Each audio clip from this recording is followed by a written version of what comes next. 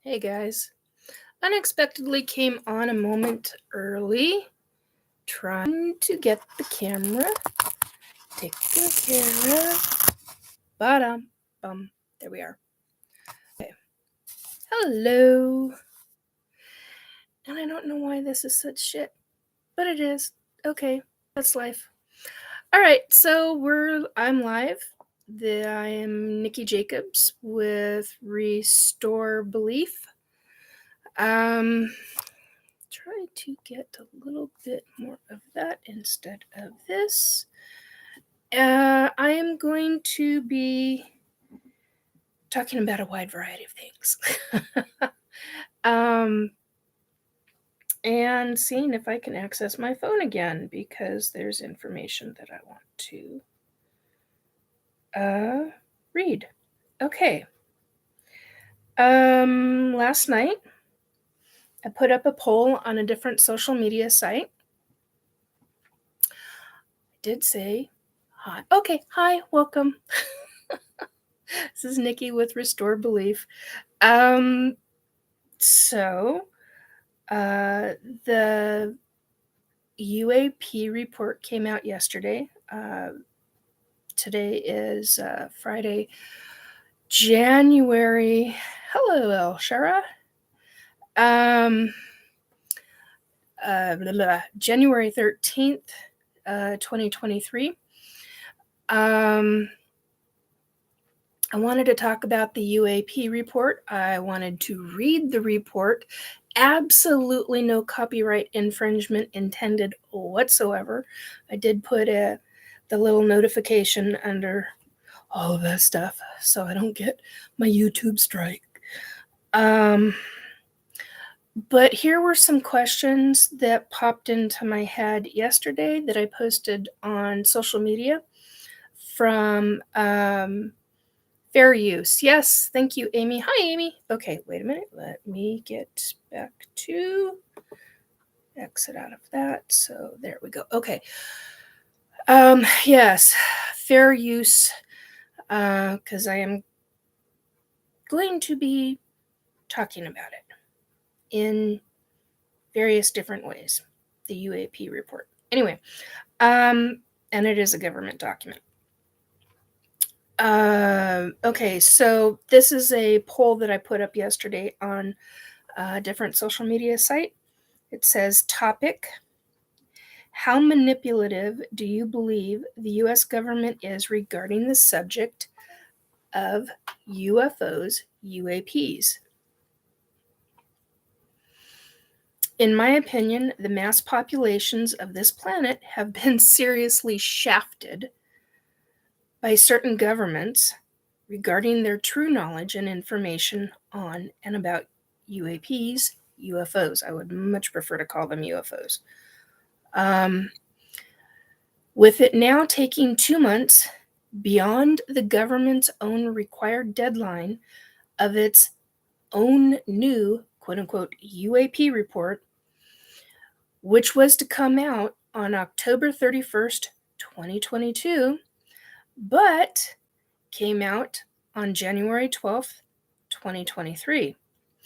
Do you believe the U.S. government is deliberately lengthening the time of any and all forthcoming UAP reports, or do you believe it is about a lack of funding, or do you believe they are deliberately placing individuals with no understanding, knowledge, nor depth and magnitude of the subject, who are then left to make do, my terminology, make do with the situation they've been inserted into, which in turn is causing lengthening of time and delay in getting out the reports?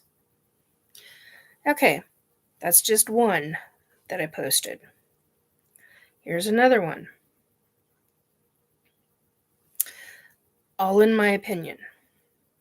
In my opinion, since there are hundreds of thousands of ET experiencers, aka abductees, What would the government's criteria or qualifications be of an ET experiencer / abductee in order to be allowed to state any of their information publicly in congressional hearings, whether public or private? How many more years will go by before the U.S. government allows, if ever allows, ET experiencers / abductees to present their information before a public or private congressional hearing? How scared should the government be if they were truly held accountable for their knowledge and actions in this subject, including any known SAPs related to this subject? Who will protect the ET experiencer / abductees? Moving on. Who will protect the massive amount of ET experiencers abductees who speak about this subject and their experiences, including the protection of their families, not just them? Will there ever be a nonprofit organization or foundation for the health and well-being of abductees? How many years will go by? Think about that for a minute. There are, in my opinion, hundreds of thousands of experiencers, abductees, specifically abductees. Again, that's in my opinion. Do you ever think that there will be do you ever think that there will be some sort of foundation to protect? Ever? Will bullying, harassment, and stalking an experiencer, abductee, ever be considered a form of a hate crime? Will there ever be one amassed library in each country for this subject of their information to last throughout history? Who will protect the information, the documentation, the stories, the witness testimonies, long after those experiencers and abductees are deceased? And I think that's it for that moment. Those are my questions. Anyway, there's some of this I have in bits and pieces, psychically. So I'm going to go to comments. Let's see. Amy, fair use. Robert, useless use. Yes. Amy, it's called kicking the can, quote unquote, kicking the can. Yeah. Robert, United Airline proctologist. That's an interesting thought. El Shara, laugh out loud. Robert, nope. El Shara, yes. I think that the only way this can work is if the library itself was something all non-earthly abductees reference. There is, in the United States, there are two individuals. I do not currently remember their name. I've heard about them in the last week and a half, 2 weeks. There's one specific person. It's driving me nuts because I don't remember his name. I can picture him. I just don't remember his name right now. Who is in the community, who is actually in the process of building a library of UFO documentation, of other. He is in the process of receiving information from those who have died. The families are sending information to him. Pretty freaking important. And it's because of what I learned about what he's doing that I started thinking about a lot of this in the wee morning hours this morning. I'm on Pacific time and it's almost 11:25 here, or it is 11:25. Two different clocks. I got one up there and one on the computer. And one's off by about 2 minutes. Anyway, point being, because of finding out about this guy and the fact that he is doing this, he's collecting all this information, he's turning his garage into a library, essentially. And they're trying to build some kind of other building on his property to create and store these documents. God, I wish I could remember where I got the information from. Otherwise, I would frickin' post it in a heartbeat. Anyway, so it got me to thinking, why not have, I mean, he had somebody from out of the United States come because they found out that he was doing this. And he had documents from a specific person in the community who had died. And the documentation, the boxes upon boxes upon boxes that this person had received was in a foreign language. I mean, not in English. And this other person spoke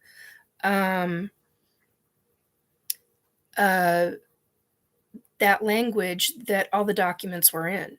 And so he fully understood, he knew exactly what he was looking for, and used it like a library, sat and wrote down the information, photocopies or whatever they got from it. But it helped this person. And he flew in to the United States for this purpose.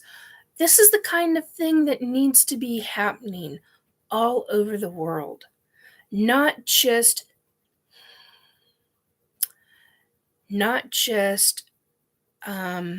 there was quite a discussion last night on a specific YouTube channel.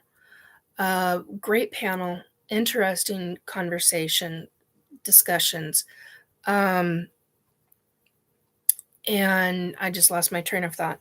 I actually have it on my TV, which is, I can see the name of it over my, and I typically, I promote the heck out of them because I do appreciate a lot of what they do. I'm not going to talk about that right now. I'm not going to, but they had a really interesting conversation last night. And it went right out of my head. Okay, so Amy, as for private and publicly accessible archives that can turn into the fox guarding the henhouse syndrome. Yeah. This is the kind of thing that's what I was going to talk about. This is the kind of thing that needs to be done, globally. Pardon me. Globally, country to country. Each country, in my opinion, really, hey, Troy, each country really, in my opinion, needs to have their own library of documentation, specifically in ufology. Yes, do I believe there should be an all-encompassing library that deals with cryptids? Oh, F yeah. That also deals, like a gigantic, I would love to see like a Library of Congress type of situation in each country. I don't know, not necessarily so formal, but something in each country that a person can fly into that country, get information, go through their documents, make photocopies. It's there. Video, watch the people so that none of the original documentation leaves the property, type of thing. That I think is extremely important. But besides that fact, I mean, it's protecting the information, and that information needs to go beyond our generation. There's a few of you in chat right now that are watching, and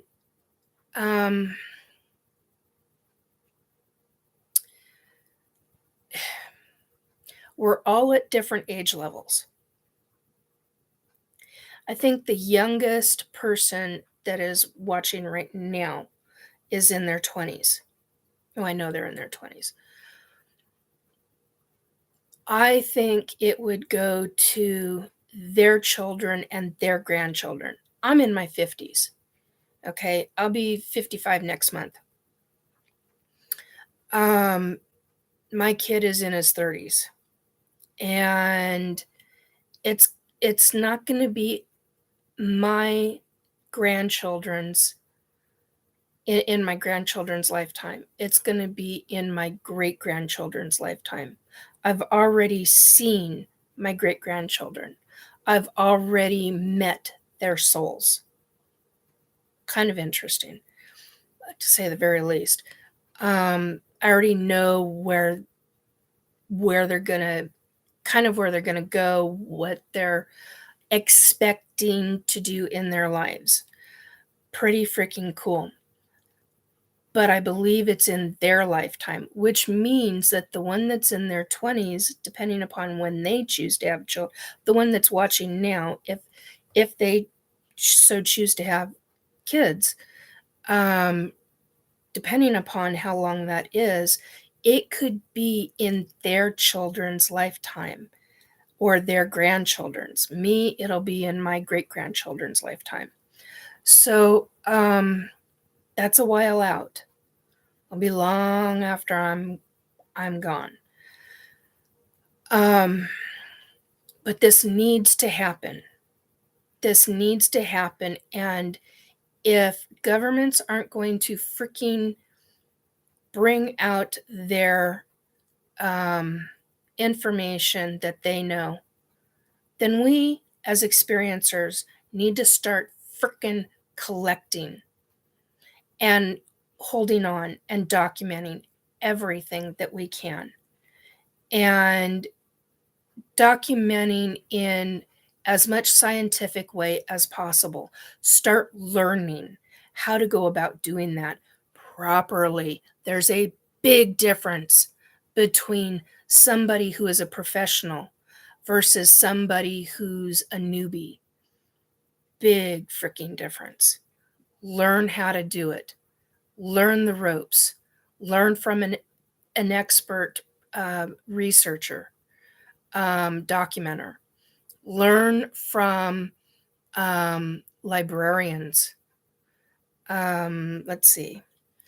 El Shara, in a way that goes into a central database that cannot be removed by opposing forces. So, yeah, I fully agree with that.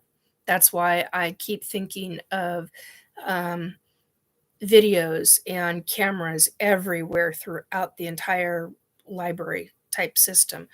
The problem we face is the database itself is something we must commonly agree to uphold, especially common information shared independent of source experiencers. See, here's the thing. There's an individual that I know, or used to know, I should say, clarify that, who had an idea and put it into practice. Now it's out there.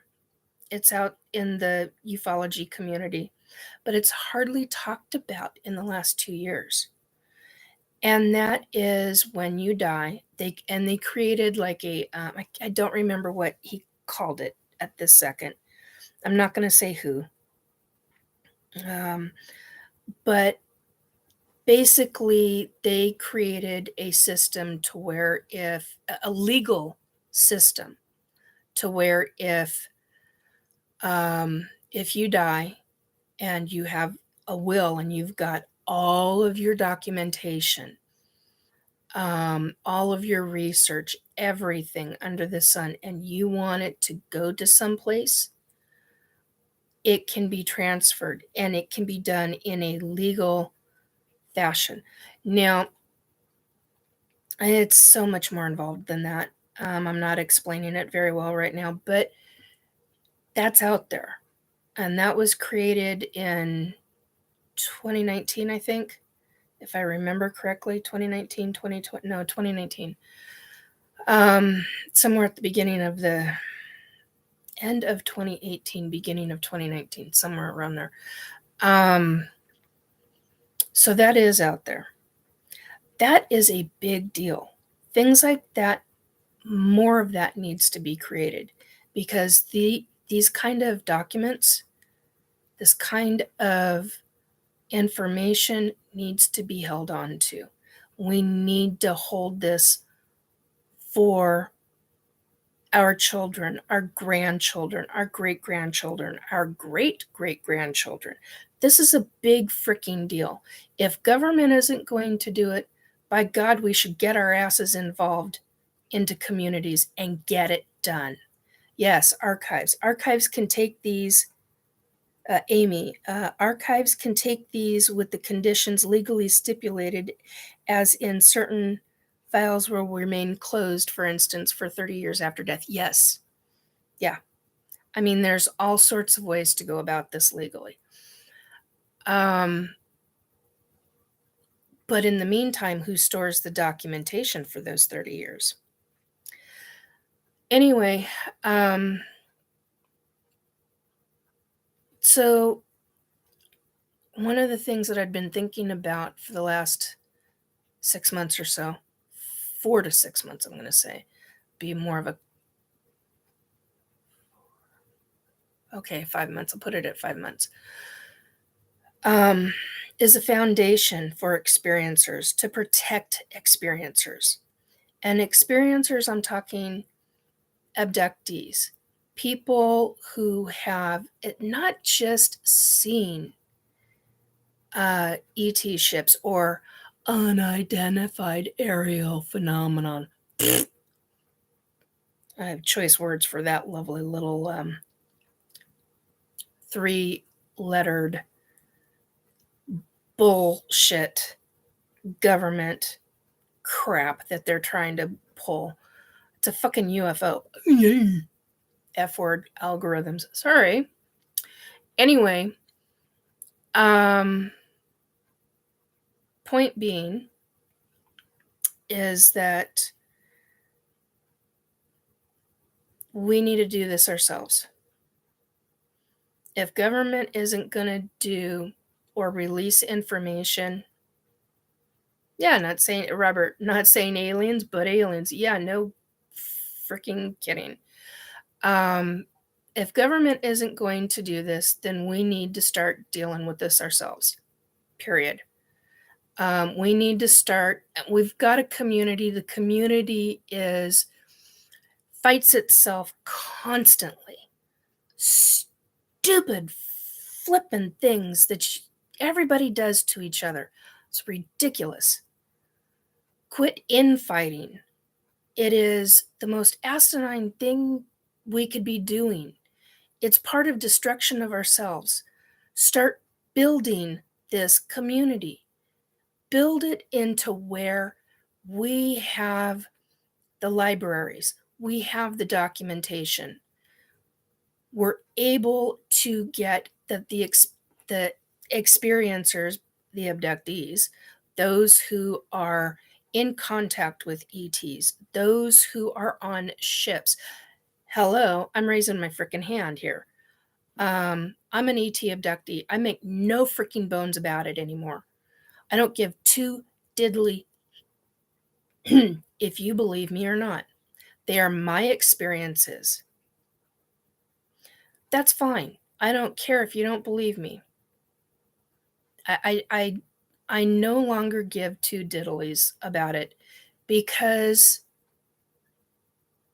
It's my life. It's what I've seen, and that's fine. You don't have to believe it. And experiencers, there was something said a number of years ago that I fully agree with by someone, and they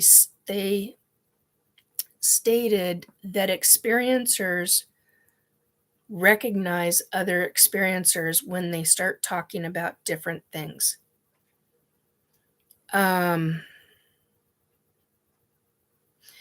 it's your insides know, your gut intuition knows, and it also knows when somebody has blown smoke up the wazoo.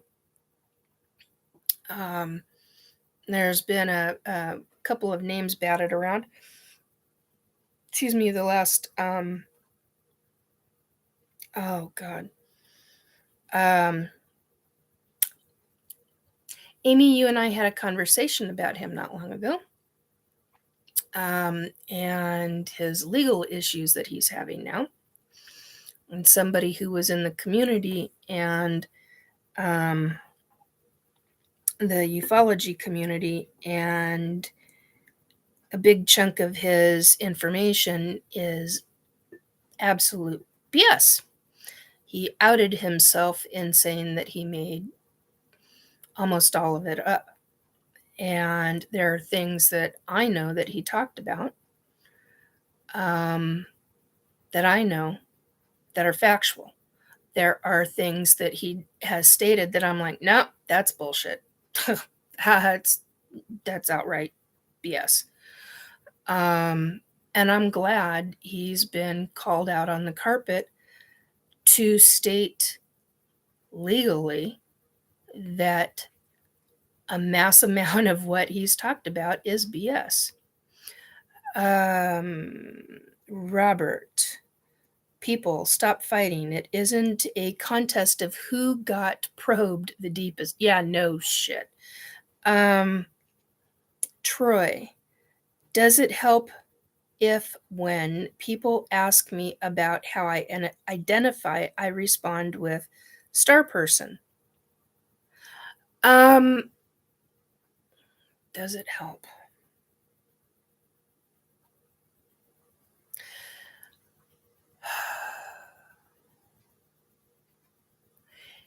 That's a really good question, Troy.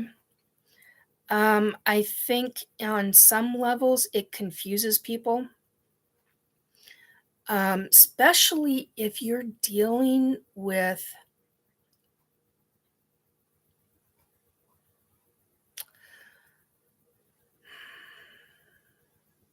I want to say yes and I want to say no, because I know where you stand on stuff. On one hand, it does. On another hand, it definitely doesn't. But if you're dealing with the general population, they're not going to get it. They're going to shut their ears, and they're going to shut their ears to me too. Because I flat out say I'm an ET abductee. I know where my soul comes from. I know how old my soul is. I know a lot of what I've experienced with ETs. I don't know everything. That's for God sure. But yeah, it can be, if you're having a conversation outside of the community, yeah, it's going to confuse matters. But if you're having a conversation inside the community, they're going to get it. And if you're dealing with, because I know you're doing not conferences, classes, you're teaching classes. If you get a newbie coming in, it might be a little hard for them unless they already have experiences. They'll get it. But if they're a true newbie and they're looking, then it's going to be a really difficult mind grasp for them to wrap their brain around the concept. And they're probably going to walk out. And you want to bring people in without creating more, and this goes for me too. You want to bring people in to the community, but without bringing more confusion. You're really, really good, Troy, at explaining things. So I don't necessarily see that part of it being a problem. But if you're I think if you're dealing with the general population, just like with me, I had an open conversation tonight. I was at a family event tonight, and I'm still wearing makeup, so I very rarely wear makeup anymore, mostly because my skin don't like it very often. But I do enjoy doing that once in a while. But we were having a really fascinating conversation. I had somebody who was really interested in what I was talking about with the UAP report and what the government is doing. They don't have any concept of what is going on in this community whatsoever. But they're very political. Their whole family is very political. And so she was asking some very good questions. And I appreciate that. That, it brought out things that I haven't heard others talk about. I mean, and I really appreciate that. That's the kind of thing we need. Good conversation, open conversation with the general public. And she's not general public by any stretch, but she's not in the community. So, and because of me, their family is learning, about a psychic medium. Their family is learning about the government and how they're dealing with ETs and stuff. And so it's been rather an eye-opener for them, especially being such a political family involved in it. Anyway, I don't need to get into the rest of that, but okay, so I've got some stuff to read. El Shara, the way to solve our infighting is to resolve our agreed information to what we know beyond this realm. And part of this has to do with the nature of intent. Yes, agreed, El Shara. This is what unites anyone towards any purpose, and we have lost how to connect in such a way over the course of misinterpretation. I identify as an alien soul in a local body. Well, that's a great way to put it. If the intent is to educate, say what the power of your presence is adherent to at the moment. At least you can back it up. Yeah. And what interesting with the at least you can back it up, that brings to mind a lot of people. Like when I was on a show in December. Oh God, is it November or December? It doesn't matter at this second. And granted, they were very respectful, and I very much appreciated that. And if they asked me back, yeah, I would probably go back. I know that it was talked about, but I have not been officially asked back. And one of them, there were 3 individuals, and one of them really strongly believes that ETs are demons. They're not demons. I've dealt with demons, true demons. Well, one true demon, and the others are what I call wannabe demons. They're they haven't hit the million-year mark yet. Let's just say that. ETs are not demons by any freaking stretch of the imagination. But, and that's what that individual believes. That's fine. But I know from my own experience and from what I've witnessed, that's not what ETs are. ETs are not demons. But that's their belief, and everybody's, oops, sorry, fingers on plastic, which makes odd sounds.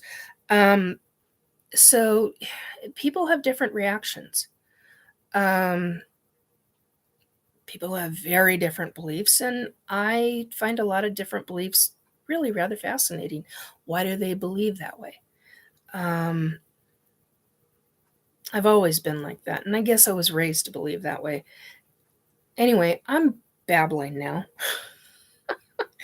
I want to get to the UAP report. I was going to sit and read. And something that was brought up in a conversation that I had with somebody this morning, technically on the 13th, so in the wee morning hours, they would like to hear me while I crochet. They would like to hear me either read stories or tell stories. And for me, stories are my experience. I mean, that's just how it is. And thank you for the thumbs up. I've got 5 thumbs up, so thank you. I appreciate that. Okay, I need to take a drink of my tea, and then we'll get on to the UAP report. And I'm trying to be nice. Government's not nice. I'm trying to be nice. I want to call them something that I have called them before in my previous lives and videos. I have a tendency to call government asshats. Probably not the best for the algorithms, but hey, it is what it is. And thank you, my dear friend, Sue, for the mug. That was a birthday gift from 2021. So thank you.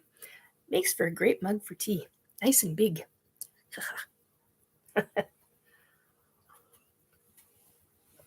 Okay, on to this report. Let's see. We're gonna move this. I'm on a couple of boxes. And as you can see, let's see, we've got, I was going to tell you about books too. Okay, hang on a minute. We're going to go upright while I stand up because I don't do stand up while I'm on camera. 1 second here. You're going up there. And I'm going to come over here. Ouch. And grab a couple of books because there's a few books that I want to promote.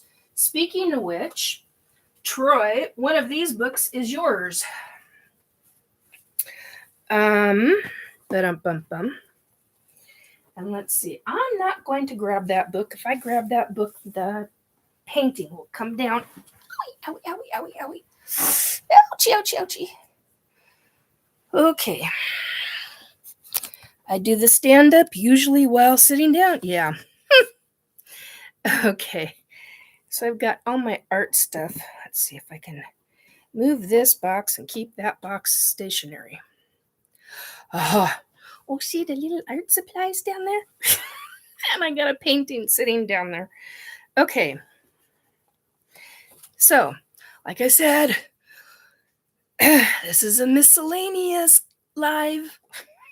Talking about a lot of different things. Okay. Have to take a breath for a moment because before I get to the books, I want to show this picture.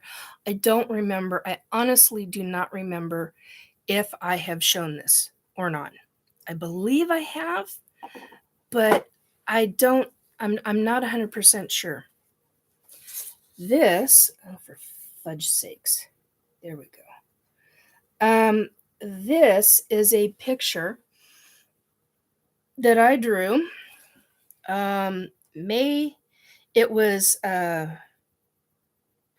drawn May 19th, Tuesday, May 19th, 2020. It is one of my hybrid children. I'm not going to say the baby's name. No longer a baby. At newborn, the baby looked and appeared to be 4 months old. Okay, so I'm going to see if I can get this up again. Okay, yes, there we go. And more like, hate showing my nails. All right, so there we go. Yes, the baby had a third eye. Nikki does stand-up comedy, complete with ba-dum-bum. Yeah, no kidding. You're exactly right. Ba-dum-bum. So this one should call this type of show the third kitchen drawer down. Oh, that's an interesting.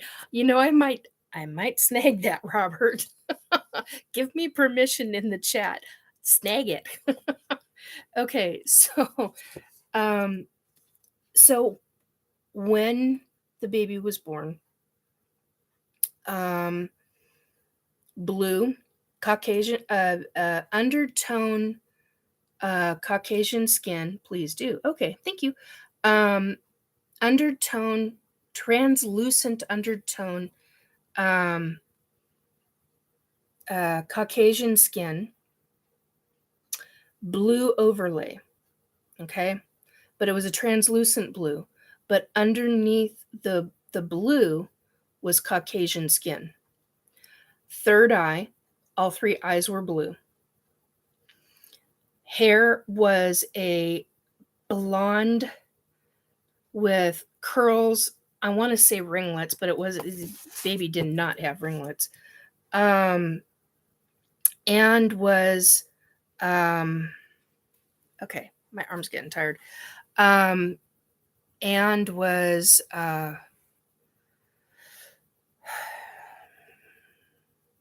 blonde, not tight curls, but waves. Waves are what I was trying to say. Blonde hair, brown with hints of black. Okay. A lot of hair for an infant. The third eye opened, looked like a normal baby, normal human child. Okay. I should clarify that. Normal human infant. 2 eyes. Baby was excessively active. Not going to describe. I've already described that in another video, and on a few other shows. And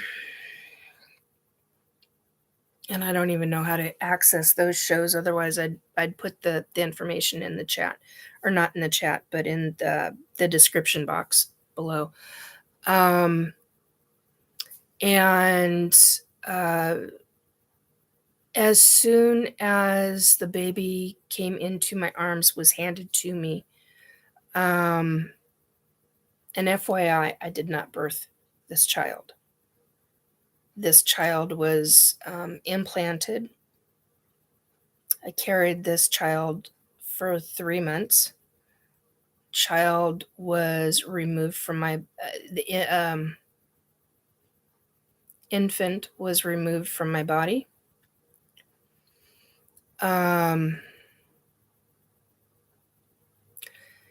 And placed in a container to, quote unquote, gestate, and to grow to its maturity.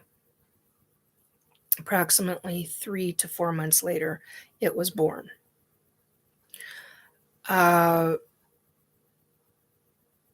And the smell on the ships, I can't even begin to tell you the smell on the ships, especially in the birthing rooms and the birthing rooms and the birthing rooms that are from containers.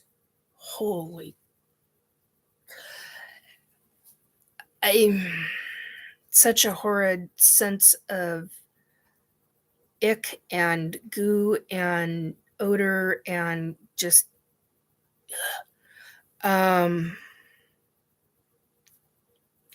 okay, so when the baby was handed to me,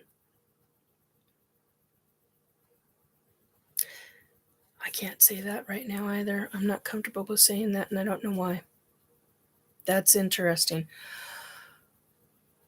It's like I'm being prevented from saying it, and it's me preventing, it's not them. So there's something that's not quite right about me verbalizing this right now, which is unusual because typically I can talk about this till a blue streak. But baby was placed in my arms. I literally, the second he came into my arms, I said, "You need to calm down," and put him on my breast over my heart. And third eye had opened up, and a few moments later it had closed because we hit what's called in the ET world circadian rhythm.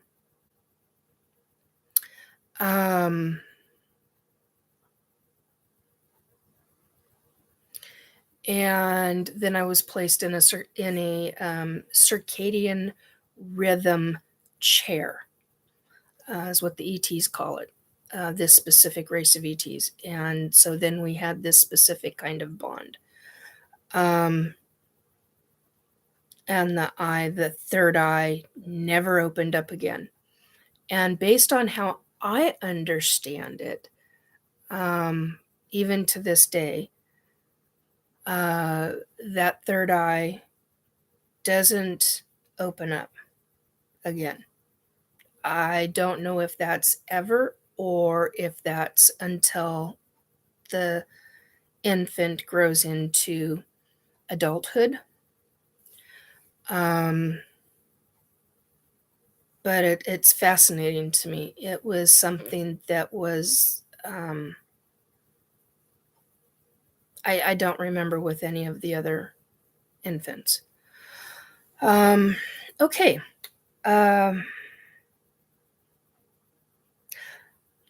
Yeah, I am going to make a statement. And if my boy is watching now,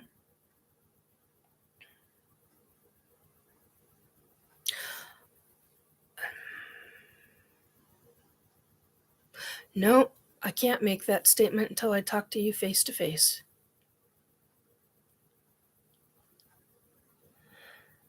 Oh, yeah, I don't want to do that on this weekend. Okay, so, all right.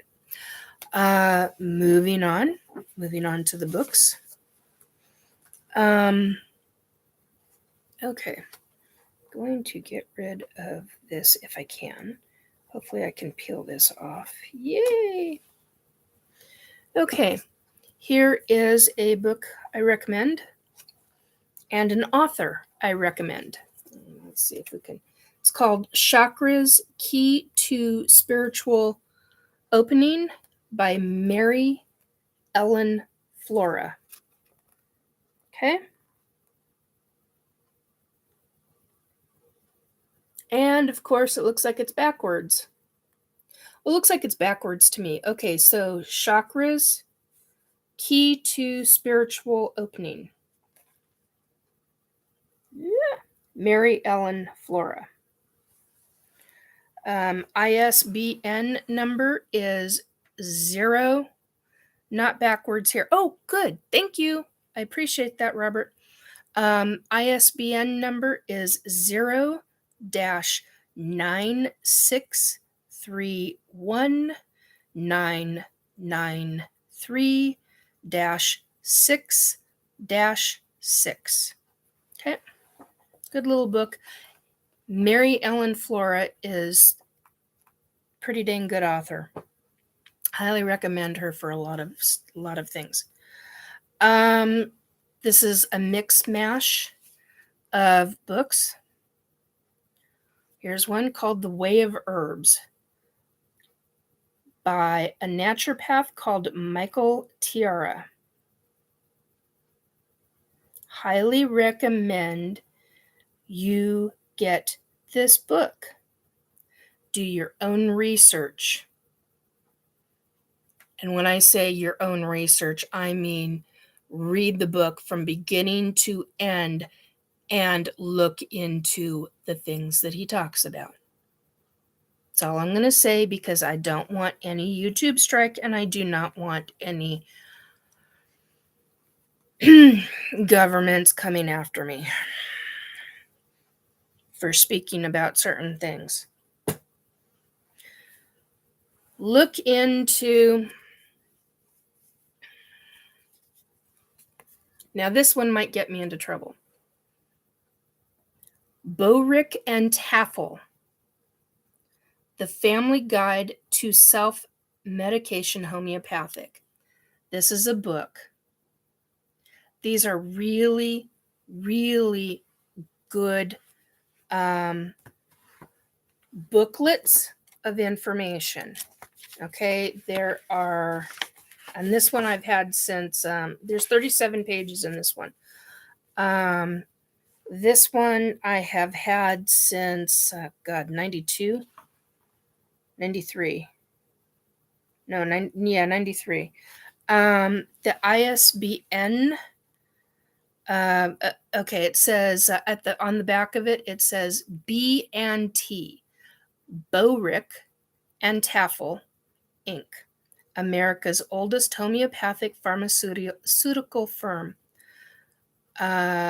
Santa Rosa, California, 95407 is the zip code.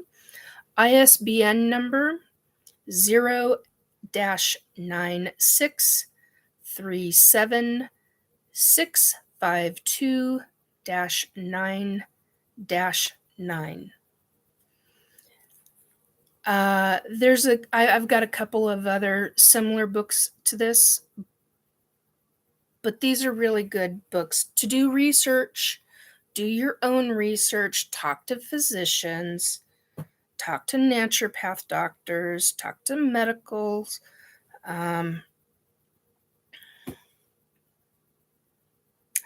This book is not Troy's. The other book over there is Troy's. Okay. This one is called, this one actually was recommended to me by a lady who is now deceased. Really neat lady. She was part of the UFOiTEAM. And then after she died, she started going, Nikki, you need to get this book. Nikki. And I'm like, what? You need to stop. She's like, I'm not going to pester you. You need to read this book. And she did. She pestered me until I went and bought it I found it at a used bookstore.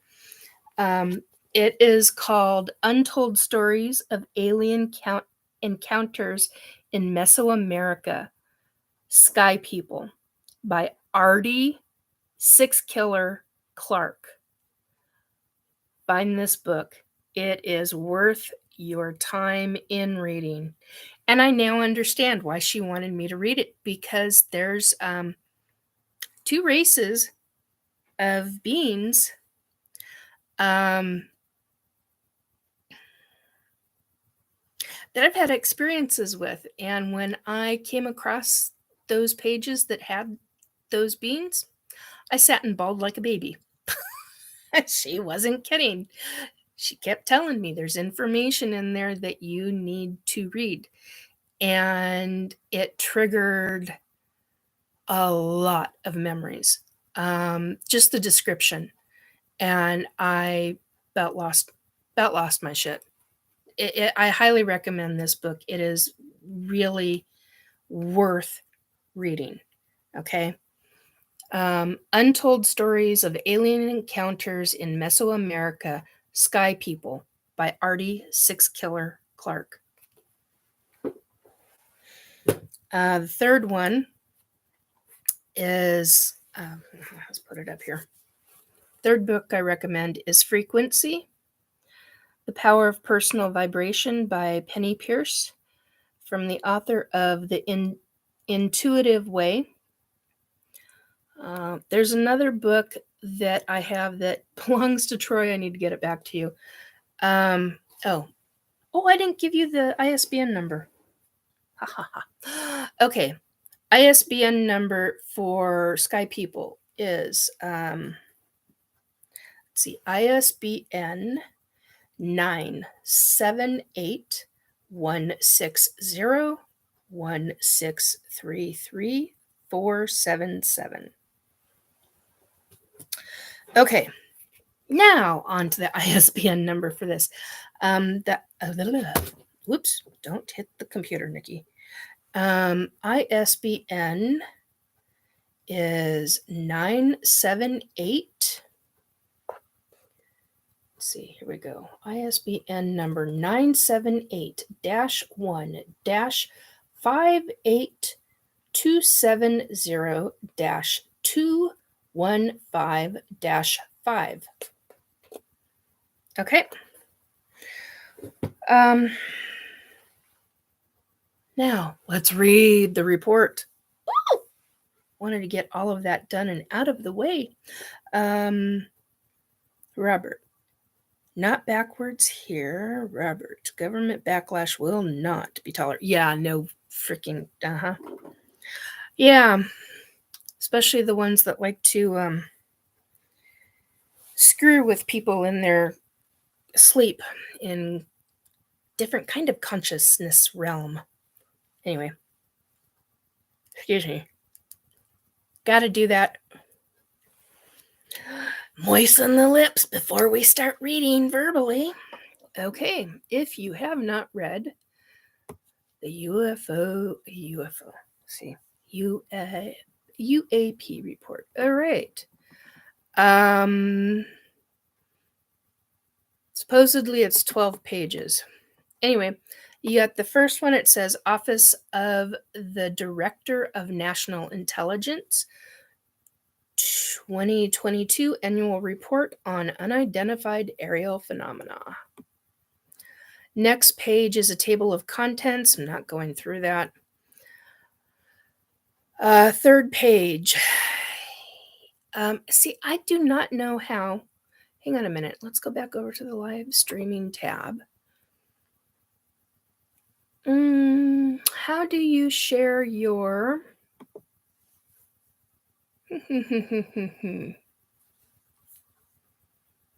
How? Oh, this visible. What is this? Nope. Expand. I'm kind of afraid to expand the menu. Let's find out. Nope, that doesn't do anything. All right. All right. Well, I guess you get to see me read or hear me read.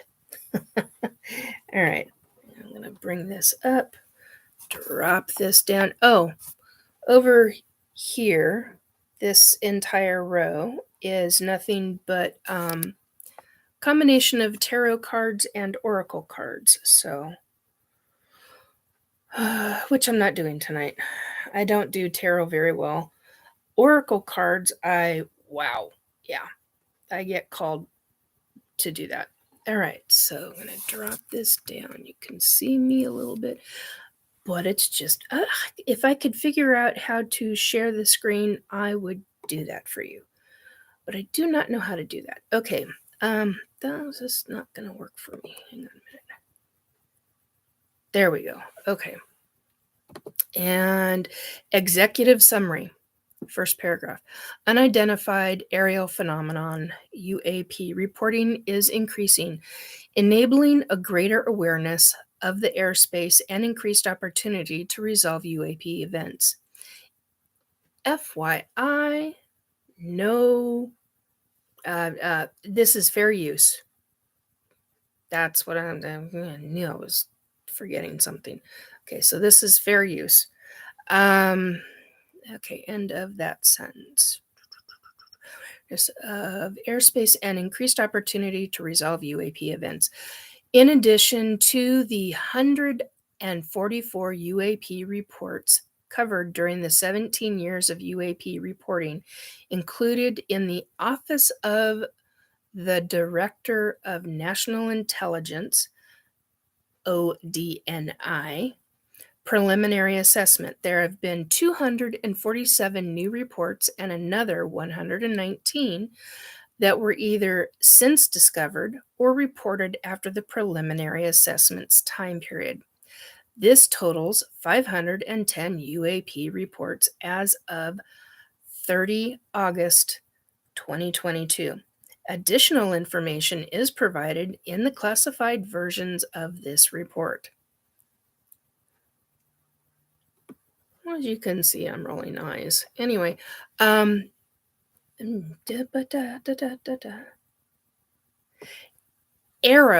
AARO, and ODNI assesses that the observed increase in the UAP reporting rate is partially due to a better understanding of the possible threats that UAP may represent, either as safety of flight hazards or as potential adversary collection platforms, and partially due to reduced stigma surrounding UAP reporting.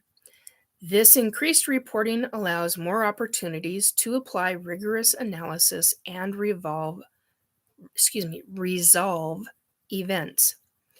The establishment of the Department of Defense, DoD, All Domain Anomaly Resolution Office, also known as AARO, AARO, should facilitate more coordinated UAP efforts, resulting in greater attribution of UAP. While limited data on UAP continues to be a challenge, the establishment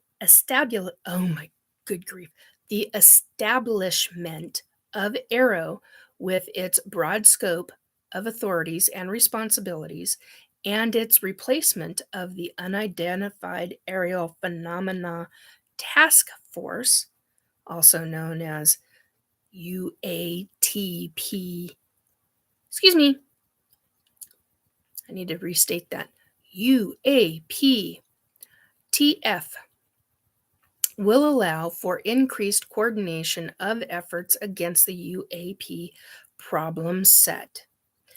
AARO's authorities ensure that UAP detection and identification efforts will span across DoD and relevant interagency partners, as well as the intelligence community, also known as IC, with the support and coordination of the National Intelligence Manager for Aviation, NIM-A, A being aviation. NIM Aviation's and AARO's coordination efforts will improve U.S. government awareness of objects in the airspace and resolution of UAP events. See Appendix B.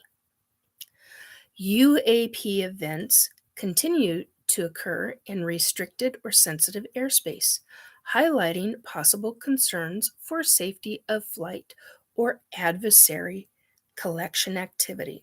We continue to assess that this may result from a collection bias due to the number of active aircraft and sensors, combined with focused attention and guidance to report anomalies. AARO, in conjunction with NIMA and the IC, will continue to investigate any evidence of possible foreign government involvement in UAP. Okay, we are on to the next page. Because, gee, that was only 3/4 of a page. Scope and assumption. Now I'm coming back over to check the chat. Amy, at least you are playing with a full deck. You can use an ordinary card deck for tarot in an emergency, just minus the major arcana. Yes, correct. That's a very good point. Okay, back to the next page. Scope and assumptions. Scope. This, all right, I'm going to have to leave it. This annual report is provided by ODNI in response to a requirement established in Section 1683 of the National Defense Authorization Act, NDAA, for fiscal year FY 2022. Establishment of office, organizational structure, and authorities to address unidentified aerial phenomena. Subsection H of that section states, quote, the Director of National Intelligence, DNI, in consultation with the Secretary of Defense, SECDEF, shall submit to the appropriate congressional committees a report on unidentified aerial phenomena, end quote. In parentheses, see Appendix A, end parentheses. In addition to responding to the required elements delineated in the NDAA, this report details the establishment and coordinating efforts between ODNI and the newly created DoD ARROW. This report provides an overview for policymakers of UAP, there's a 1 after the P, that have been reported since the 05 March 2021 information cutoff date for ODNI's preliminary assessment on UAP, published 25th of June 2021. Per the NDAA,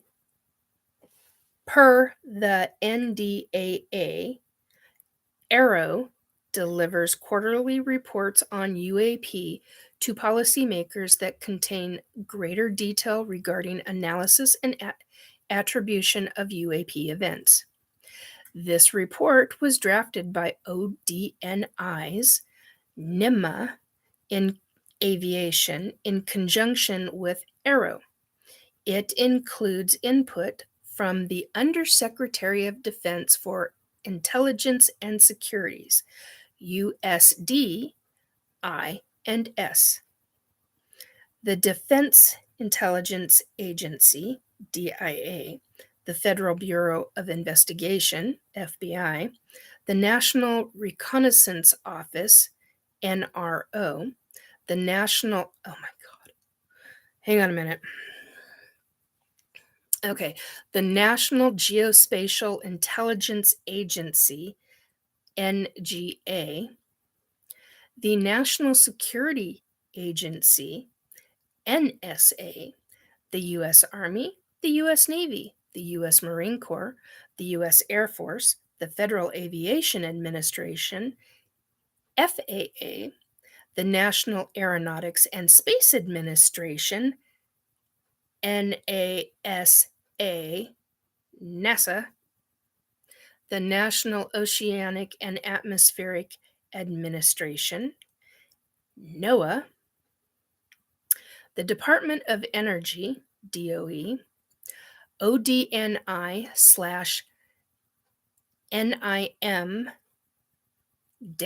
Emerging and Disruptive Technology, NIM EDT, ODNI / National Counterintelligence and Security Center, NCSC, NCSC and ODNI / National Intelligence Council, ODNI/NIC.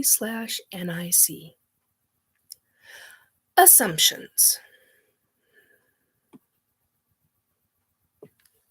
Multiple factors affect the observation or detection of UAP, such as weather, illumination, atmospheric events, or the accurate interpretation of sensor data. Regarding review or analysis of UAP events, ODNI and ARROW operate under the assumption that UAP reports are derived from the observer's accurate recollection of the event and or sensors that generally operate correctly and capture enough real data to allow initial assessments. However, ODNI and ARROW acknowledge that a select number of UAP incidences may be attributable to sensor irregularities or variances such as operator or equipment error. At the bottom of the page, the 1 goes to the FY 2022 NDAA expands the definition of UAP to include air, sea, and transmedium objects, and this report maintains that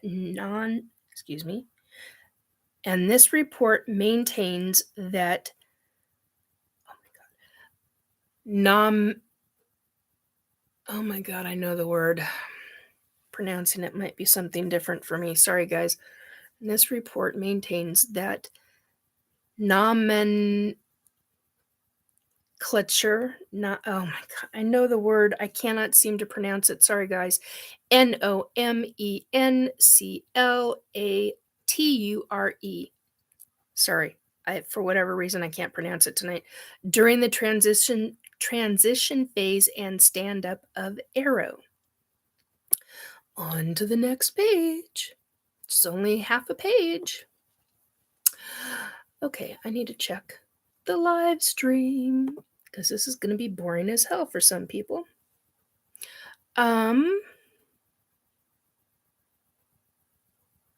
Yeah, Robert, and they wonder why we dislike the lettered agencies. That's exactly what I was thinking. It was the same damn thing. Shara, I'm surprised so many agencies around the world still keep up this persona act. Thank you. I fully freaking agree. Okay, here's the next page. The title of this page is Governmental Changes to Manage UAP Issues. Title above the, sorry, I'm trying so hard not to laugh. Title above the paragraph is Establishment of All Domain Anomaly Resolution Office, ARROW. The Deputy Secretary of Defense directed the USD (I and S) to establish an office with sufficient scope, authorities, responsibilities, and capabilities to continue the UAPTF efforts and meet the expanded criteria. ARROW was established as the UAPTF's successor entity on 20th of July 2022.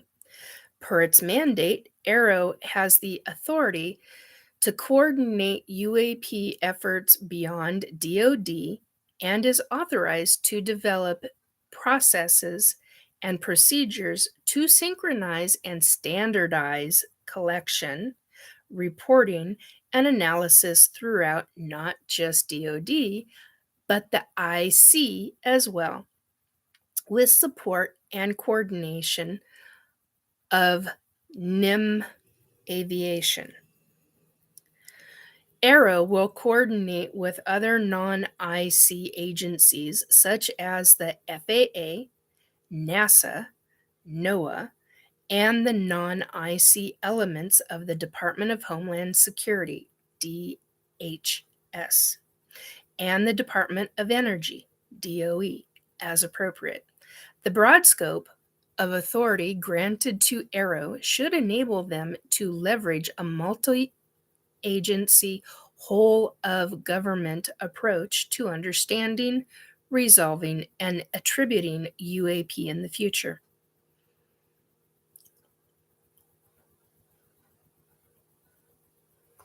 I think it's time to take a swig of tea. They do get wordy, don't they? Funny enough, bits and pieces of this remind me of that book I read. Anyway,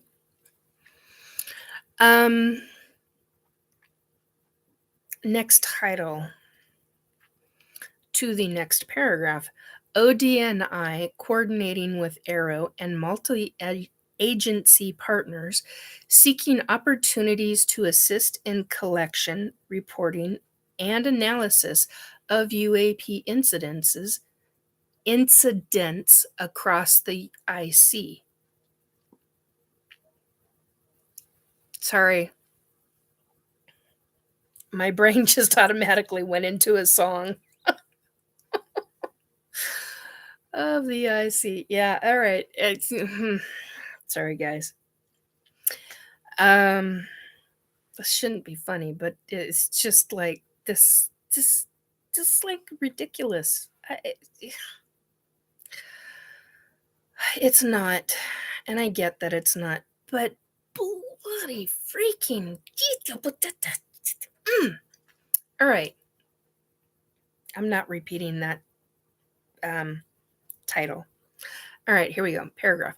Since the June 2021 publication of ODNI's preliminary assessment on UAP, ODNI has developed strategic guidance to enhance further collection, which ARROW and ODNI will leverage to prepare, collect, and report on UAP in a comprehensive manner for the IC.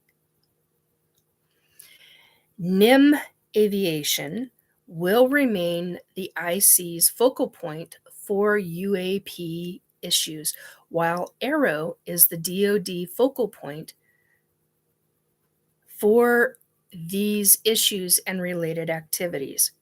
ARROW will represent DoD to the interagency, Congress, media, and public in coordination with the Assistant Secretary of Defense for Legislative Affairs and the Assistant to the Secretary of Defense for Public Affairs.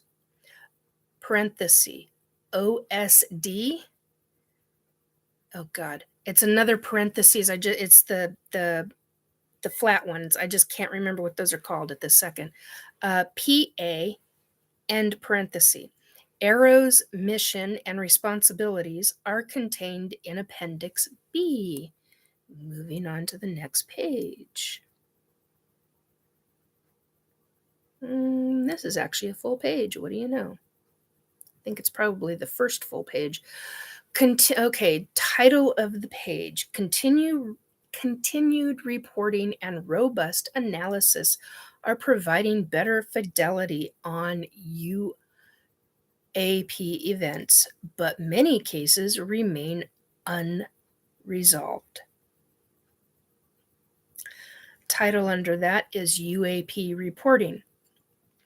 Paragraph 1.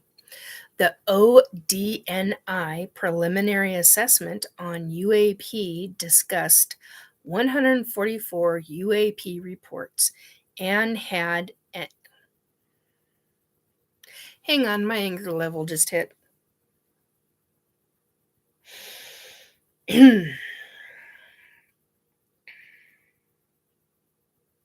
144, really?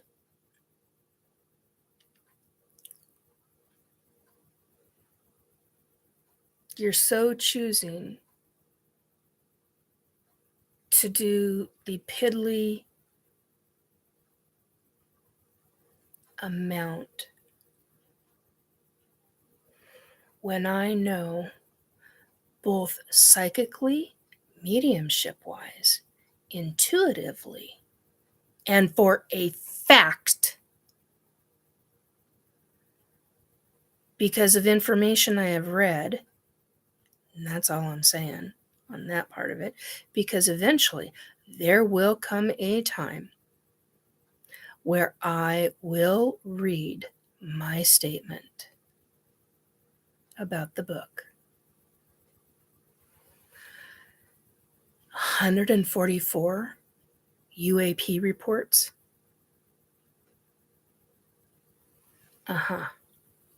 Really? 80 years worth and only 144? Really? How fascinating. Oh, we're back to 4. We went down to 3, then down to 2, and now we're back up to 4. Okay.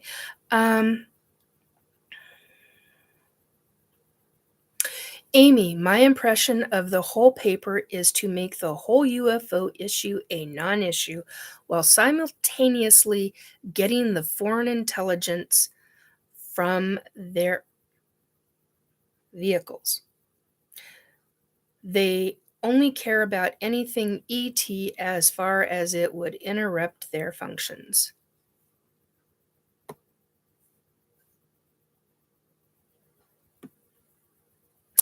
Okay, I am going to start at the beginning of the paragraph so I can get through it. The ODNI preliminary assessment on UAP discussed 144 UAP reports and had an information cutoff date of the 5th of March, 2021. Since then, AARO received a total of 247 new UAP reports. An additional 119 UAP reports on events that occurred before the 5th of March, 2021, but were not included in the preliminary assessment have been discovered or reported after the preliminary assessment's time period. These 366 additional reports, when combined with the 144 reports identified in the preliminary assessment, bring the total UAP reports cataloged to date to 510. Gee, are we having problems doing math? Do you need to teach us how to do math?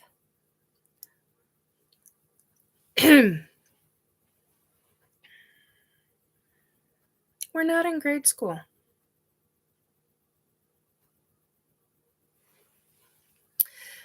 Next paragraph.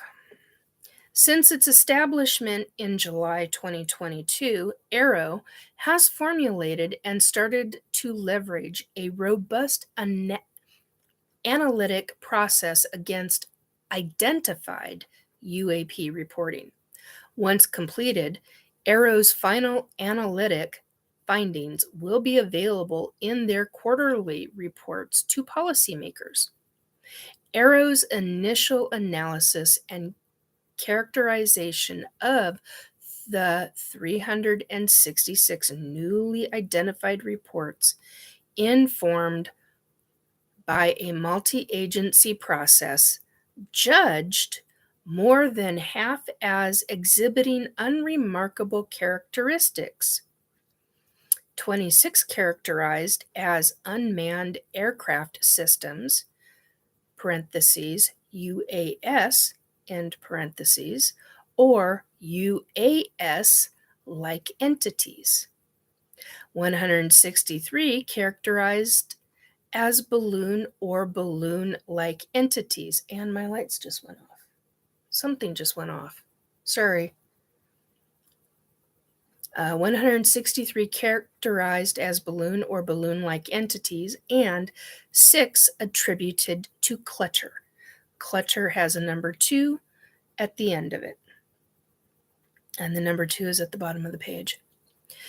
Initial characterization does not mean positively resolved or unidentified. This initial characterization better enables ARROW and ODNI to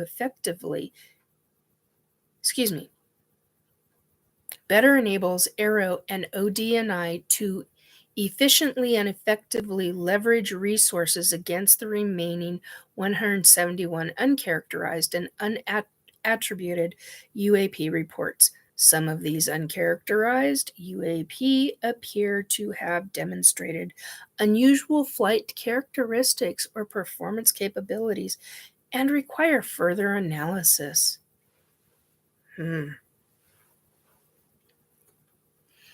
The majority of new UAP reporting originates from U.S. Navy and U.S. Air Force aviators and operators who witnessed UAP during the course of their operational duties and reported the events to the UAPTF or ARROW through official channels.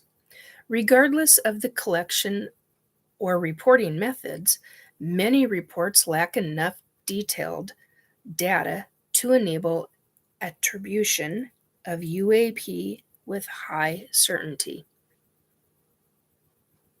Next title to the next paragraph, partnership and collaboration.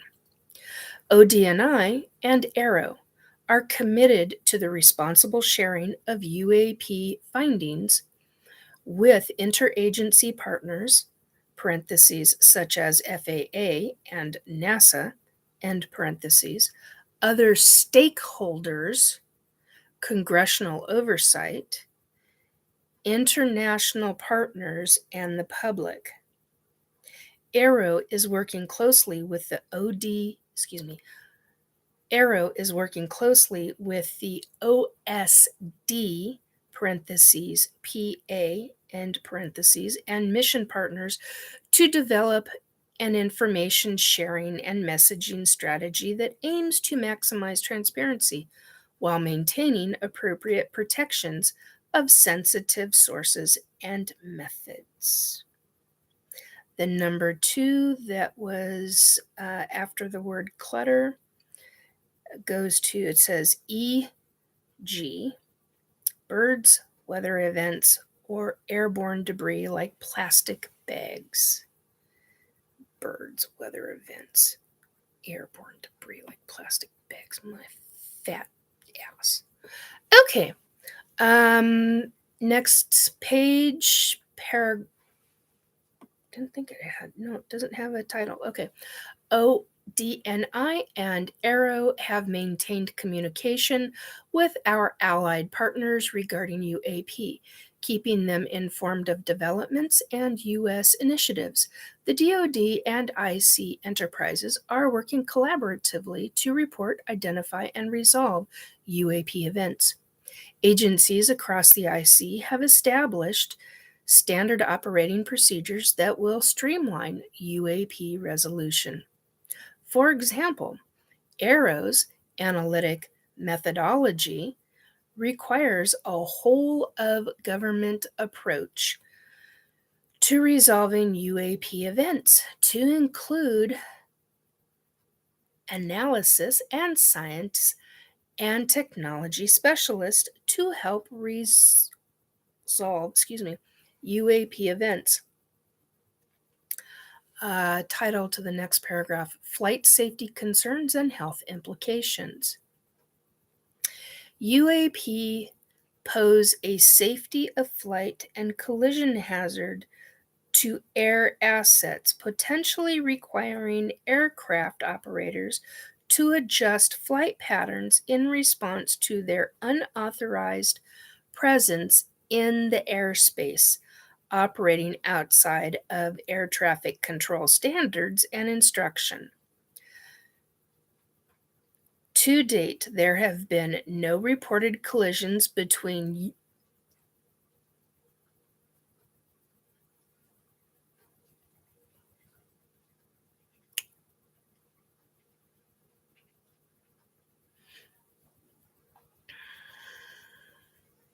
I know something I need to stay shut up about right now. To date, there have been no reported collisions between U.S. aircraft and UAP. Regarding health concerns, there have also been no encounters with UAP confirmed to contribute directly to adverse health-related effects to the observers. Acknowledging that health-related effects may appear at any time after an event occurs, ARROW will track any reported health implications related to UAP should they emerge. Really? That's a load of shit. That's my personal opinion. Okay.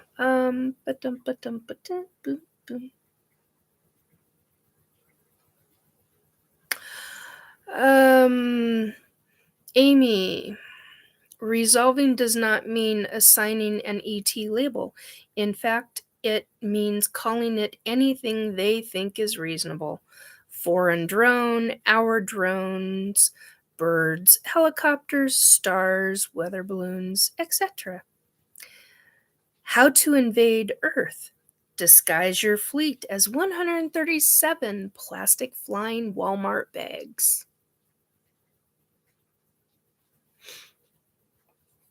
That's in the chat. Okay, going on.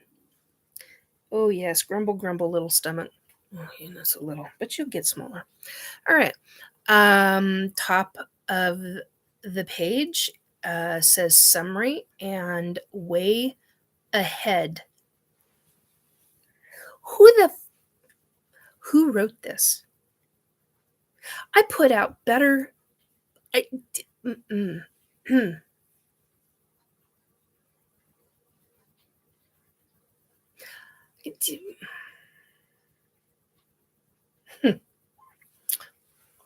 All right.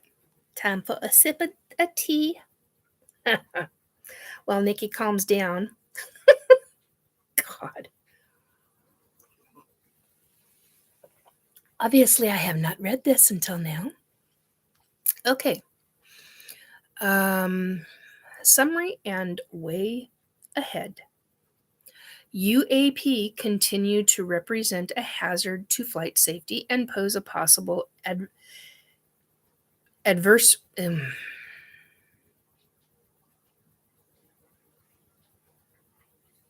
Thank you. My brain finally connected with it. And pose a possible adversary collection threat. Since the publication of the ODNI preliminary assessment in June 2021, UAP reporting has increased, partially due to concentrated effort to destigmatize the topic of UAP and instead recognize the potential risks that it poses as both a safety of flight hazard and potential adversarial activity.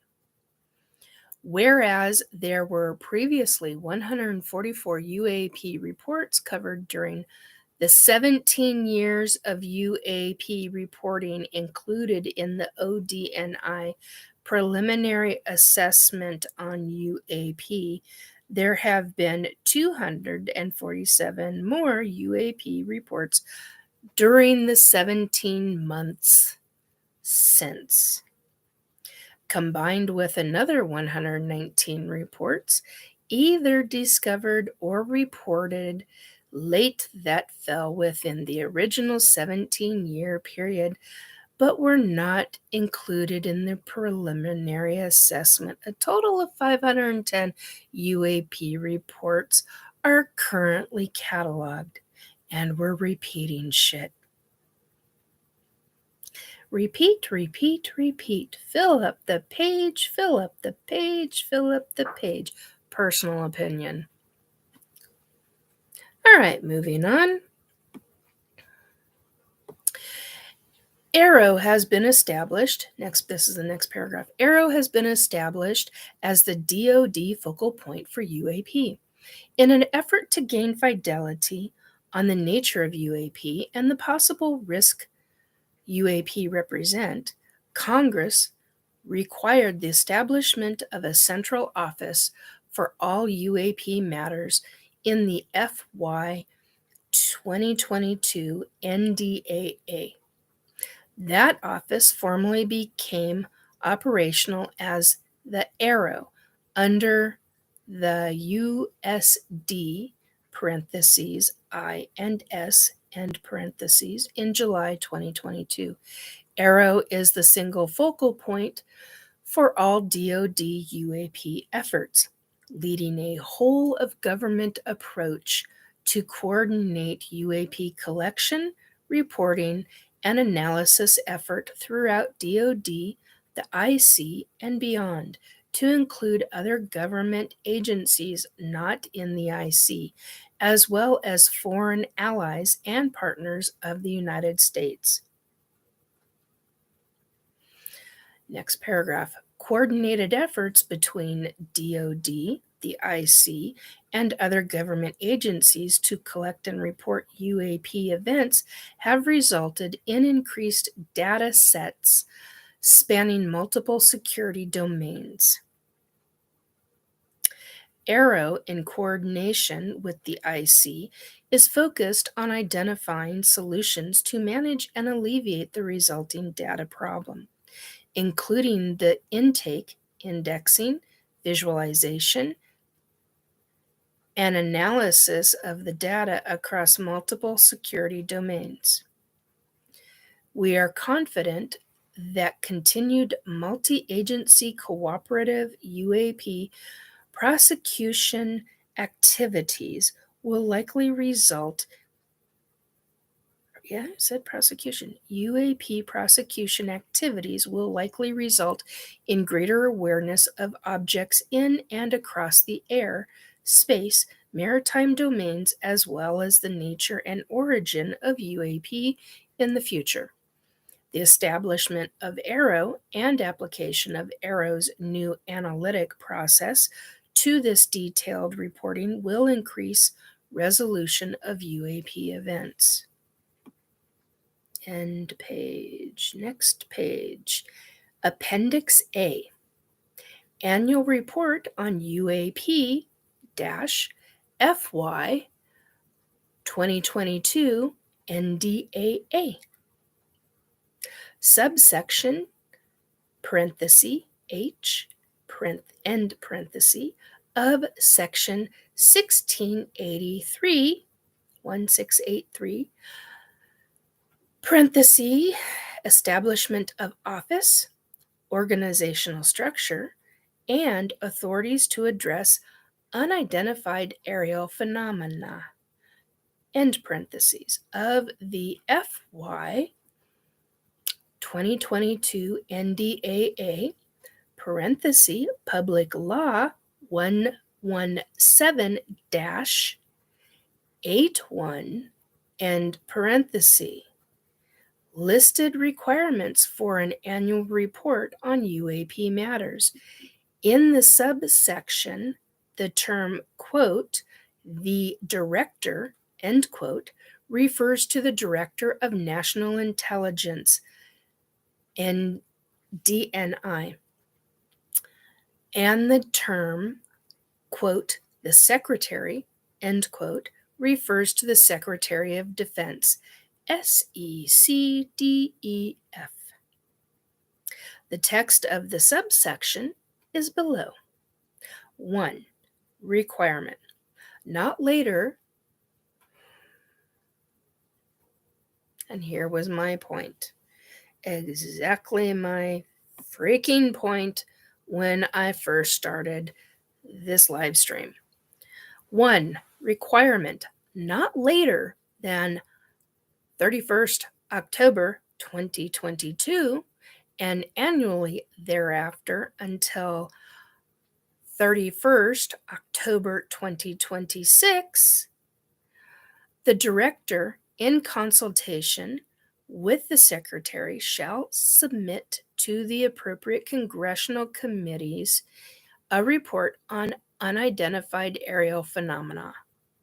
2. Elements. Each report under paragraph 1 shall include, with respect to the year covered by the report, the following information. A. All reported unidentified aerial phenomena related events that occurred during the 1-year period. B. All reported unidentified aerial phenomena related events that occurred during the period other than that 1-year period, but were not included in the earlier report. C. An analysis of data and intelligence received through each reported unidentified aerial phenomena related event. D. An analysis of data relating to unidentified aerial phenomena collected through Roman numeral 1, small. This is not in a Roman numeral. 1. Geospatial intelligence. 2. Signals intelligence. 3. Human intelligence. And 4. Measurement and signature intelligence. E. Letter E. The number of the reported unidentified aerial phenomenon over restricted airspace of the United States during the 1-year period. F. An analysis of such incidents identified under subparagraph E. G. Identification of potential aerospace or other threats posed by unidentified aerial phenomena to the national security of the United States. H. An assessment of any activity regarding unidentified aerial phenomena that can be attributed to one or more adversarial foreign governments. H. Identification of any incidents or patterns regarding unidentified aerial phenomena that indicate a potential adversarial foreign government may have achieved a breakthrough aerospace capability. J. An update on the coordination by the United States with allies and partners on efforts to track, understand, and address unidentified aerial phenomena. K. An update on reports underway on the ability to capture or exploit discovered unidentified aerial phenomena. End of that page. On to the next. L. An assessment, top of the next page. L. An assessment of any health-related effects for individuals that have encountered unidentified aerial phenomena. M. The number of reported incidents and descriptions thereof, unidentified aerial phenomena with military nuclear assets, including strategic nuclear weapons and nuclear-powered ships and submarines. N. In consultation with the Administrator for Nuclear Security, the number of reported incidents and descriptions thereof, and unidentified aerial phenomenon associated with facilities or assets associated with the production, transportation, or storage of nuclear weapons or components thereof. O. In consultation with the chairman of the Nuclear Regulatory Commission, the number of reported incidents and descriptions thereof of unidentified aerial phenomenon or drones of unknown origin associated with nuclear power generating stations, nuclear fuel storage sites, or other sites or facilities regulated by the Nuclear Regulatory Commission. P. The names of the line organizations that have been designated to perform the specific functions under subsection C and D, and the specific functions for which each such line organization has been assigned primary responsibility. Notes. 1. Subsection C, referenced in subsection H, P above, is titled Response to and Field Investigations of Unidentified Aerial Phenomenon. Note number 2. Subsection D, referenced in subsection H, P above, is titled Scientific, Technological, and Operational Analysis of Data on Unidentified Aerial Phenomena. And that's the end of that one. And now we've got a full 2 pages, nope, page and a half.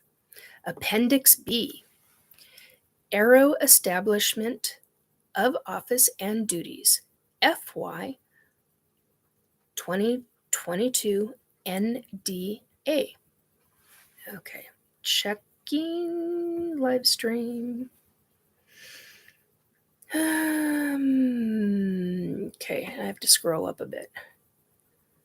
I have to scroll up quite a bit. You guys have been chatting.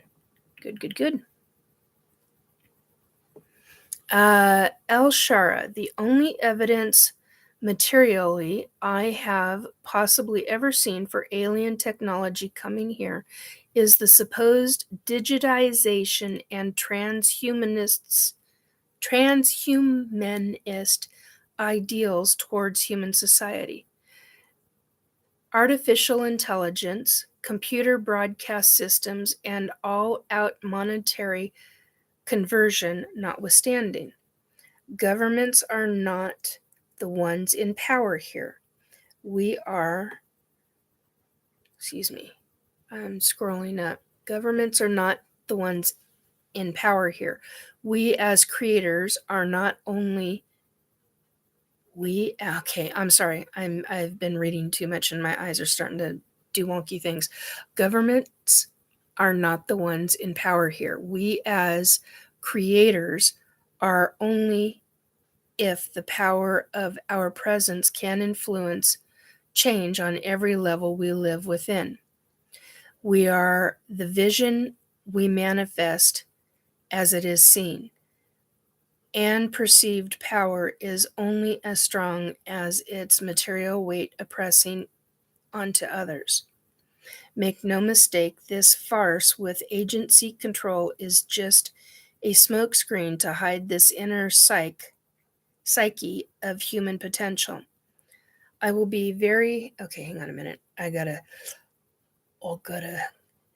pull it back up. Okay. I will be very happy when the whole agency expertise for everyone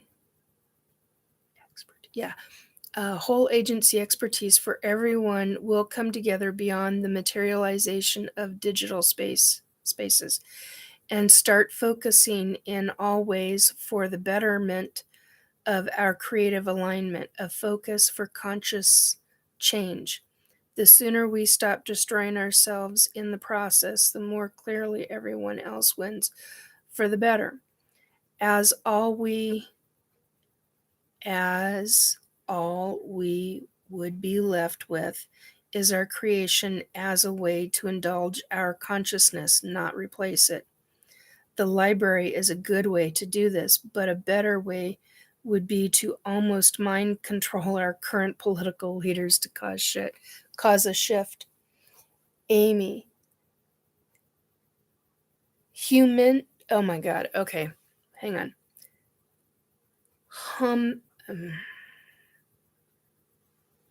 Humant. Massant. Signant. Etc. El Shara. Not just towards disclosure, but all-out revolution that is temporarily protected. Not temporarily, but temporally protected.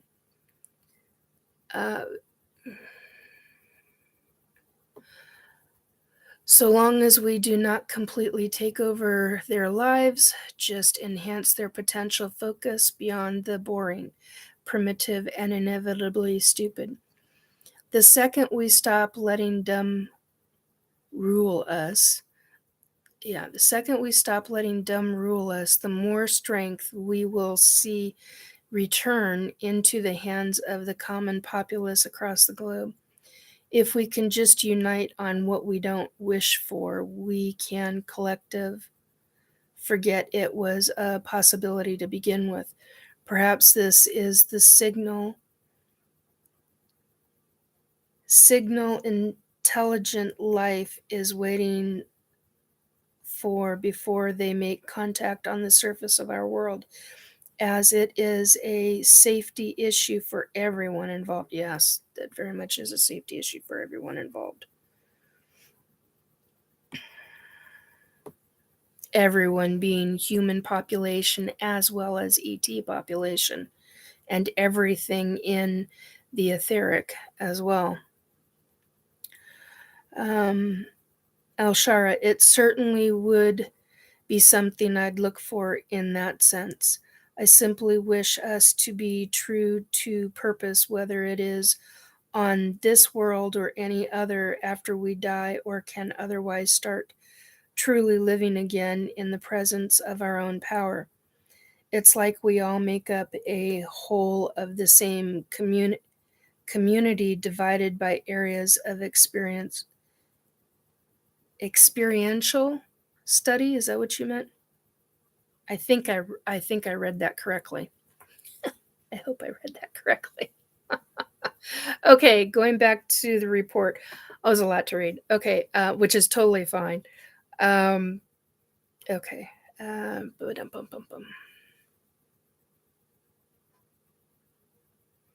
the hell did I leave off? Oh, Appendix B, Arrow Establishment of Office and Duties, FY 2022 NDAA. First paragraph. Okay, hang on a section. Here we go. Okay, subsection A of section 1. Oh, did I read that already? Somebody tell me if I read that already. Or is this a repeat? No, well, it's a repeat. They're repeating themselves again. Subsection A of section 1683, establishment of office. Parenthesis, establishment of office. I had to have read this. Yeah, no, this is part of, okay, all right. Establishment of office, organizational structure, and authorities to address unidentified aerial phenomenon. And parenthesis, of the National Defense Authorization Act, NDAA, for fiscal year 2022. Parenthesis, Public Law 117-81, end parenthesis, established an office designated to replace the Unidentified Aerial Phenomena Task Force, UAPTF, later identified as the All Domain Anomaly Resolution Office, ARROW. ARROW was established on 20th of July, 2022. Subsection B of section 1683 delineated that office's duties. The text of these subsections is as follows. A, establishment of office, not later than 100. Oh, here we go. All right, hang on a second. We'll get to the rest of that paragraph in just a minute. I need to move this up. There we go. Okay. A, establishment of office, not later than 180 days after the date of the enactment of this act. The Secretary of Defense is in coordination with the Director of National Intelligence, shall establish an office with a component of the Department of Defense and the Office of the Director of National Intelligence to carry out the duties of the Unidentified Aerial Phenomena Task Force as in effect on the day before the date of enactment of this act, and such other duties as are required by this section. B. Duties. The duties of the office established under subsection A shall include the following. 1. Okay, scroll up. Oh, that's going to mess with my reading. Just a second. There we go. 1. Developing procedures to synchronize and standardize the collection, reporting, and analysis of incidents, including adverse physiological effects regarding unidentified aerial phenomena across the Department of Defense and the intelligence community. 2. Developing processes and procedures to ensure that such incidents from each component excuse me 1 minute, guys. I highly suggest you leave my abode.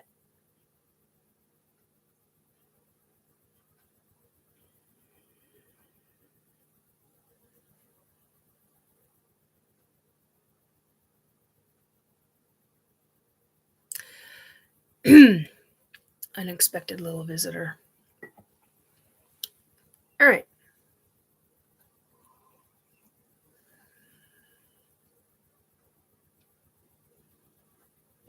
I read 1, didn't I? Okay, 2. Developing processes and procedures to ensure that such incidents from each component of the department and each element of the intelligence community are reported and incorporated in a centralized repository. 3. Establishing procedures to require the timely and consistent reporting of such incidents. 4. Evaluating links between unidentified aerial phenomenon and adversarial foreign governments, other foreign governments, or non-state actors. 5. Evaluating the threat that such incidents present to the United States. 6. Coordinating with other departments and agencies of the federal government as appropriate, including the Federal Aviation Administration, the National Aeronautics and Space Administration, the Department of Homeland Security, the National Oceanic and Atmospheric Administration, and the Department of Energy. 7. Coordinating with all 7. Coordinating with allies and partners of the United States as appropriate to better assess the nature and extent of unidentified aerial phenomena. 8. Preparing reports for Congress in both classified and unclassified form, including under Section I. Yeah, it's a 1, but it's also an I. Appendix C, and my tailbone is starting to burn. Ouch, ouch, ouch, ouch, ouch.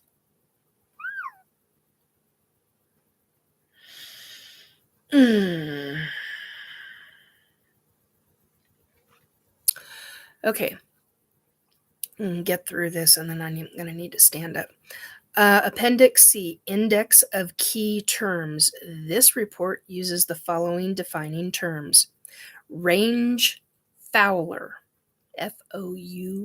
Fouler, Fowler, defined by U.S. Navy aviators based on observations of UAP interrupting pre-planned training or other military activity in military operating areas or restricted airspace. Transmedium objects or devices. Objects or devices that are observed to transition between space and the atmosphere, or between the atmosphere and bodies of water that are not immediately identifiable. Unidentified aerial phenomenon, UAP.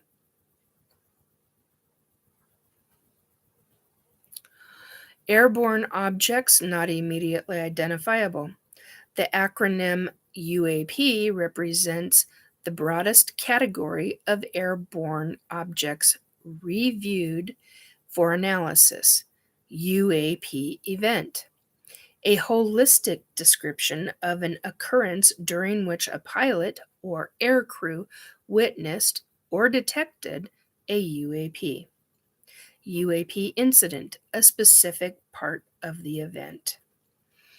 UAP report, documentation of a UAP event to include verified chains of custody and basic information such as the time, date, location, and description of the UAP. UAP reports include range Fowler reports and other reporting. And I think we are done. Yeah, we're done. Okay, that was fun. All right. Hey, Christopher.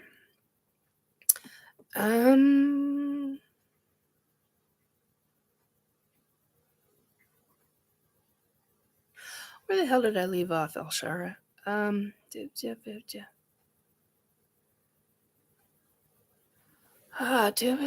Let's see.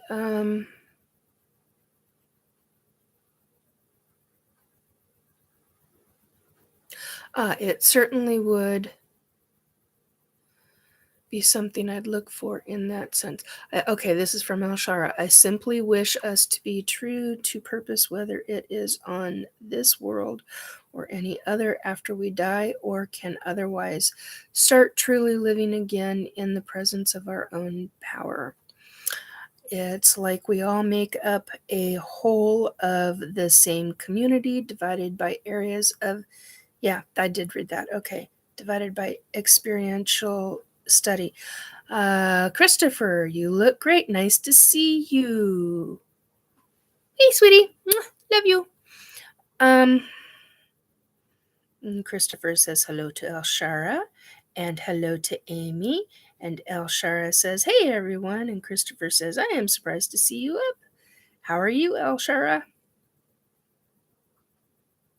Okay. Yeah, I've been on for 2 hours and 2 minutes. I wasn't sure how long I was going to do this for. But, and Elshara says I am great. Good. I'm glad to hear that.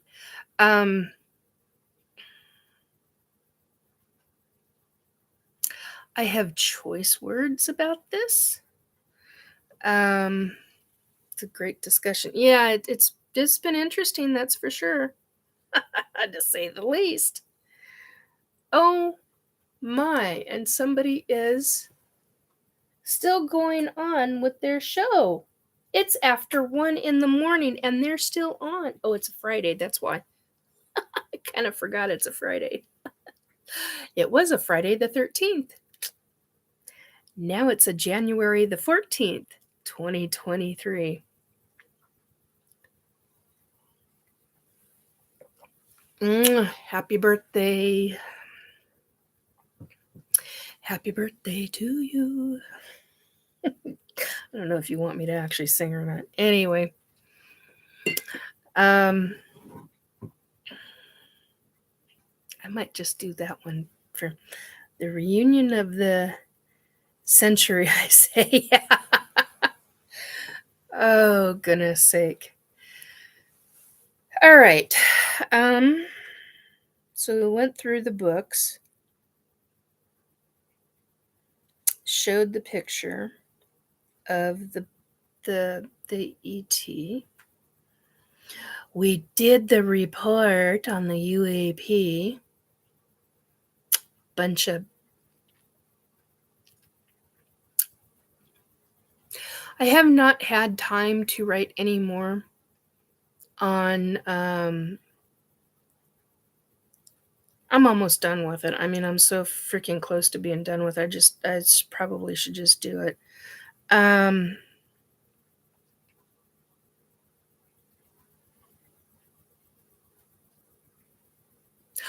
actually really cool. I can see. It's like I want to wave to them over the. Somebody else is still on. SOR is still on. So anyway, like they can see me. Not. He's doing his show. Anyway, I want to say, hey Dave, how you doing? Oh crap, I'm tired. I was supposed to have a 3-hour nap. I actually had a 2-hour nap, so I'm getting a little loopy. I'm surprised I was actually able to read all of that.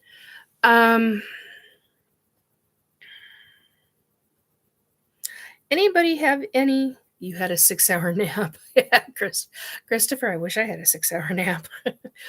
Anybody have any questions for me? I could. I just. I get so fed up with government and the BS. Oh, I wish I could do micro naps. I can't do micro naps anymore. And that was from Elshara. Anyway, see, now I'm gonna need a snack. Ooh, I know. I got a little piece of chocolate I can have. Ooh, that'll help. That'll help. I will be reviewing the video. I have questions afterwards, I am sure, and I know to give you a jingle. Yes, Christopher, you know how to get a hold of me. Okay, excuse the sound. I got to get a little piece of chocolate to kind of little spurt of energy.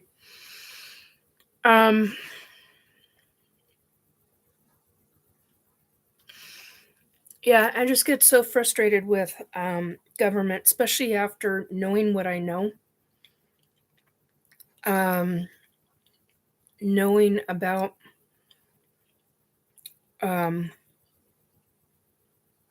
the fact that government has, well, I know for a fact that they've got one book on everything, every freaking thing regarding this. Okay, now I'm going to move this, so hopefully I don't lose you. Hopefully. There we go. There we go. I got to see my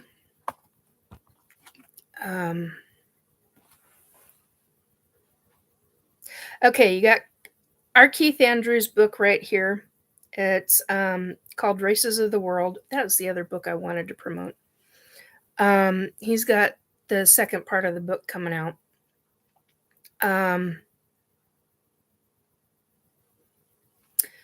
That is copywritten. That art is copywritten.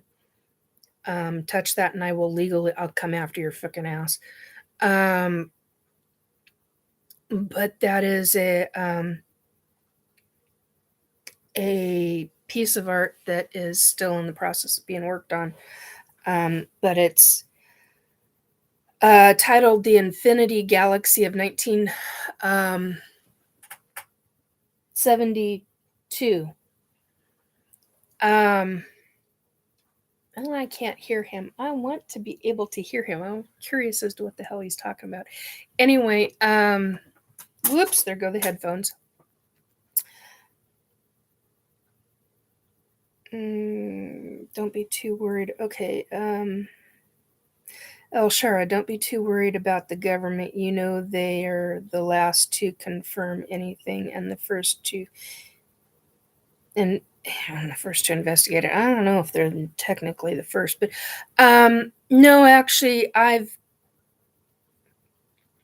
don't know if I'm going to go into all of that, but there is information that I have, and they, one of their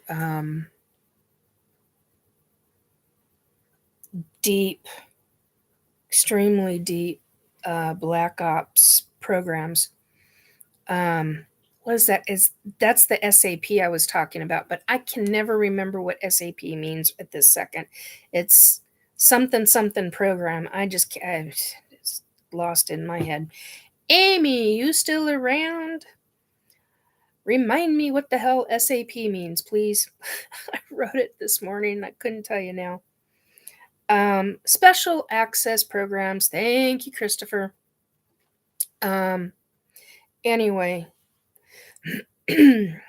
I know from, I can't even say that because I could get my ass in trouble. I could get my ass in serious trouble if I say that.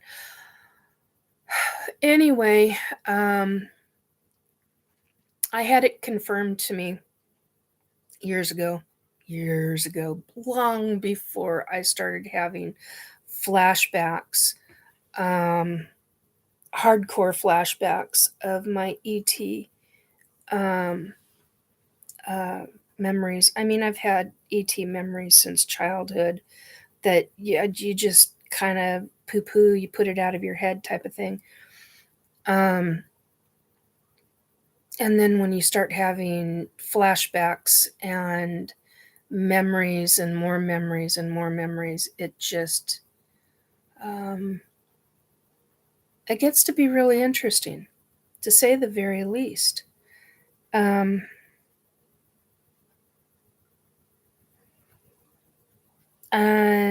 I've had such garbage about it from different people, and I'm at a phase in my life where I don't give a crap. If you don't believe me, you don't believe me. That's fine. That's up to you. You have your own beliefs, you have your own belief systems.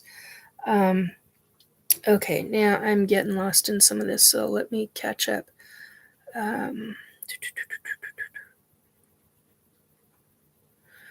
Okay, I'm not going to read that.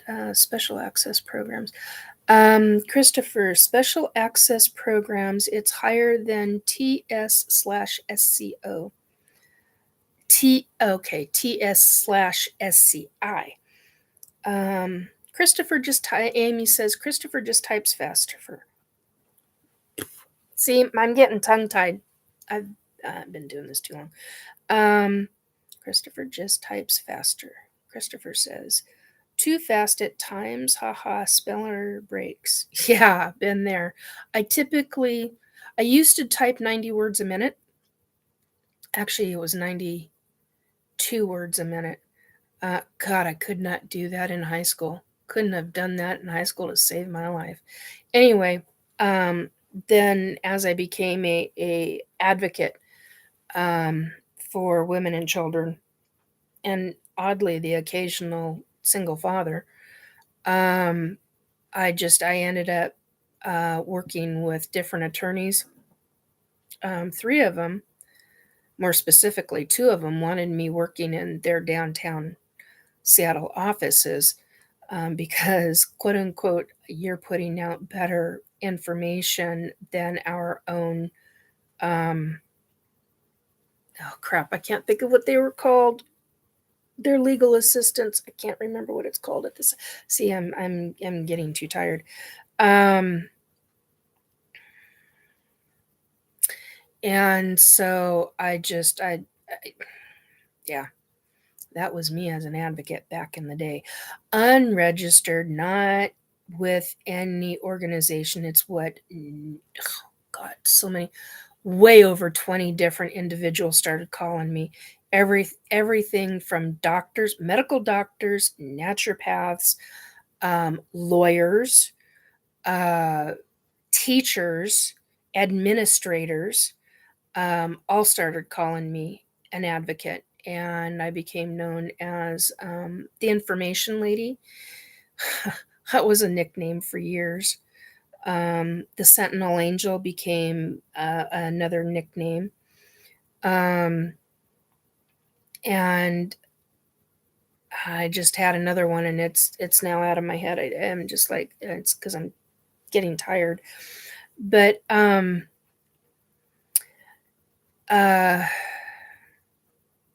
we should probably have a conversation sometime. If I could figure out how to have somebody come on, and actually have a conversation, I would love that, because then all sorts of information would come forward, um, out of my memories and out of my experiences. And it's like I need to be interviewed, but in a long, long way, because there's so much freaking information in my head. I saw Lynn I was going to call her Wallington. Her last name's Hurley now because she's married. I saw a replay of a video from 9 months ago when Lynn Hurley was Lynn Wallington, and she was talking about. It was just a few days ago I saw this, and she was talking about her experiences, and there were pieces of information that she talked about that, I mean, it started kicking up a lot of my memories, dealing with not understanding why I was standing next to an 8-foot tall female ET with bent legs that were backwards, standing to my right. And whenever I tell different parts of my life and different parts of my story and information, this always comes up because it utterly, it's mind-boggling to me that it happened. It effing happened in my life. And the fact that that happened in my life, and I was in a clone body. My consciousness was taken out of this fat ass body. I have no problems in saying that whatsoever. Hello, big old fat woman.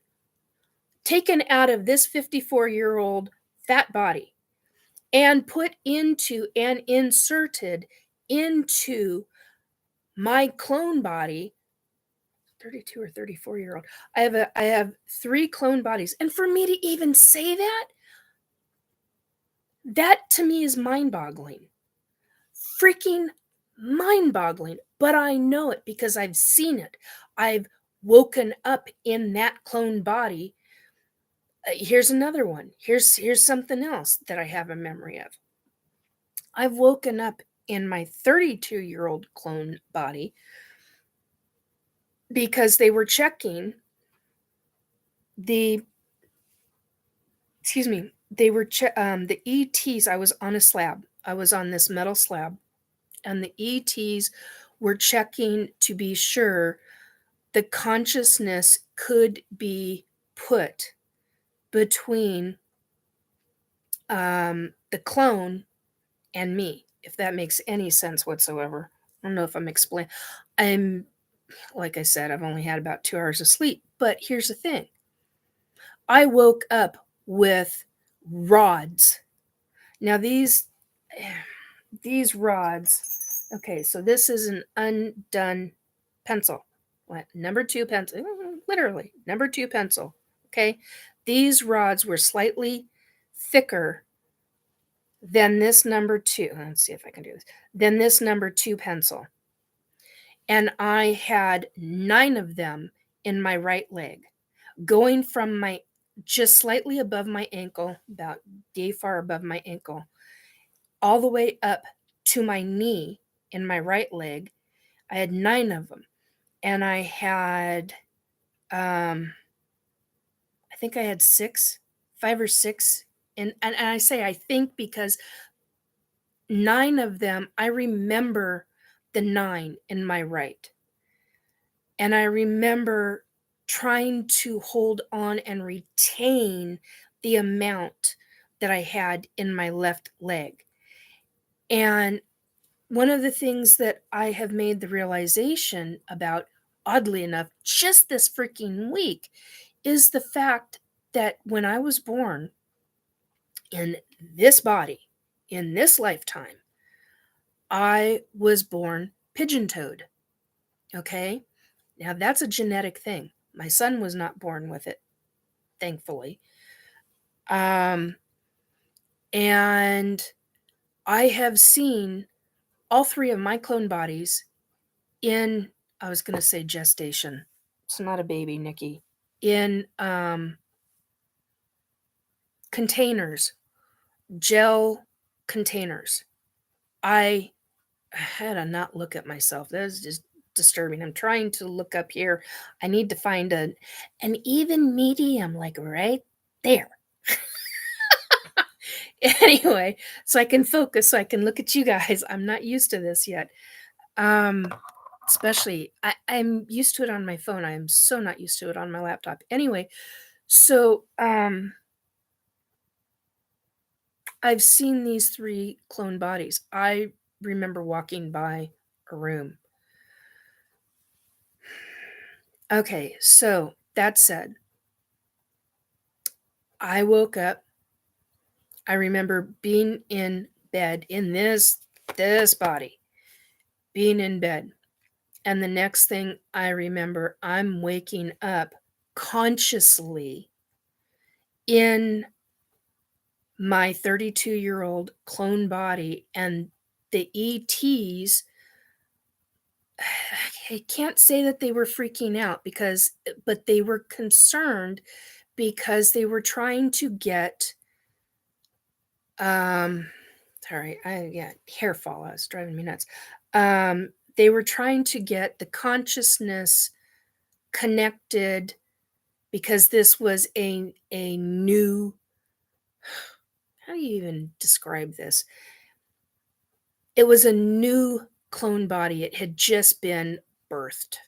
How else do you freaking explain this? You've got clone bodies that are they grow. They grow to adulthood in these containers. Sorry. I have such a hard time with this because it is so mind-boggling. It goes beyond anything I've even heard anybody else talk about. And it's like, I can't be the only freaking one. And I know I'm not, because on I was just going to say the show. I can't do that because I haven't talked to the person. Sorry, I hit emotion. So there was a show, and I'm jumping all over the freaking place. I know I'm doing it, and I apologize. And I'm hitting emotion now. There was a show a number of months ago that I was watching. It was a live show, nightly show, Monday through Friday show. And I had a pivotal moment in a realization in my life. And I privately messaged the individual, the host doing the show, and I was so stunned because I was just unbelievably stunned that I made the realization that one of the people on their show, I recognized, my soul recognized that person's soul as being on craft with me, in their cloned body.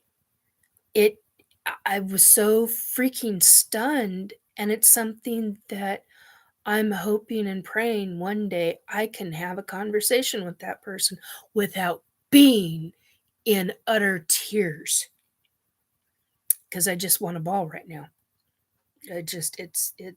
We're hitting emotion big time. Because I can feel it them.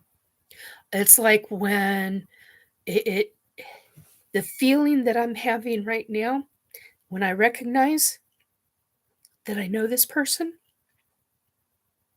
from craft, I recognize also the first person that I've ever recognized from craft was somebody that I can't stand now. I can't stand them anymore. I mean, they were, I considered them a protector of children, and they turned in as an adult to being something, yeah, not so much. And I did my grieving. But the feeling that I have, the same feeling that I know this person who was on this show or that show, whatever, it's the same feeling when I felt when I first met that other person from childhood being on craft. They were an adult. I was about 3-4 years old at the time when I met them. I was about 4, excuse me. And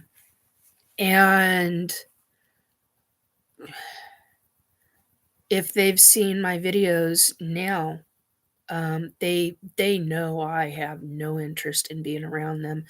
They know I don't want anything to freaking do with them because they didn't just freaking betray me.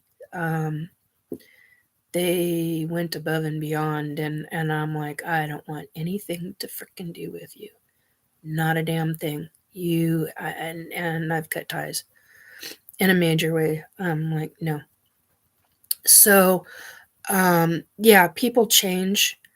Just because you know somebody on craft doesn't mean that they're a good person. This person, I can feel. This person that I do want to talk to, and it will happen. I know it will happen because I know me. This will get to me. This will start to pester the holy living crap out of me, and I'll go and I'll say, "Hey, can we have a conversation?"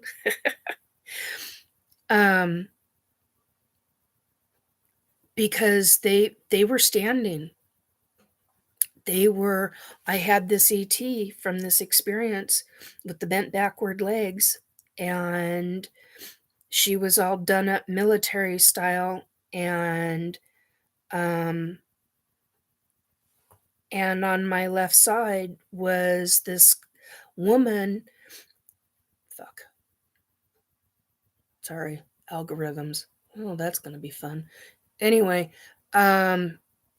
she was on my left side in her clone body, and our eyes met, and it was like she woke up fraction of a second after I did in my clone body. And I mean, hello, my consciousness being going from this body to my 34-year-old body. Hello, the tatas are lifted and elevated, and you're skinnier, and you can do all sorts of things in your 34-year-old body. I mean, come on, hello. You can do things. I can't do a lot of things anymore. But we're standing together side by side. And I didn't necessarily recognize her body as when our eyes met. It's like our souls connected, and we were like, hello, we know each other. And I looked at her and I said, it's you. And she looked at me and she said, and it's you. And we're here. And I'm like, yeah. And I turn around and here's the female 8-foot tall ET who's giving us instructions. And the human clone of me and her were both in military garb. And I have been repeatedly told that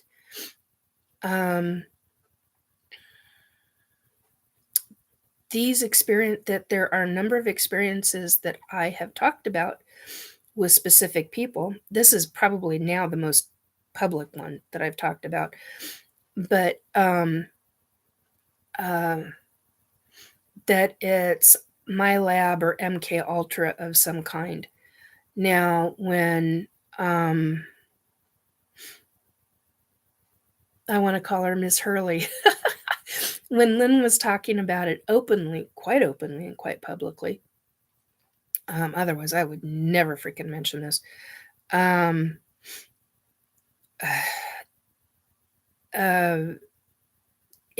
things started jiving with me internally. And it just went, it was kind of like it blew up. There were item after item after item that just, they were triggers for me. So,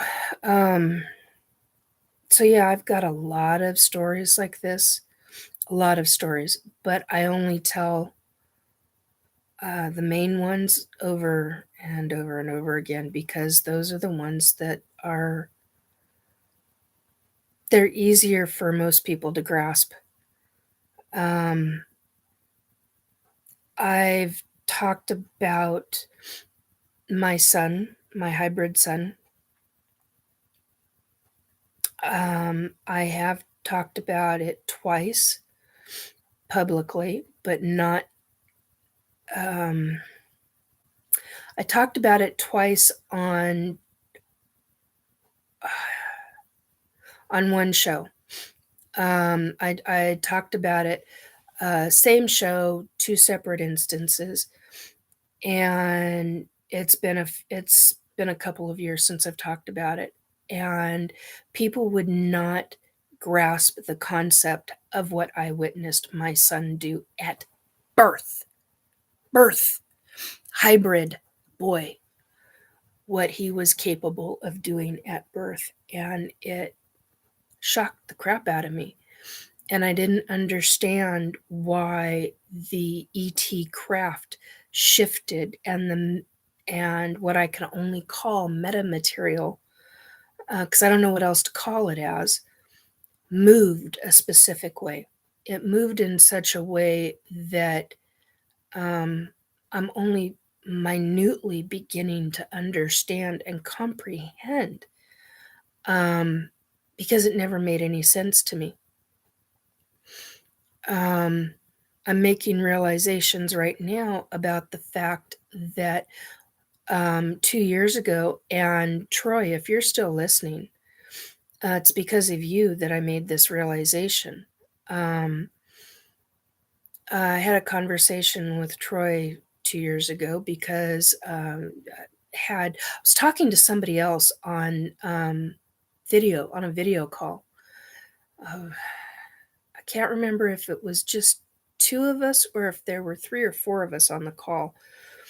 And I kept hearing clicking off to my right over in my dining room. And I had the fan going, and I kept thinking, the ceiling fan, and I kept thinking, is that the ceiling fan? I mean, like, is that really the ceiling fan? And I remember putting headphones on, or no, I had headphones on. I had the phone. I walked over with the headphones on and the phone in my hand. And I'm like, can you hear that? And I can't remember who the hell I was on the phone with, but whoever it was, they were hearing the clicking. And I'm like, so I shut off the fan. Now this ceiling is 9 feet tall. It's 9 feet, a couple of inches, or 9 feet 2 inches, or something like that. I've measured it a long time ago when I first moved in here. The blue-gray ETs that I saw last January, the tall ones, they're about 7-8 feet tall. Well, I kept thinking of them as being 7 feet tall. And I've since made the realization, since last year, or since last January, 2022, that they were 8 feet tall, not 7. And one of them has stuck with me. He's a male, and Troy had talked about it possibly being a mantis being, and what I've always had issues with, like, in the 1990s, late 1990s, early 2000s, Star Trek: The Next Generation had an episode, and I don't remember what year, what season, I don't remember the number episode or the name of it, but it's an episode where many of the people on board are being taken.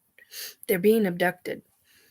And none of that fazed me. Not any of it fazed me until they started doing clicking.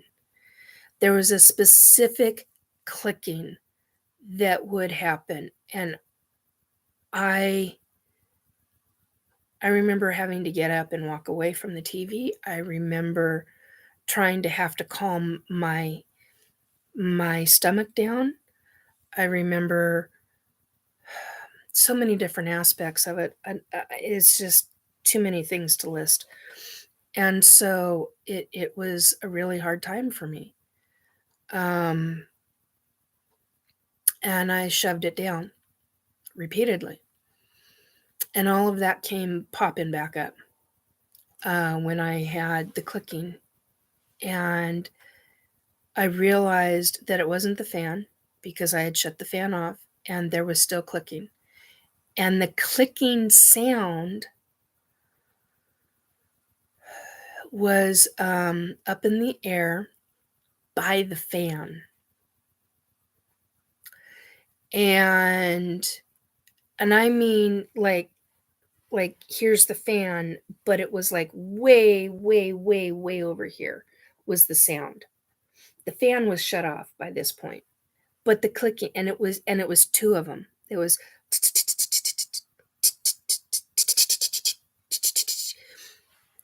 and there were two ETs in my home talking. They were talking to each other. And what I've since realized is that they were not mantis beings. They were the tall, super skinny, blue-gray grays. I mean, I don't know what else to call them. And one of them, and they were talking about me, and I could feel that. As a psychic medium, I could feel that. I could feel that they were talking about me, but the clicking was so disturbing. And basically what I've since learned is that the clicking is how I'm not since learned. The clicking has bothered me since my childhood, like since freaking early childhood. I mean, it's like it frightens me. And I don't quite understand why it frightens me, but it frightens me. It's a very specific sound. There's no other sound like it. I've only ever heard it once in that TV show, all those years ago when it was first aired. And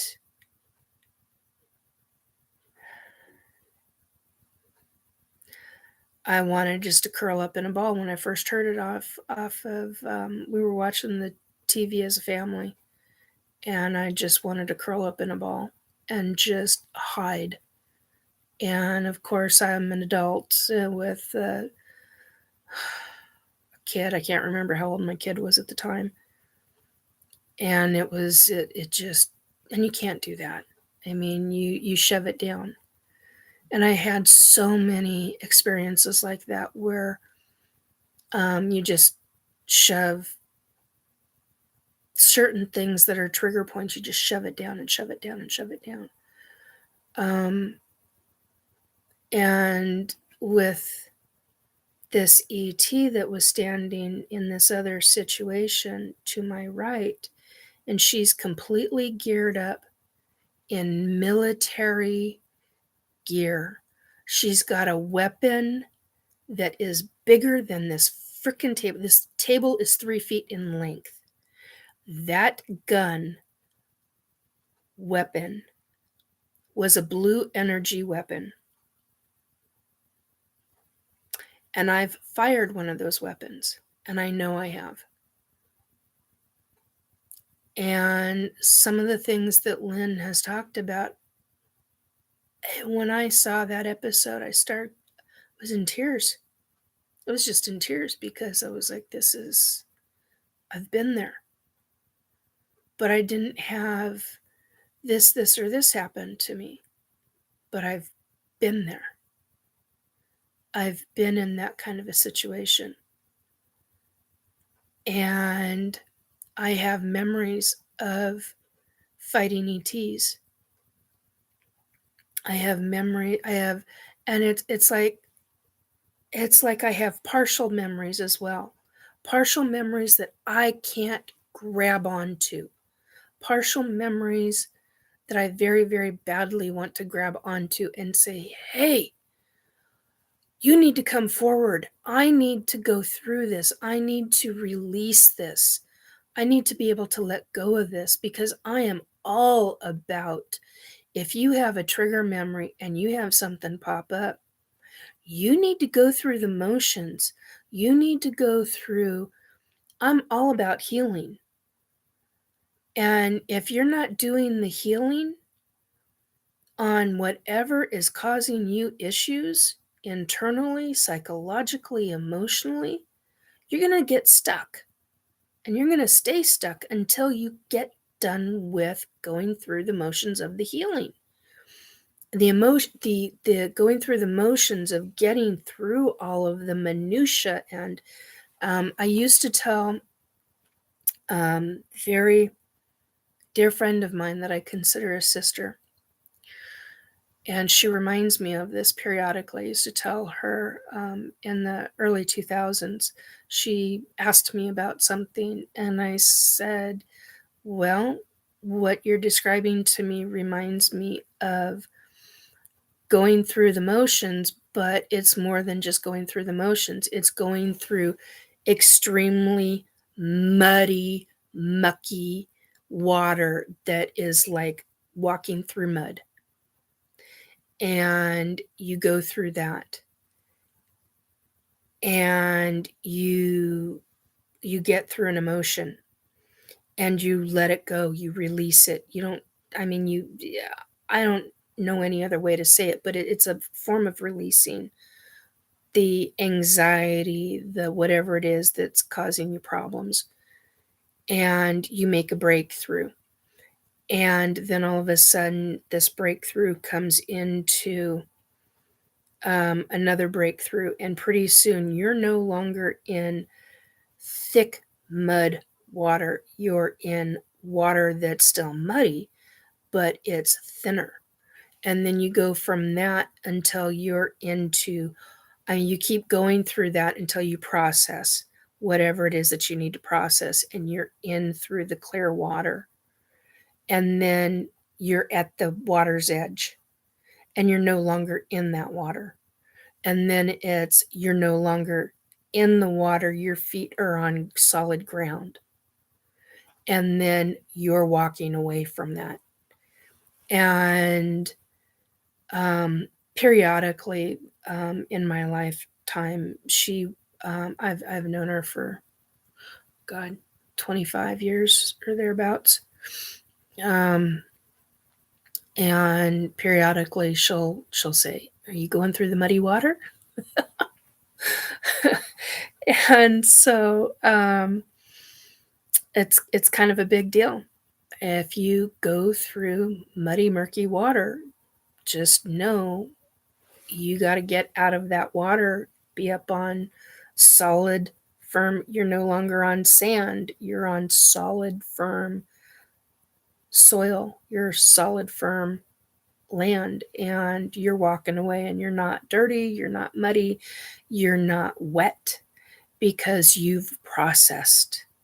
It's a big deal to process. So, and it's the same way if you start remembering lifetimes. I've remembered 98, 99, 100 lifetimes. There's so much of it. And that's just, I have memories of fighting in hand-to-hand combat against other ETs. I was an ET.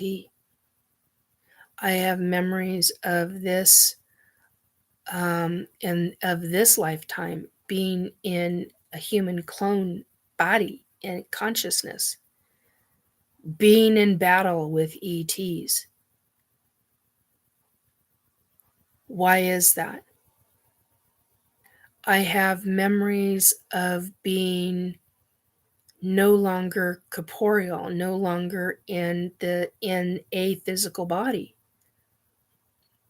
I have conscious memories of, well, okay, I just got told I'm not supposed to say it. I have memories of not being in physical form. And I don't mean being on the etheric side as in spirit form. Yeah, I have memories of that, but I have memories of being a hierarchy. I have memories of being what I call a hierarchy royalty being. I have it's and people. I don't care if you don't believe me. I don't care if you do. It's your choice. Yeah, they're my memories. Do I remember every aspect of every lifetime? No. But I remember lifetimes. And as a child, I never freaking understood why I was always drawn to very specific. I remember Marie Antoinette being beheaded. Okay. I remember that lifetime. That I remember. I can't say big chunks of it, but I do. I remember being a male. I remember being some kind of aristocrat. And I remember being in the political arena. And I was not well liked. I remember that. And I remember her having her head cut off. I was in the freaking audience. There's certain sounds I will never forget. Her head being cut off. I will never forget that sound. Matter of fact, I'll never forget it. There are things where I remember living in Russia. I know who I was in Russia. I was murdered in that lifetime. I had a number of lifetimes in Russia. I'm sorry, Christopher. He's saying I'm getting upset. I'm sorry, I did not mean to upset you. I have many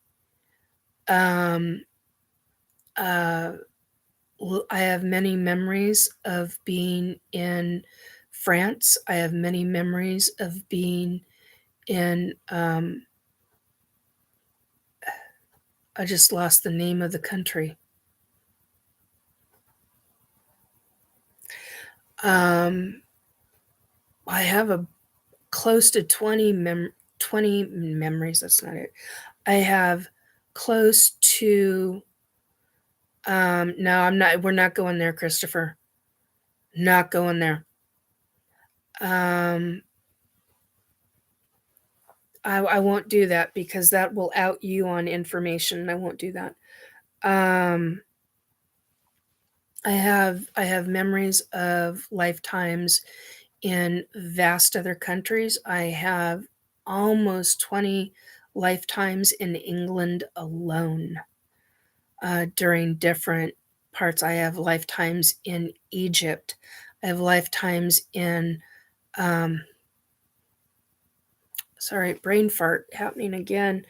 I don't know why I'm seeing Australia, but because I don't have any that I'm aware of right now. I do not have any memories of having a lifetime in Australia, but I have memories of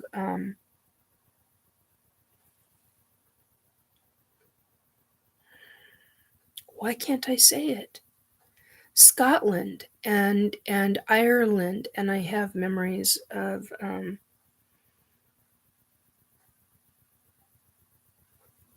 yeah. Christopher saying Australia has connection to many British expats. Yeah. I have memories of Poland, being in Poland. I have memories of, weirdly enough, China and Japan. I have memories of being Roman soldiers in 2 lifetimes, which I was not happy about. I despised those lifetimes. Still do. Can't stand the thought of those lifetimes. It's just ugh. Vile. Egypt. That's what I was trying to say. I have a number of lifetimes in Egypt. I remember. Why is it I can't think of the name of it? Missing Island. I can't think of the name of it. It literally went out. I think it's because I'm too tired and my tailbone's starting to hurt. I can't think of the name of it. I literally, that's unusual for me. Atlantis, thank you. That was given to me. Not sure who said it. But I remember 2 lifetimes in Atlantis. I know I had more than 2. And you're going to freaking laugh at who I was in my last lifetime in Atlantis. I was just about to out somebody, and I can't do that. That's so not okay. That's because I'm way too tired. So I've had numerous lifetimes in the United States. Before it was the United States. Still going through one of my lifetimes. Still grieving the loss. So you've got to, when you go through these lifetimes and you start having memories, feel the emotions that you felt at the time. Go through the emotions. Go through the process. Because that's how I can talk about a lot of these. The one I'm having the most trouble with is one that was in the United States, and I had family that I met in this lifetime. Family members were in that. My biological family from this lifetime were in that lifetime with me. And I am here to tell you, I know who they were. And I'm having a hard time with it. I'm having a hard time with it because those family members in this lifetime are all dead and gone now. I mean, physically dead and gone. Wonderful people. Characters. Oh my God, the men and the women were characters. Oh my God, huge characters. But so periodically I'll go through a weepy moment like what I'm doing right now. But it's this one lifetime that I am struggling with right now. And periodically, that's normal. Go through the emotions, go through the feelings, go through whatever it is that you need to. Because right now, I'm in the murky water stage with this lifetime. The other one's not so much. I've been through it already. I've already been through the emotions of it. That's why I can talk about them pretty clear consciously about it. I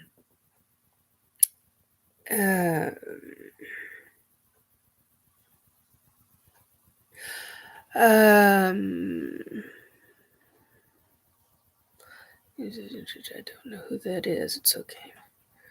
Australia, I have memories of El Shara. I have memories of the Harapan.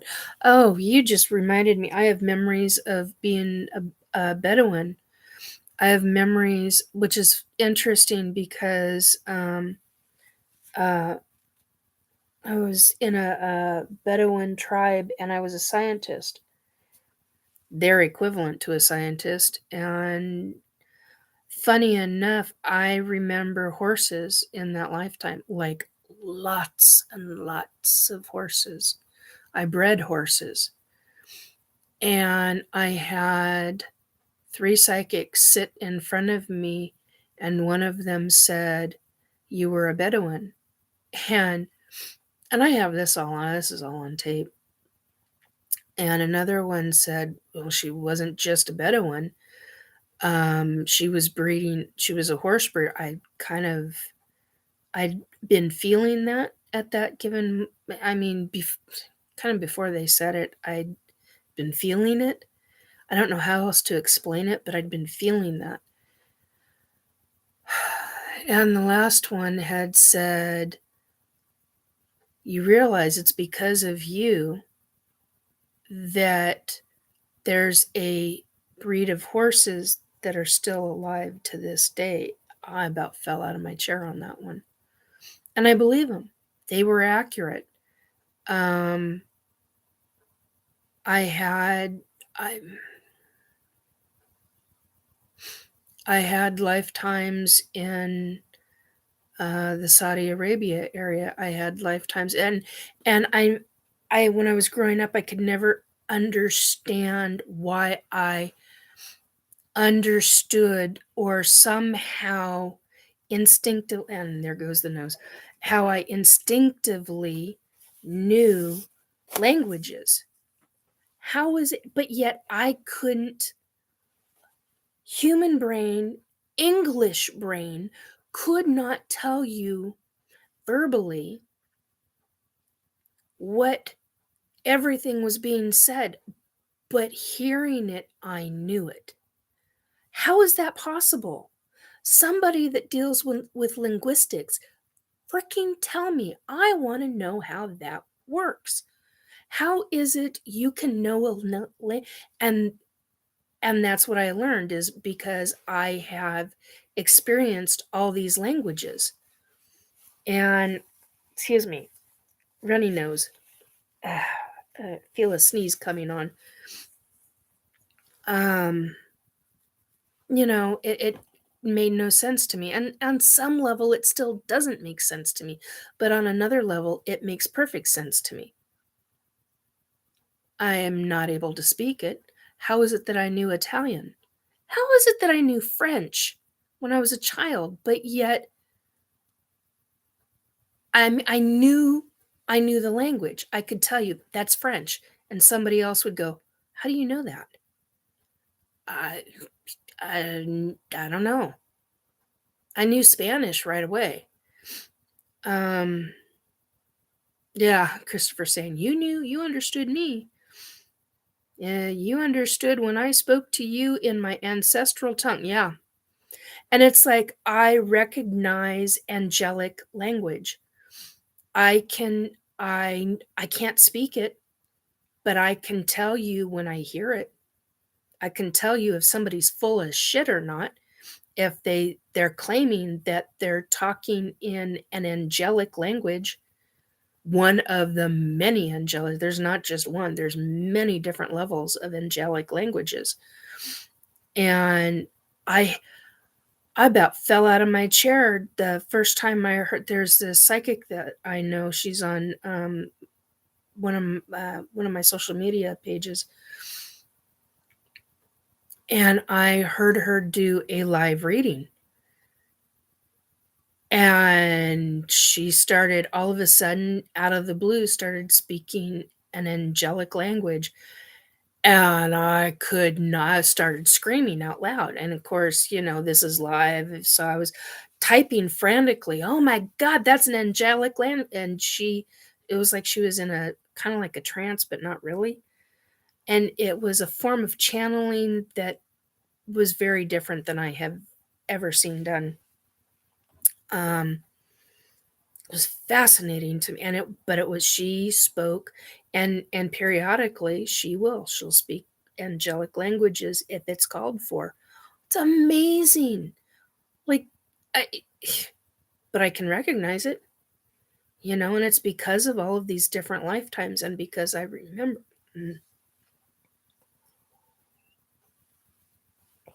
We're about seconds away from being 3 hours. Anyway, guys, I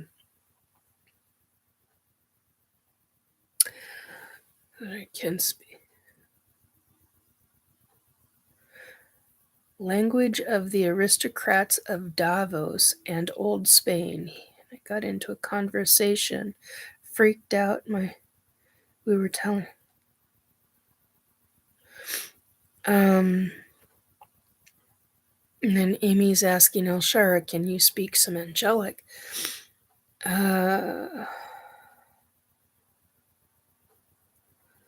Christopher, we were settled since then, 1500s. Yeah, there are things like, why do I remember being a warrior in numerous lifetimes? And then there are times where I remember was a real asshole as a male. Oh my God. I was like hardcore asshole. And as a female, there were times I was a real asshole, and there were times I was a real prima donna. Excuse me. And then there were times I was extremely subservient. And it's mind-boggling to me. It mind boggles me to this day that I know who my grandfather was, and I know who my great uncles were in one of my past lifetimes, and I know who my great aunt, well, two of my great aunts and one of my cousins. They're all deceased. I know who they were in one of my past lifetimes, and I'm almost positive. I'm not 100% positive, but I'm almost 100% positive that my mom and I and my dad and two of my uncles, great uncles, were in numerous past lifetimes together. Our soul family in a very specific way. And it's just like, wow, okay. I have a friend who's dead. He's on the other side. And I know who he and I were in multiple lifetimes. We were husband, wife and husband. We were brother and sister. We were brother and brother. We were sister and sister. It's just, we were never, now that I think about it, this is the first time that's just dawned on me. Now that I think about it, we were never father-daughter. We were never mother-son. We weren't parental with each other in the maternal parentage type of way. It was either siblings or love relations. And never both together. Neither one of us would put up with that shit.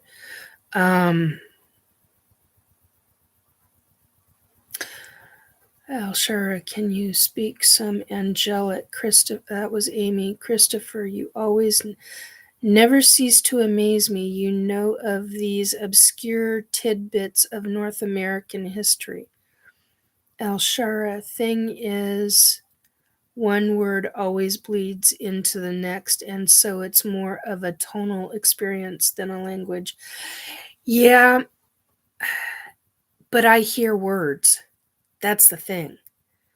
I actually hear on some levels, Elshara, you're really correct in regards to a tonal experience than a language. But the thing is, for me, I hear words, but I can't decipher the words, but I know it's a language, and I know it's angelic. I know it's one of the angelic languages.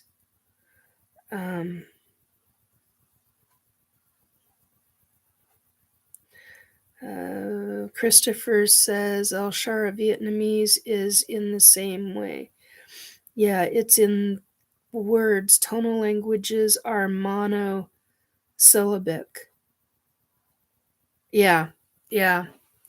So I used to get told that in this lifetime, why wasn't I I had a couple of friends who told me that with my background, why didn't I ever get into the FBI? Why didn't I ever get into the CIA? Because I would have been a damn good profiler.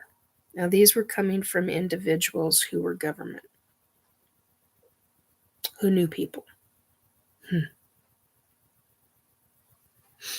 No. Back in my 20s and 30s, if I didn't have a kid, yeah, maybe. Maybe. If I had known what I know now back then about government, no freaking way in hell. I have stated time and time again, I will never sign an NDA. Just won't. Can't get me to. And that has to do with what I know. I know people who've signed NDAs, and it F's their lives up exponentially. Big time. Till the day they die. No. I don't want that. Money may be good. There's things that are better than money. To me, it's like, yeah, I would like to have the money and the income, but you know what? What it would do to my soul, what it would do to my heart, what it would do to my consciousness. No.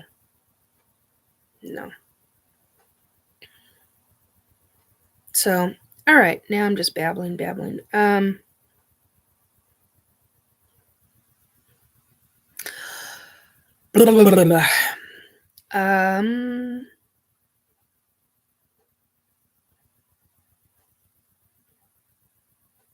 And I'm all about advancing the soul. So, anyhow, yeah, this is 3 hours and 7 minutes. Holy crap on a cracker. I talked.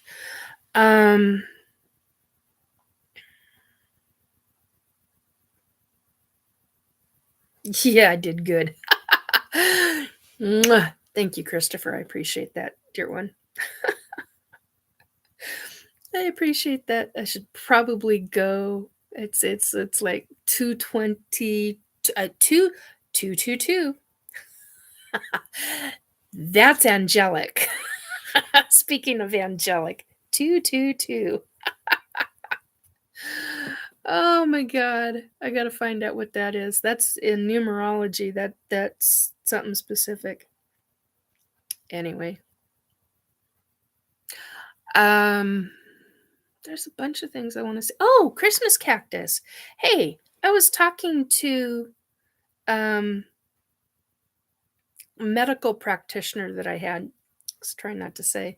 So if you're watching, those are, well, there's pieces in this one. This is part of the one that fell off. The other parts are underneath. And then the big one is on my dining room table. Christmas cactus that I've had since 8 years old. And if you ever want to know how to deal with a Christmas cactus to get it to bloom, hit me up sometime. Oh, I need to put my, the hell is it called? Email. If you want to get a hold of me, you can get a hold of me at my email is restore belief, BELIEF 2022 at gmail.com. Speaking of which, I shall put it in here. I don't know if it'll let me. We'll see.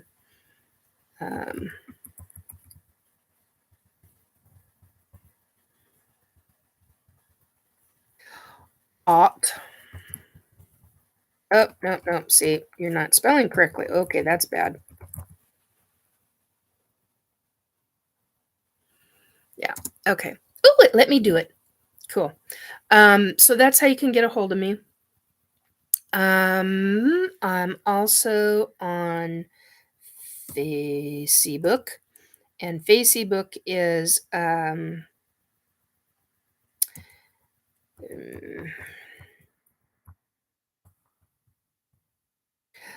do do do.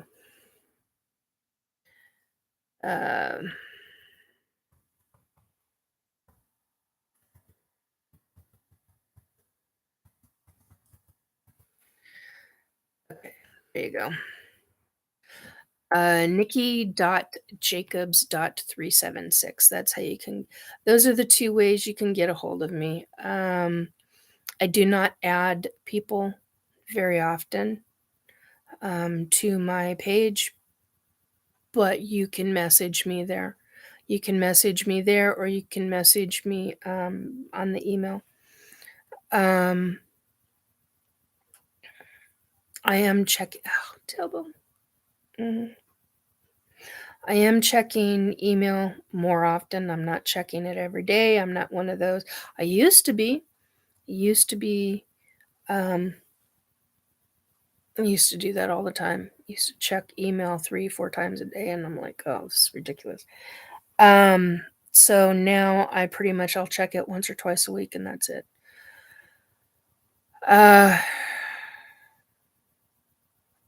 Trying to remember anything else. Yeah, they can live up to many years, these cactuses. Yeah, Christopher, this cactus was, we had figured out, God, I'm trying to remember. We had figured out that by the time I had received the cactus, it was over 10 years old. So this cactus is way over 60 years old. And it just decided, I don't like being in this large pot anymore. So it decided to cut itself in half. And I sat and cried. The thing was half the size of my dining room table. I'm not joking when I say that. I've got pictures to prove it. Anyway, on that note, so I know how to get them to bloom. I know how to deal with them. I know what they like. They're very specific. They're fussier than orchids, although orchids are pretty fussy to begin with. And I'm getting nauseated, so it's time to go take some. Speaking of which, slippery elm. I don't know if you can see that. There we go. Great little item called slippery elm bark. Works wonders when you're nauseated. So I'm going to take 3 of these puppies because I'm just getting, part of it is I need to eat again.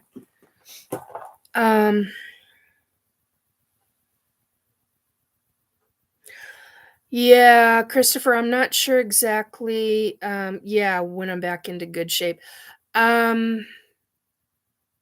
If I'm up for, because I've got to finish some. I was just about to say something, and I don't know if somebody's watching or going to be watching during his birthday weekend. So, I don't know if I can work at the same time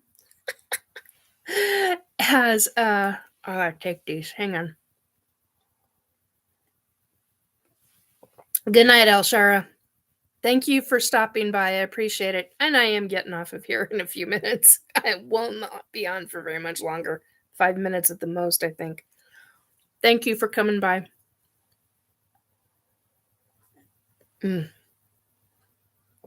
Sorry. Oh, I'll be back on. I just don't know when.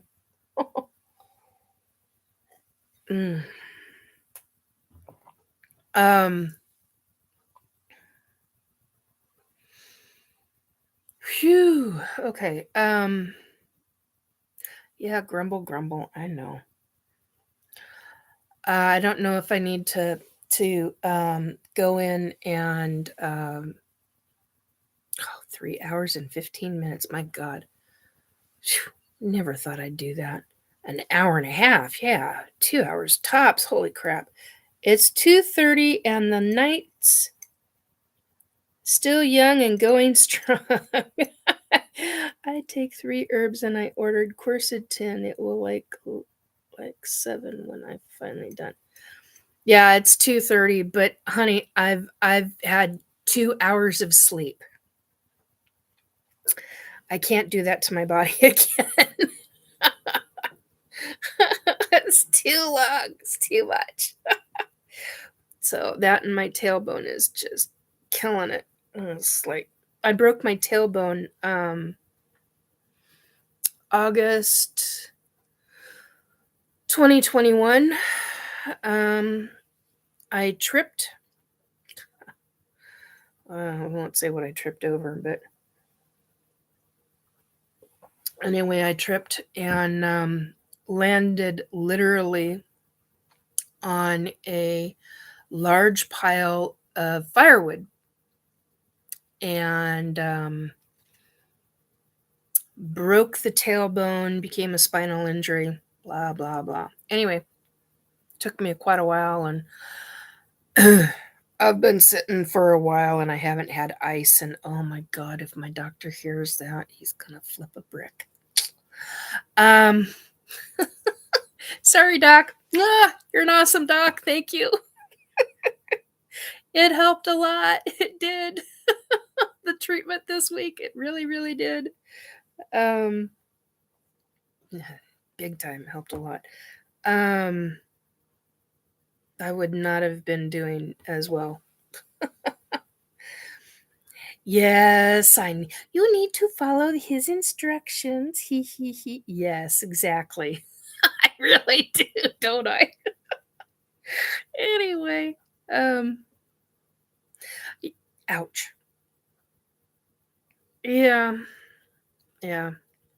So, and I'd been working on different things and I hadn't been sitting properly and kind of had a lot to do with this week. So I was hoping to be done with something to give an item to somebody for this weekend, but that's gonna have to wait.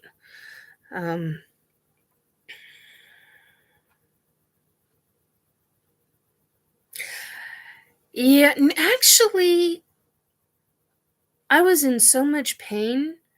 I've had a back injury before, 2008.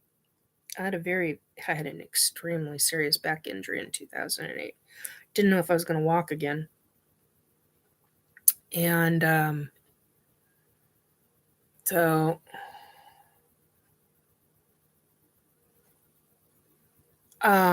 sorry, I'm shocked to see SOR still on.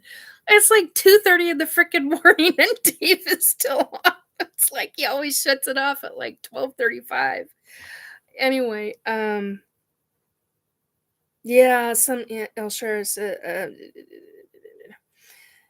but it can be frustrating at times to adhere to their strict schedule as an active patient. Our bodies sometimes work against us in that way. Yeah, they really can. Oh, see, now the nausea is calming down. This is why I like slippery elm. Anyway, yeah, 2008 was really bad. Very, very, very bad year.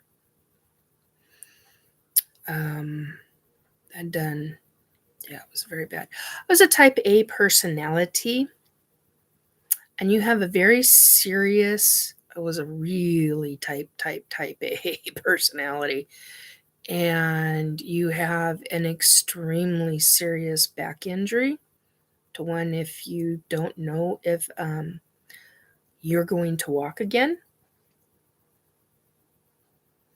Going to the bathroom, not fun.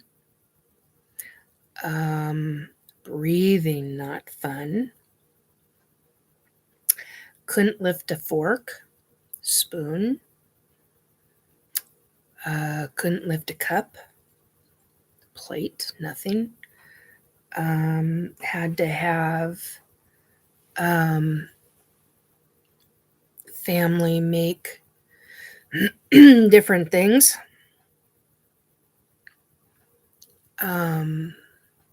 Oh, this is acting wonky. Anyway, it was a bad situation all the way around. And how I ate was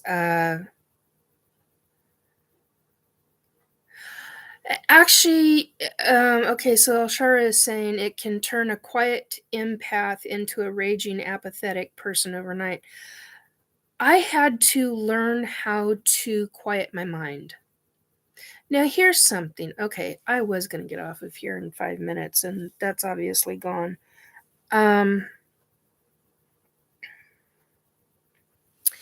If you have an issue,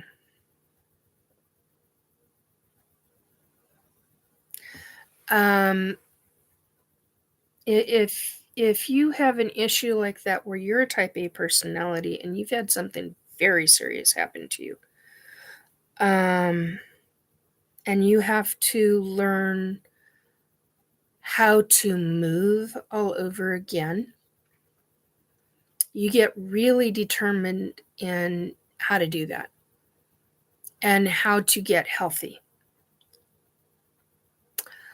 My problem wasn't just that. My problem was going from constantly moving, constantly doing, being physically active. I mean, like really physically active, to not being able, I couldn't even feed myself. I basically had the family make me protein shakes, and they'd get left in the refrigerator, and I'd have something on wheels, and I'd push the item barely, into the living room, and I'd have drinks on ice, protein drinks on ice with straws, and I would be in a chair and on extremely heavy pain meds, and I wrote every pain med down because I didn't want to become addicted. I did not want to be that person. I was terrified of that. I was like, I will not allow myself to become an addicted person. There's no freaking way in hell. And I learned how to keep my mind from going stark raving freaking Looney Tunes because I was so busy physically and doing so many different things, whether it was construction, whether it was yard, whether it was, you name it, I was heavily involved in everything. And when you don't have that ability and you're left with your mind, you learn very freaking fast how to keep your mind active while at the same time learning how to calm extreme severe pain. And if you can't calm that pain in your body down, you got a problem. And so meditation came into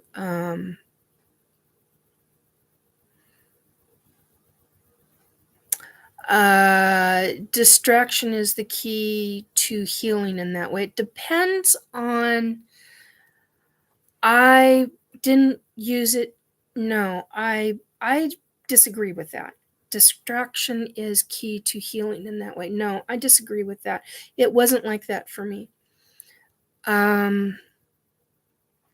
There were days at a time where I could not function. I couldn't even focus. And those were the times that I had to allow myself to go on and just zone out and breathe. Those were the times I had to tell myself, this is what you have to do for now. But when you can stop focusing on just breathing, and I was, and my issue was spinal. It was more than just spinal, but yeah, that was part of it, Christopher. There's a type of pain when you hit nerve and spinal pain and then muscle. It's a whole different ball of wax. It's really, really different. And of course, it's nothing in comparison to like 3rd and 4th degree burns. That's a different level on a whole different scale. Or if you have said friends who had that happen, I mean, many, many years before I even met them. I've had friends who've had limbs amputated and having a bone cut off of a body. There are certain pain in a physical body that the human mind it doesn't just learn to adjust. You have to retrain your brain. And for me, I had to retrain my brain. I had to go from being extremely type-A personality and physically active to being sedentary. You know what I'm trying to say. Being inactive. I had to retrain my brain and my body how to breathe. I'm going to be very graphic. Try having a bowel movement. Try having to pee. Try having to wipe. Front, back, whatever. Try taking a shower. Try lifting your leg over the tub because you don't have a shower stall. You have to climb in and out of a tub.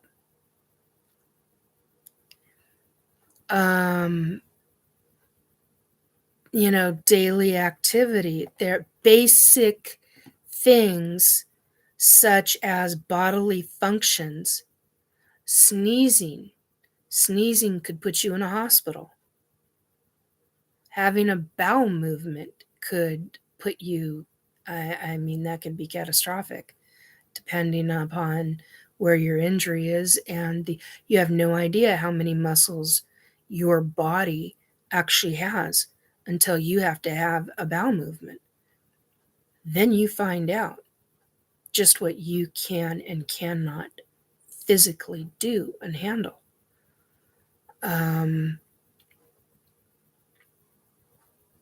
Or simply trying to wipe yourself because you can't move because your back is in such pain. You learn new techniques. There are things you learn to do. You want to know why? Okay, somebody's telling me strong. And I'm not registering who's saying it, but somebody's telling me strong. You want to know about strength? That's where a lot of my strength comes from because of the shit that I have gone through in my life. I've gone through extremes, different levels of extremes. and not fun. There were times where I did have fun, like finally being able to handle a car ride, but still you go over a bump. Oh my God, that sent me into orbit. I mean, I'd be in so much pain. I could not ride in a vehicle without being severely, I was going to say over medicated, but I wasn't over medicated, severely medicated, because every bump in a car ride did you in. I got to the point to where I could read, I could get out of the house. I could actually put a foot over the threshold and walk out onto my porch. And then I had to learn how to do that. I had to learn how to walk, not shuffle, because you couldn't pick up your legs. So, yeah, you learn to live in tennis shoes because you need stable feet. There are all different kinds of things that one has to relearn, including your brain and in how to retrain. And don't give me, I'm talking to the ETs who just tried to give me a download. Don't fucking do it right now, please. Wait a little bit. Wait until after I'm off video doing a live. Have at it after that. I'm not going to care. I'll be in bed. I felt that. You started it and you stopped it. I appreciate that. Thank you very much, truly. That means a lot to me that you listened. Thank you. Very, very much. So yeah, you learn to redo everything in your life. When I was finally capable of picking up a fork, I cried. And it hurt to cry, but I cried because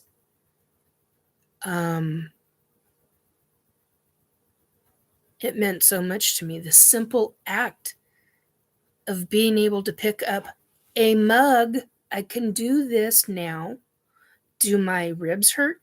Yes. Do I have scar tissue on my ribs? Yes. Do I give a shit right now if you know? No.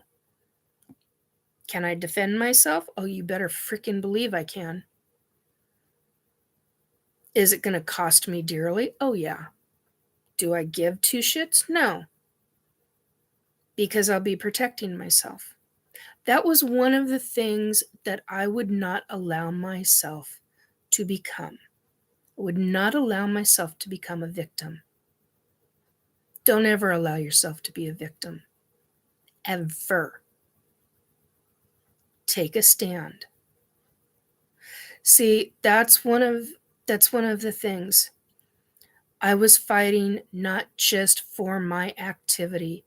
I was fighting for my mental stability to stay sane during this. I learned there were things that I could do. I used to download all different kinds of games that you only had to do was use two fingers. Literally, two fingers on a keyboard for up and down.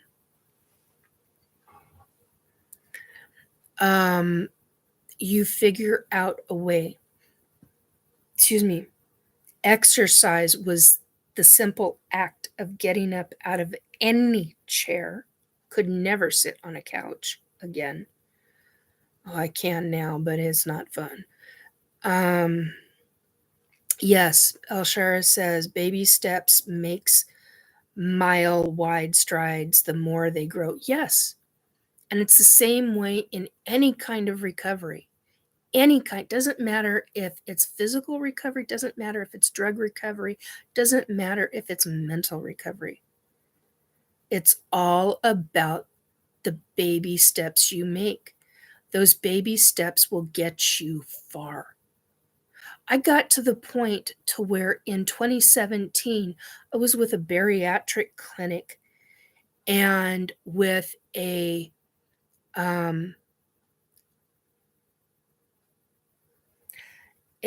physiologist who became a very dear friend of mine. Love him to pieces. And he retrained my body to where I could function. I had all this scar tissue all over my body. And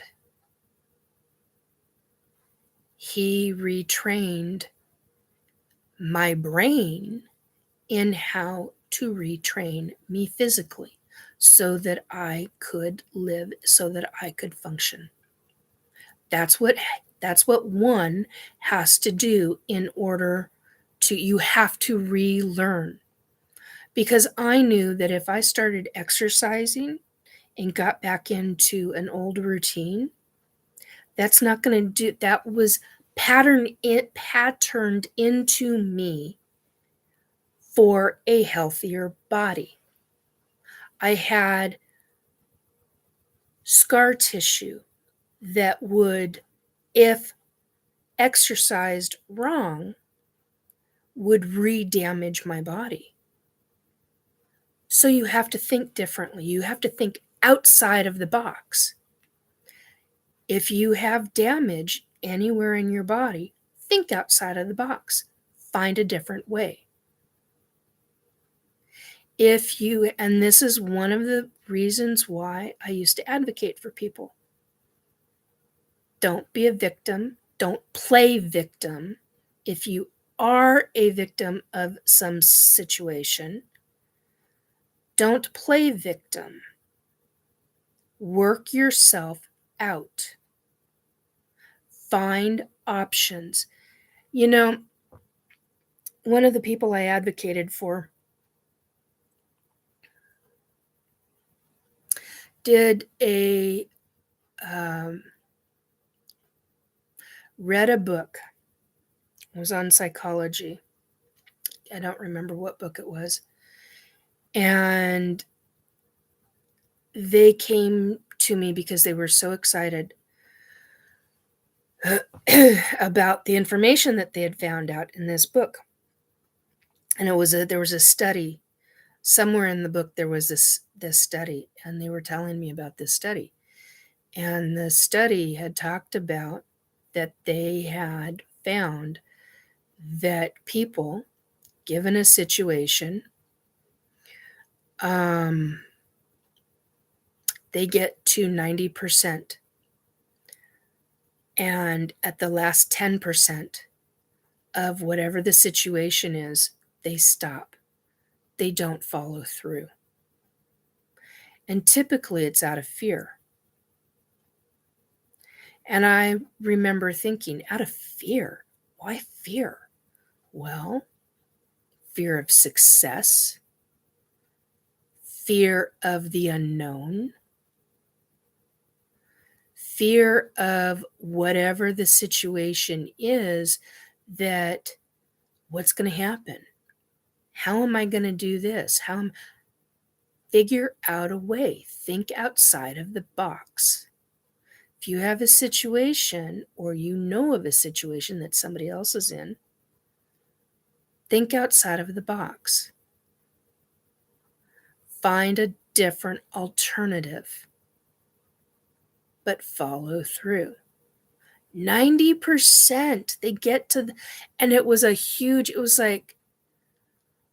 in the 70 to 80 percentile of people that they had done in this study. It was a huge percentage. They'd hit 90% and they would stop dead in their tracks. And most of it was based out of fear. They'd miss the last 10%. Do you know how mind-boggling that is? Stopping yourself out of fear. Come out of your fear. I'm saying it. It's like I'm preaching to the choir when I say this out loud, because I'm also saying it to myself. There are certain memories that I have that I'm terrified to remember the full memory. It has to do with ETs. I have to come out of my own fear. Do I understand this? Yes. Have I figured a way to release that fear? Bit by bit, it's been slowly showing up how I can do that. Thinking outside of the box. One of the ways is having a support system.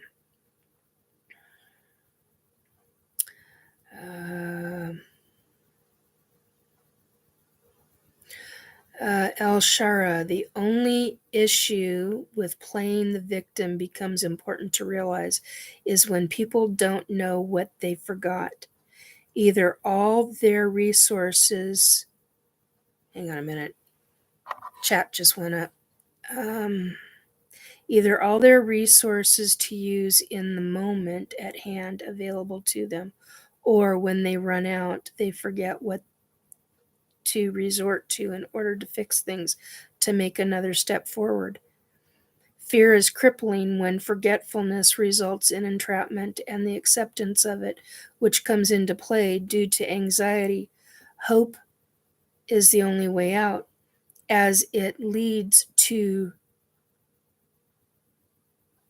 resonant recollection. You have to build on what you remember to make a difference. Well, okay, here's something. The person that gave me that information that I just talked about, and the study in the book, or the book that they had read that had the study in it,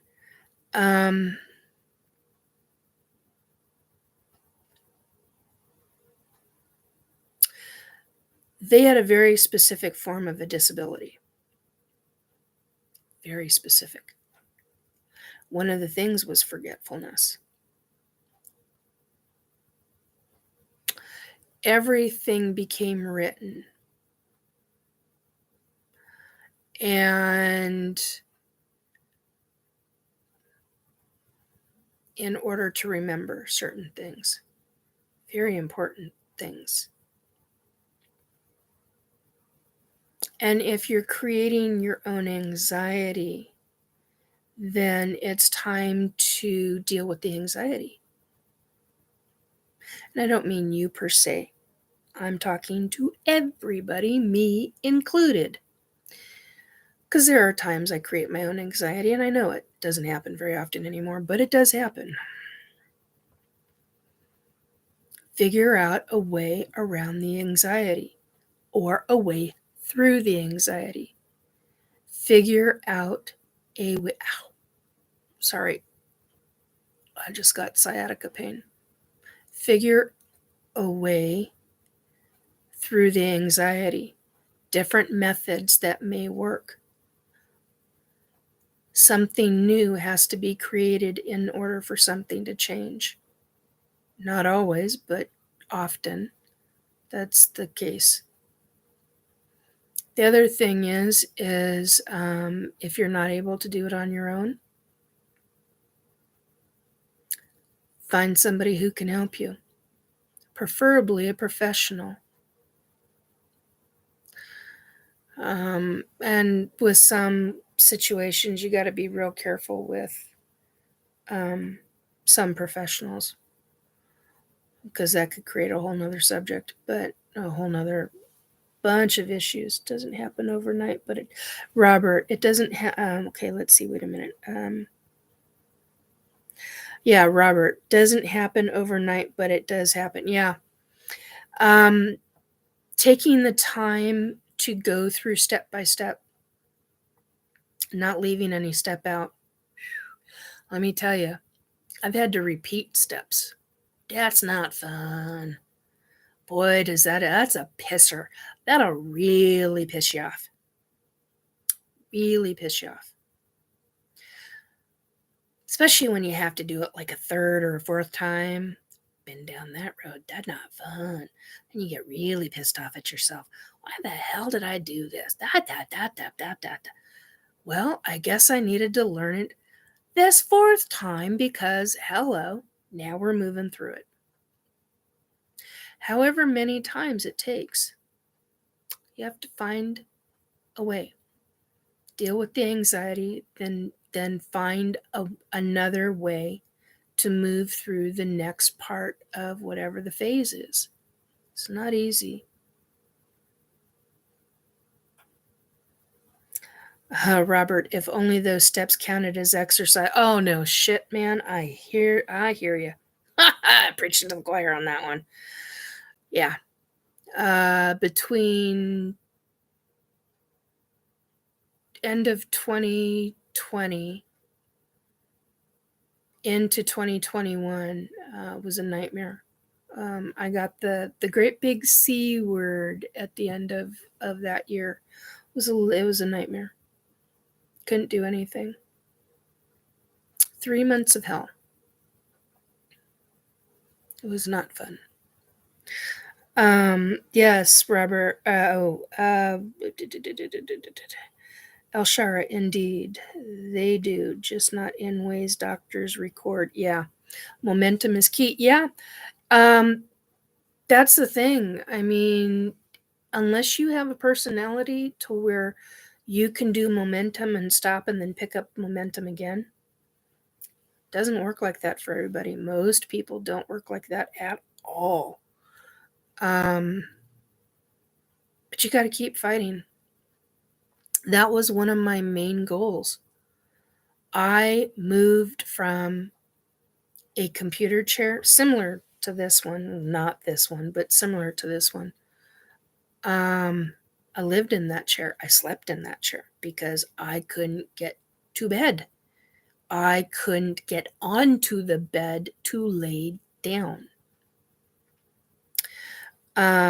So one of my goals was to make it to bed. So I went from my chair to having my legs up. I went from having my legs up in the chair to being able to scoot. I literally shuffled. The Nikki Shuffle is what they used to call it. We're shuffling because I couldn't pick up my feet. Could not pick up my feet. It's a Nikki Shuffle. And I didn't scream in pain because I could not scream. The pain was so severe I could cry out, but I could. And then we hit high pitch levels. The pain was that bad to where you hit a high pitch. And then I got a nickname that only a select few individuals know. I will not make that one public because I do not want to frickin' hear that one over and over and over again. I don't mind the nickname, the Sentinel Angel, or Angel. Hell, I remember being an angel. That's not a joke.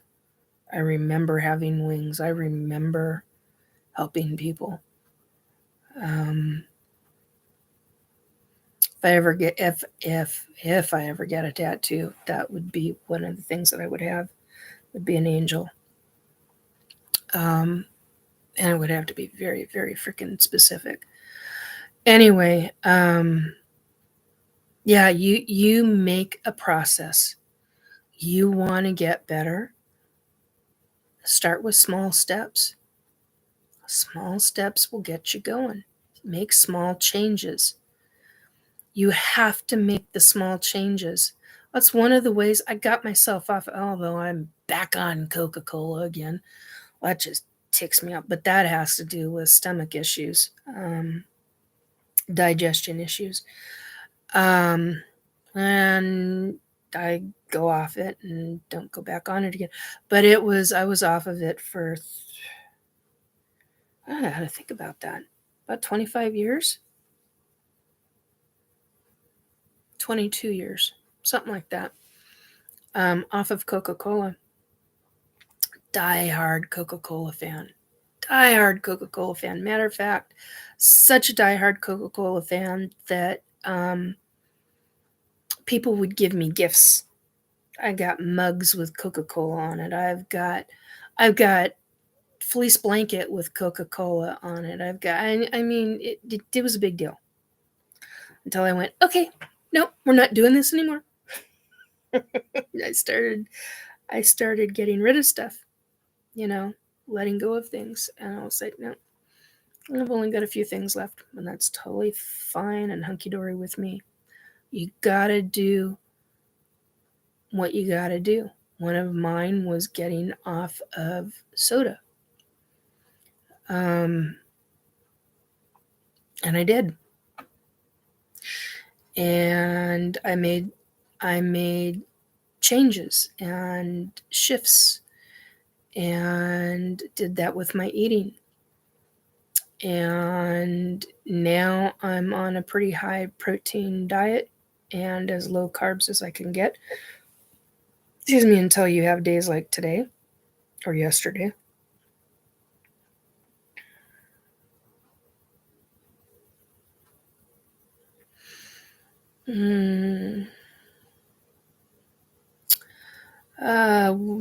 Sure.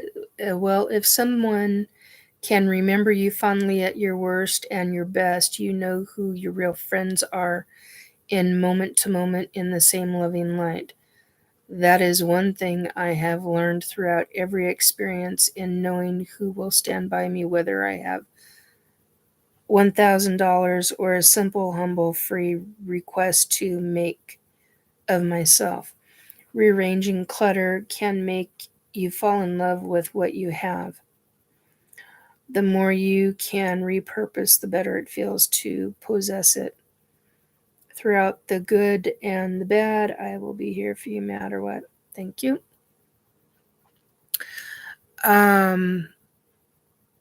So, it's just an interesting experience. Relearning what I had to relearn. Relearning how to go from shuffling to taking a step over the front door threshold. Now taking a step down from the kitchen, down 6 inches into the back door. That one took me months to be able to do.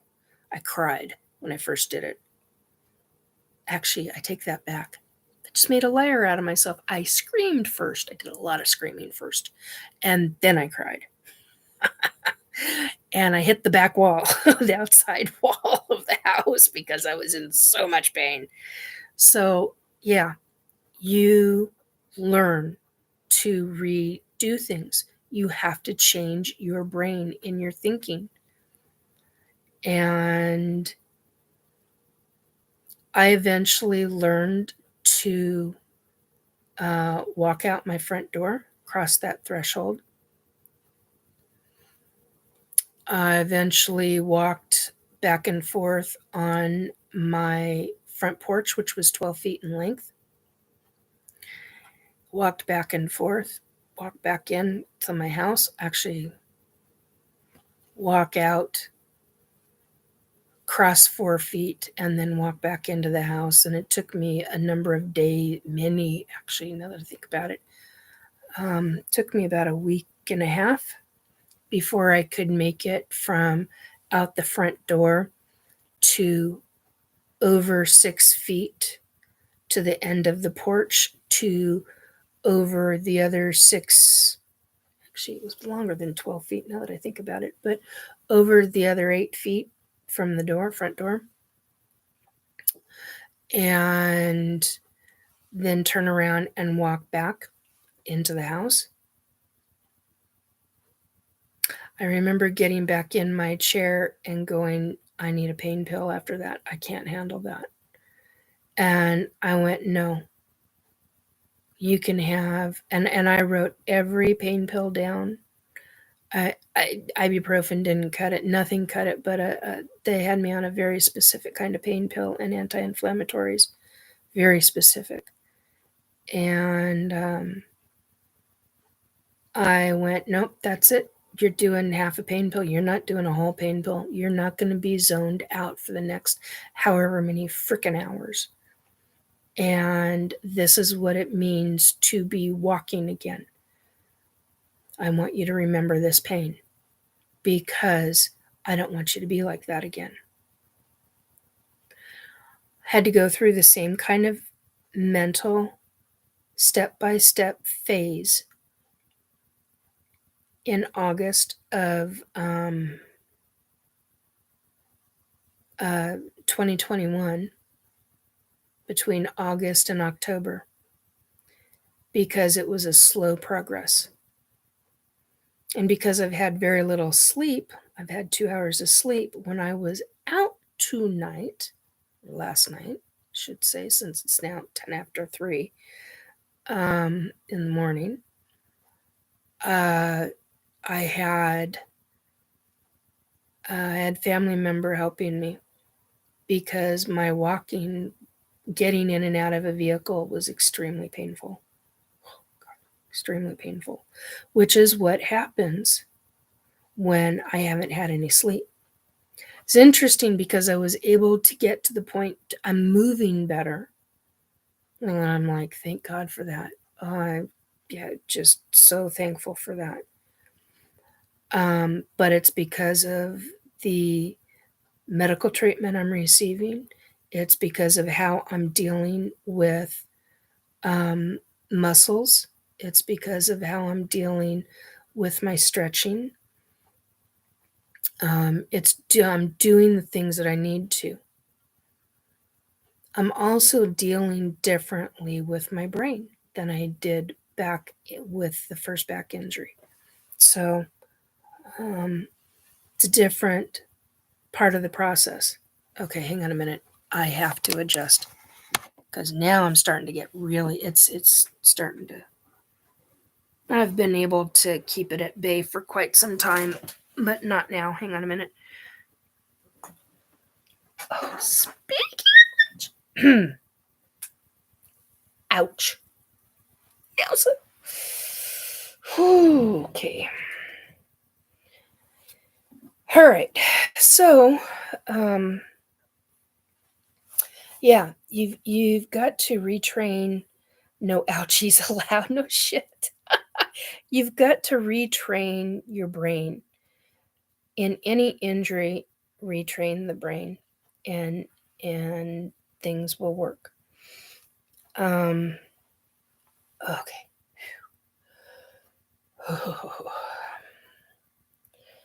I wonder if I use this little thing and sit on this. I bet you that'll help for right now. Oh, while I'm up, I'll get the other book. Ooh. Good idea. Hang on. Ouch.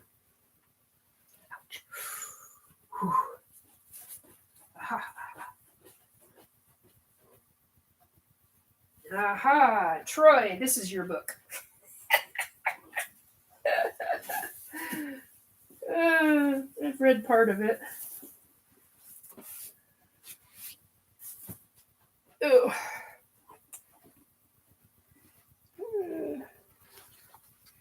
Yeah, I think this is your book. All right. Okay, that took care of that. Hang on a second, guys. Nikki's been babbling away. We all knew she could talk. Well, I could talk people's ears off.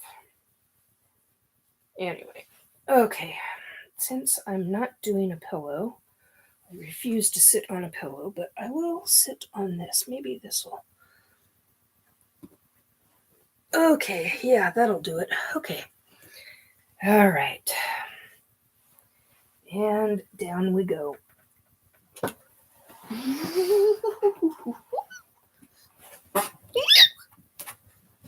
Ouchie, ouchie, ouchie. Okay. Are you saying some ears come already attached? Yeah, just about. Hang on a minute. I gotta readjust the girls. All right, guys. All right, here we go. Ooh.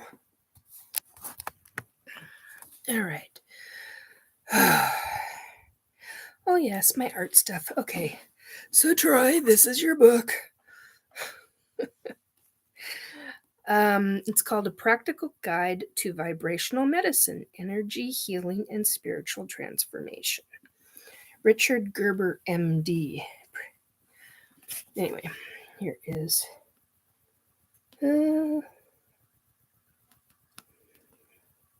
Trying to get this to where I'm not getting this silly. Hang on a second. Oh, I shut you off. Aha! Nope, still getting a silly light. There we go. Okay, recommend this book.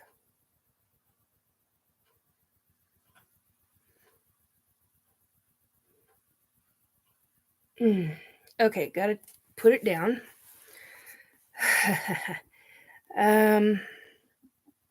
Okay, the ISBN number is 0-06-095937-1.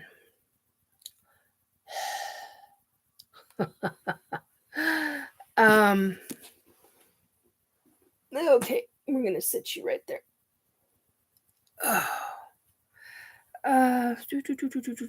You're seeing some ears come right attached. Isn't that the perfect movie night relaxation method after all? Or no batteries required? Oh yeah, sure. That's a classic one for sure. That is cool. A lot of regular MDs are learning the benefits of holistic care, says Christopher. And Elshar says, here I am recovering from a week-long chest, head, and body cold. Oh, hey. Not a doctor. Don't claim to be. Ever claim to be. Do your own research. No, I don't like my hands being like that.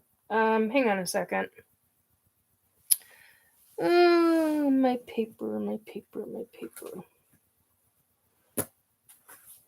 Okay, we're going to use this as a back.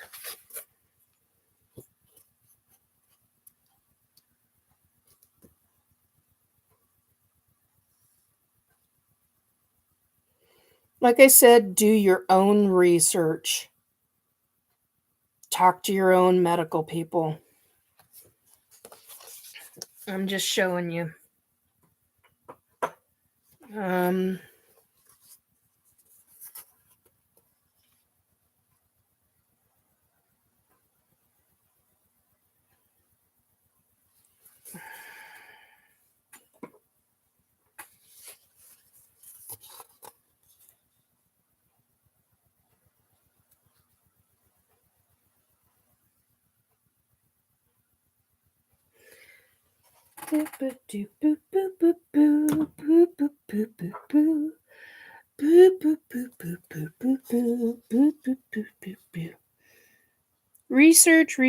Research.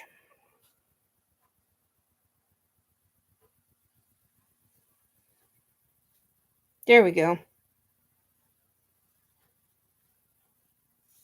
Okay.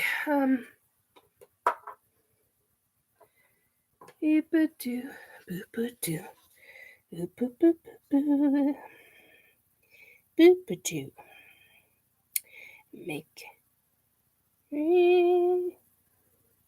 There we go.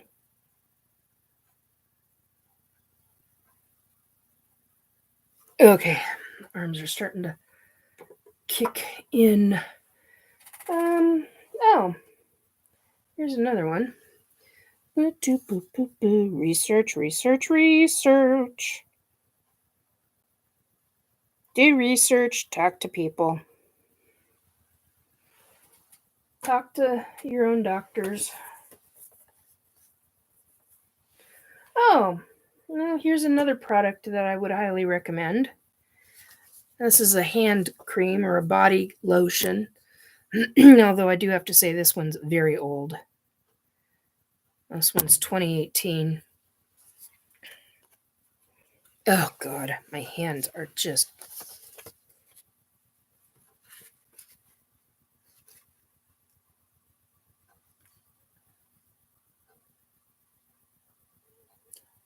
the scent is not going to be all that great for some people, but it's fine for me if I'm not going out and about. I love this company. I highly recommend this company. They're based out of New York.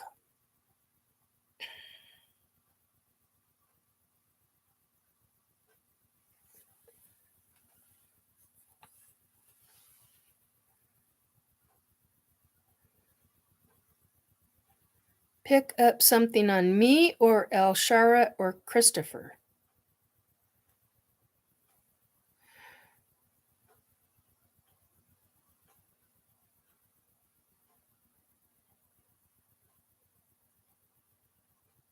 Christopher. Okay. Thank you. Oh, here's something else. Another, well, I'm not enthusiastic about who produces this one. But, it's pretty cool.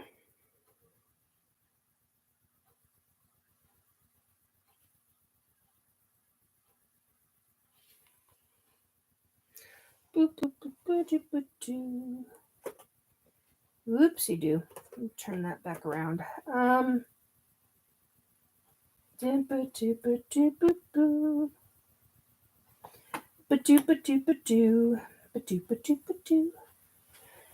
I am tired. I'm humming like a son of a gun. Oh, here's a really phenomenal product. Matter of fact, I've had doctors. I need to shut. You just need to do your own research. Talk to your own doctors. No joke. I don't want stuff all over my hands, all over.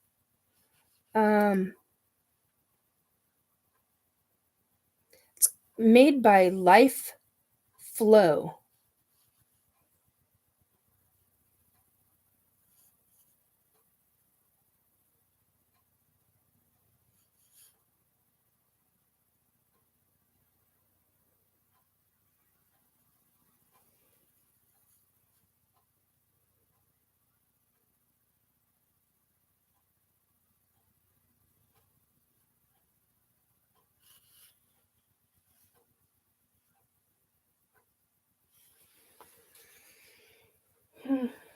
Oh, wrong place to put it.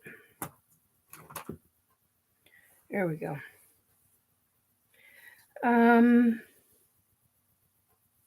Oh, here's another one. This one's old as hell. This company has been out and about for, I don't know, close to 100 years, I think. I mean, long freaking time. Ooh, I got an owie on my finger. What the hell? Did I really? I do. When the hell did that happen? Oh, sorry. Bach also makes Rescue Remedy. Look it up.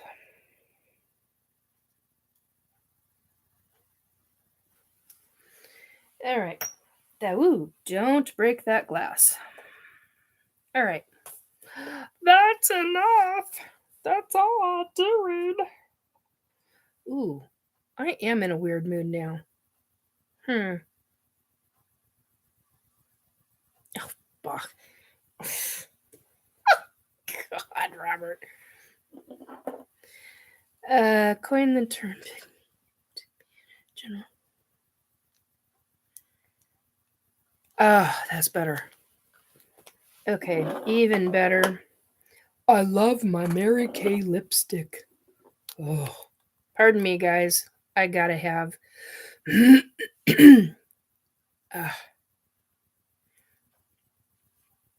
Oh. Okay, that feels better. I mean, I don't think there's very many girls in here. I think it's mostly guys. Unless Amy is still there. She's a girl. So there'll be 2 of us, and how many boys? Oh my God almighty. Ouch. Okay. Ouchie, ouchie, ouchie. Ouchie. Ouchie. Oh, if I just effed up, I'm sorry. Okay, 4 hours and 10 minutes. See? An hour went by. Fancy that. All right. For watching me and Christopher, possibly Troy. Might be Amy, too. She might be in the background listening. Ouch. Come on. What am I stuck on? I'm stuck on something. Defudge. Aha. Anyhow. Hey,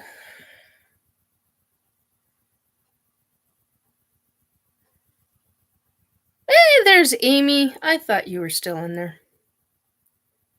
One for your long lost pills.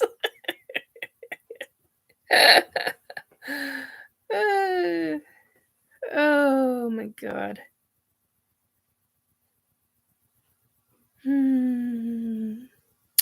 Okay. Hang on. Boom. Right back. Just a moment.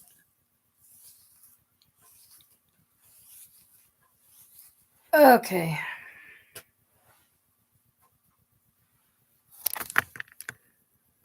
There. Much better. Yeah. Hangs on. Yeah. Hangs on. Oh.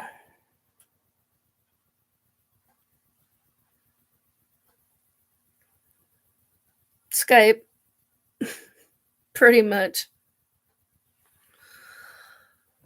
Oh my God. Okay.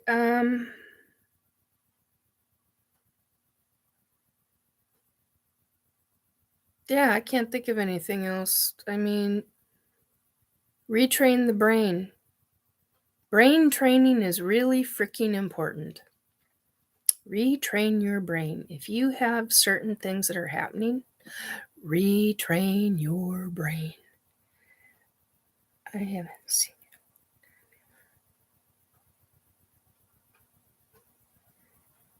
it. Ew. A nightmarish tweet. Christopher. Oh dear. Xbox series.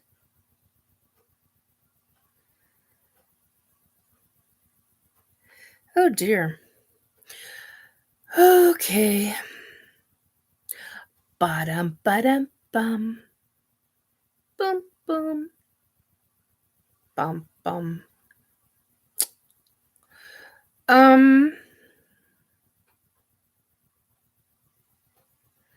Okay. Christopher, that might not be a subject. Of course, we talked about a lot of different subjects tonight. Read this stupid UAP report.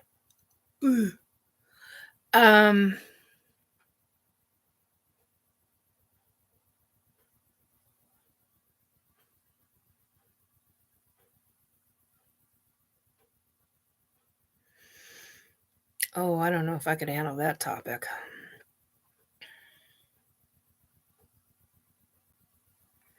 Robert was getting disturbances 2 days ago back in Italy and yesterday Paris. Christopher, a lot of bad shit. Oh, wow. Okay.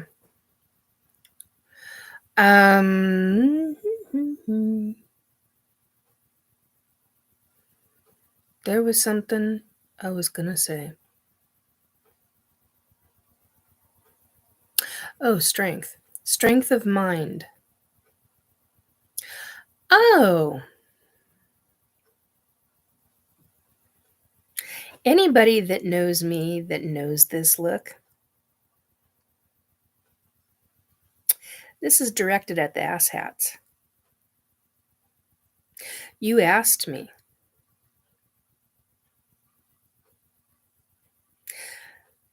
how I did something, and I told you I would never tell you.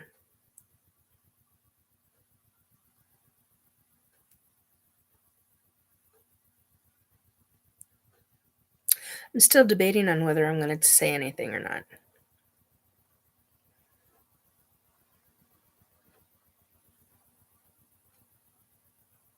Squirrel.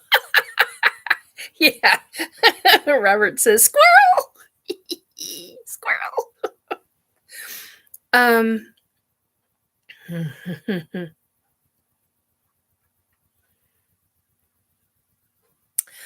I used to play flute very badly, but I used to play flute. Although some of it wasn't bad at all. Asshats on alert because the world needs more alerts. God, Robert.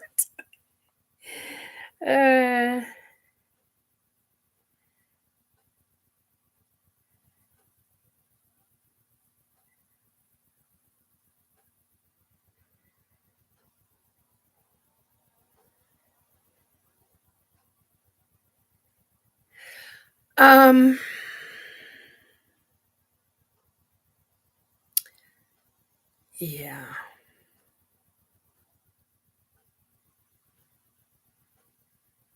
No, I don't think I'm going to tell them.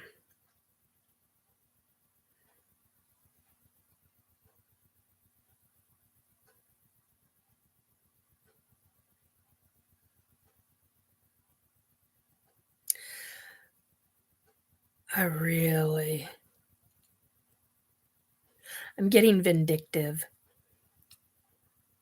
That's not a good thing. Part of it is I'm too tired.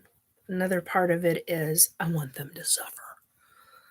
They have pulled such garbage shit with me. The asshats. The ones who have a deep government program. And FYI, I found out the hard way, because of them and their bullshit, that they have 3 different levels. Technically, I guess you could say it's 2, but I think of it as 3. Because now they're at a level that's so deep that when they have tried to access my information from my own brain,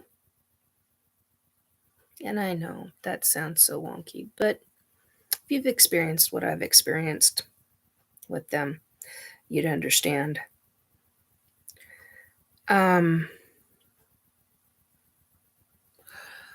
Yeah.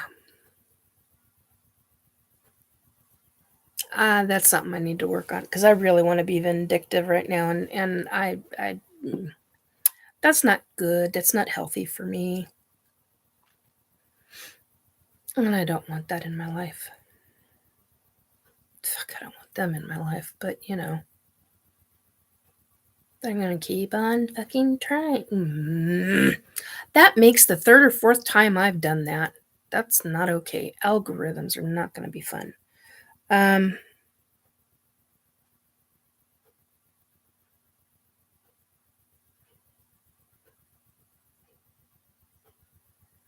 Yeah, Chris. I think you knew I would eventually join. Christopher joins the Rebel Alliance. Watch out, dark side of the fort. Yeah, no kidding. Christopher's got some serious, yeah. Swear jar. Yes, I know. Yeah.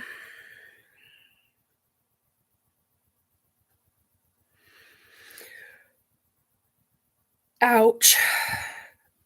Ooh, mutter truckers. Yeah. Well, no, I don't want to use truckers because then that's Drew. I like Drew. Drew's a sweetheart.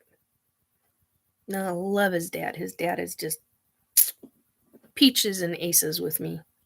Sweetheart. And he's very protective of his son. So, English language is awesome. Yes, it can be. Creativity of swearing. Yeah. Okay. Boom, but boom, boom, boom.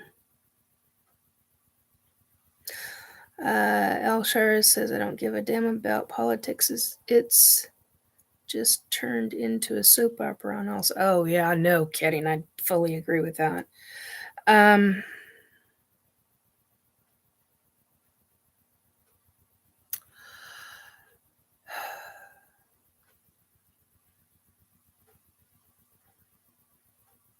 Yeah, I keep wanting to talk about the book. And I think it's not... I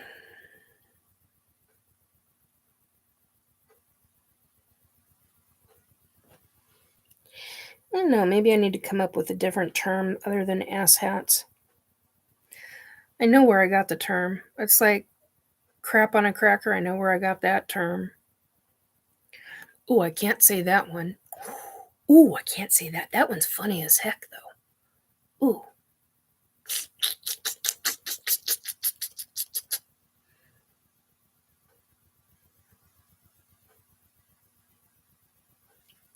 I have a friend in another country, and she would be laughing her ass off right now if she heard my mind right at this moment.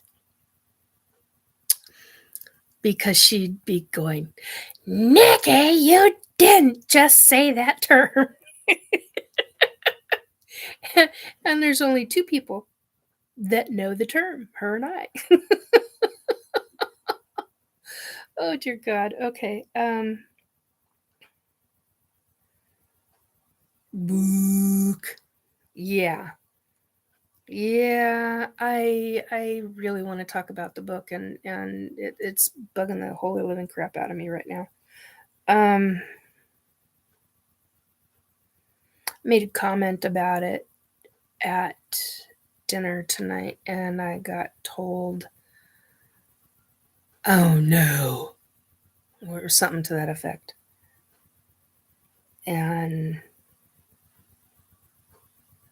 that's never a good feeling.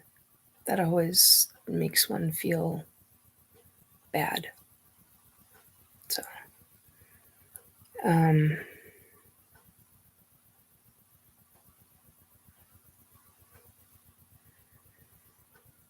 yeah, there's a story to the book. It's a very serious story. Has a lot of players involved. And one of them is a psychic who, on many levels, this is something I need to heal within me. And if she ever sees this, I'm working on it. I don't know if I'll ever stop disliking you. Hate was a good word for a long time when it came to you. Long time. I don't even know if you're alive. I don't even care. I'm not saying something coming from me. And yet, on some level, it's because of her that I got my hands on the book. Now, government asshats will have a field day with that one, trying to figure out who's the psychic. Was she famous? What kind of work did she do? If she was doing this, this, and this, how did she get the book to Nikki? And how did she get the book to Nikki's mother? Huh. And why would I, of all people, become after, have government asshats come after me for knowing about the book, for reading the book, who since 2019 have continued to come after me because they continue to try to access what I have in my brain, because I have a photographic brain. I have a photographic memory. It's called eidetic memory.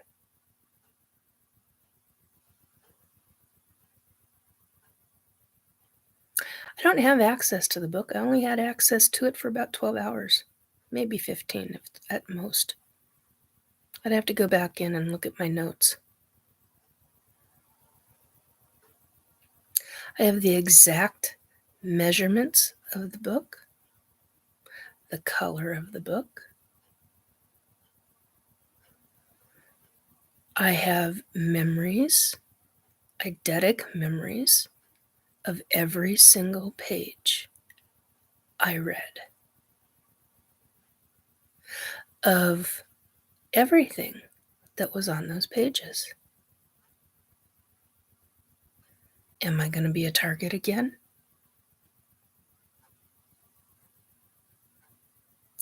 Because if I am, I will defend myself.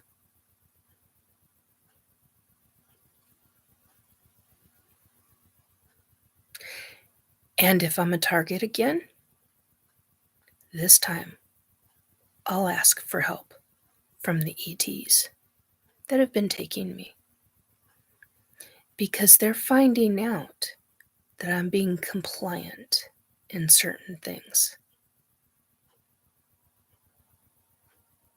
And they've been helping me in certain ways.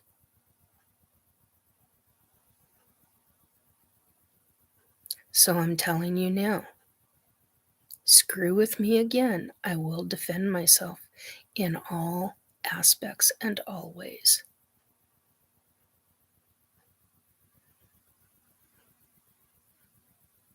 And I have repeatedly stated, there is one chapter I will never divulge, ever.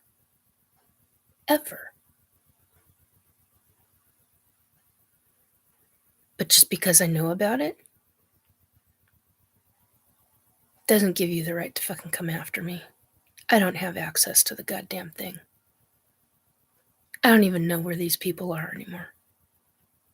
Do I care? No, I really don't. But you're after names so that you can terrorize or kill or have them killed, and their families and whoever else has had access to that.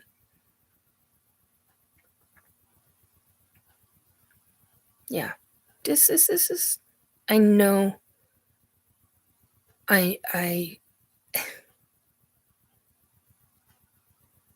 all because of my memories. The only one that's left alive with a conscious memory of that book is me in my family. My mom has Alzheimer's. We've talked about this repeatedly. My mom has Alzheimer's. Her memories are so screwed up. You'd never get it out of her. You wouldn't even be able to. She's so lost in her own memories. Well, not even in her memories. She's in made-up memories now. So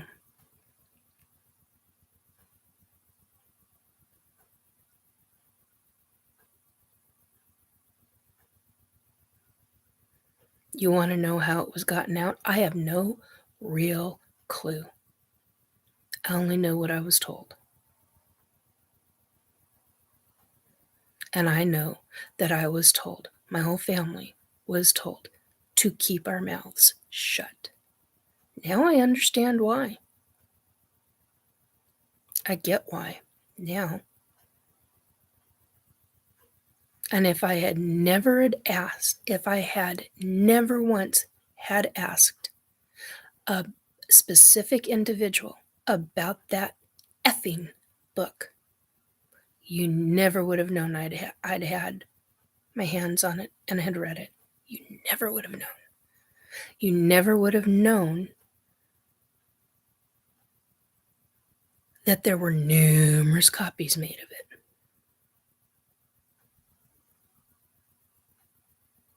And that it's in collectors' hands.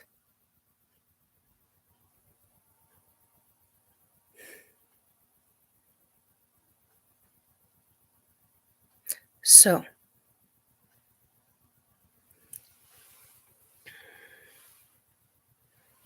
on that note, don't come after me again. I will defend myself to the fullest.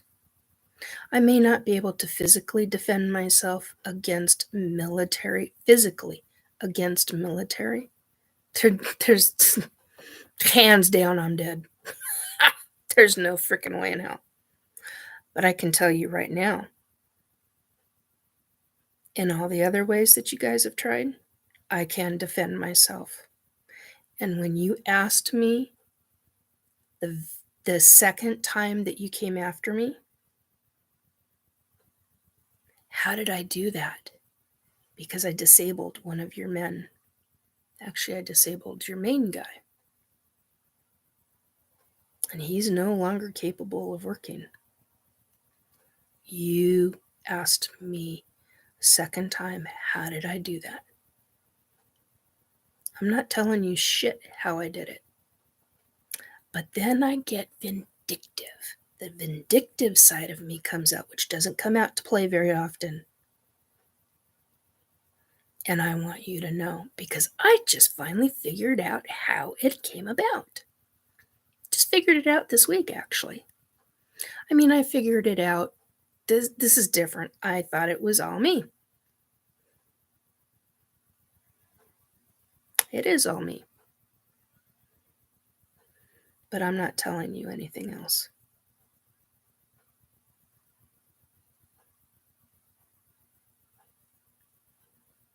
Don't screw with me again.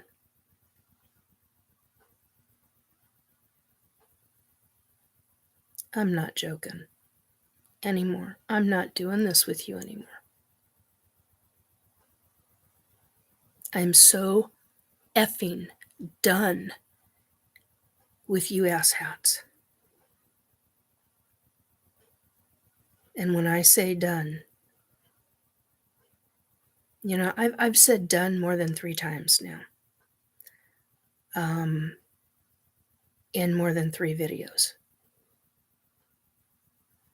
Do you hear the seriousness in my voice? I am done.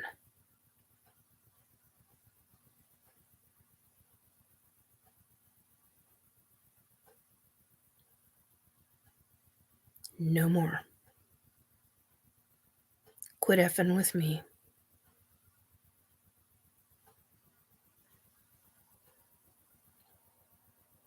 Okay, folks.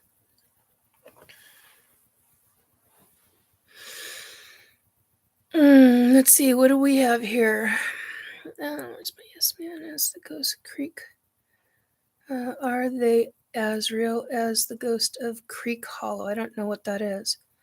It bothered others that you were speaking to. I have no idea. Robert, they must be getting low on numbers by now. No, they're not, unfortunately. They just went to a different level, Robert. Robert, is she going to be targeted again? Maybe. Yeah. If I go to read, Robert, if I go to read my statement, I will most likely be targeted again. But my story will be out there. Excuse me. And that to me is really important, how that came about. It's very, very important for me. El Shara is the book called The Secret and Most Ancient Worship Law of Creation by Laura Nestle. No. Christopher, I agree, Nikki, Robert, or Guantanamo Bay them. No. I already know what I'll do. El Shara, I found the book online. Yeah, no, it's not that book, sweetie. Yeah.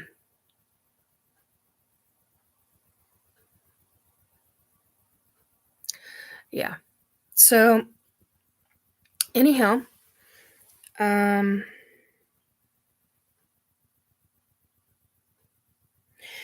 think about this regarding that book. Why would government come after me? In the grand scheme of things, I'm a nobody. Think about that. Why would a government, for me talking about specific things over the course of the last, 3-4 years now? 2019, 2020, 21, 22, 3 years. Heading into the 4th year, so 3.5 years into 4.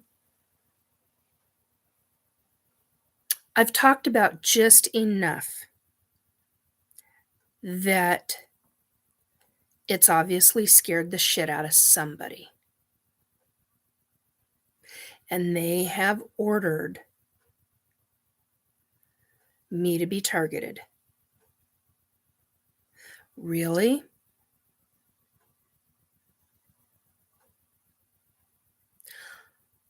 Grand scheme of things, I'm freaking nobody.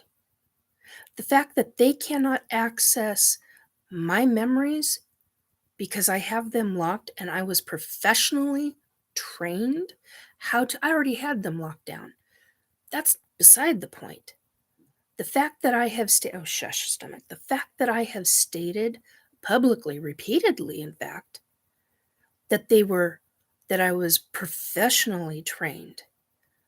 Well, that's going to lead into some questions as to what kind of professional training has she had to lock that kind of stuff down, that we can't access it? You haven't accessed it.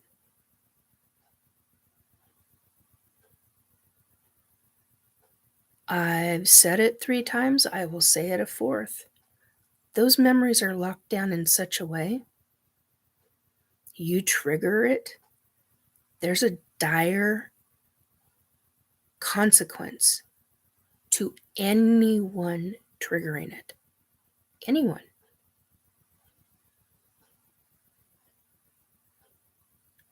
This is not a joke. I don't take this lightly. I take this extremely seriously.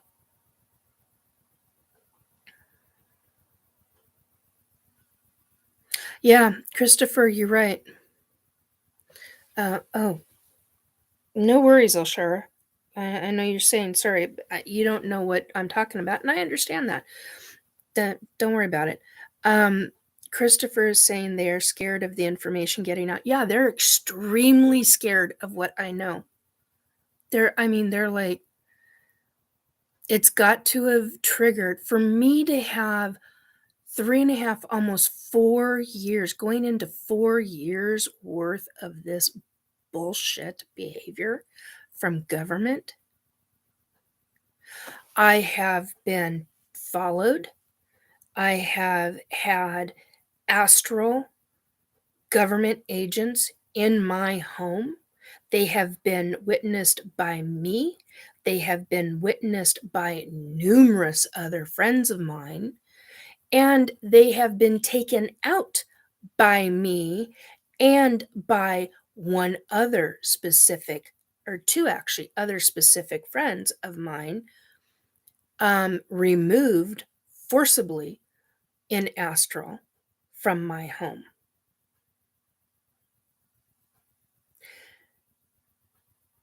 And interesting enough, one of them was an older gentleman who was supposedly retired and ordered not to come and screw with me. But he did it anyway. And he did it again and again and brought a companion.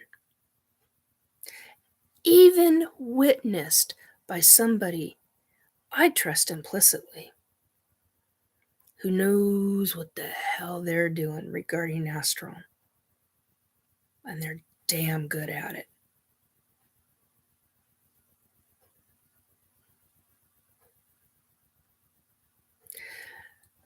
Christopher is saying there is a lot of wonky BS going on for state governments to set up disinformation agencies. That is why the establishment tried to take out my state's government by having them voted out.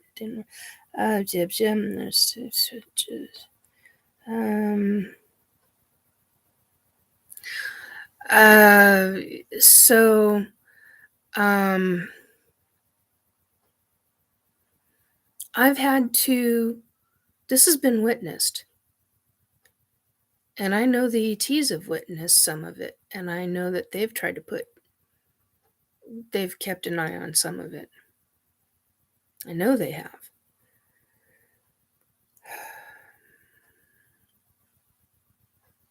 And as I've stated before, there is one full chapter I will never divulge publicly.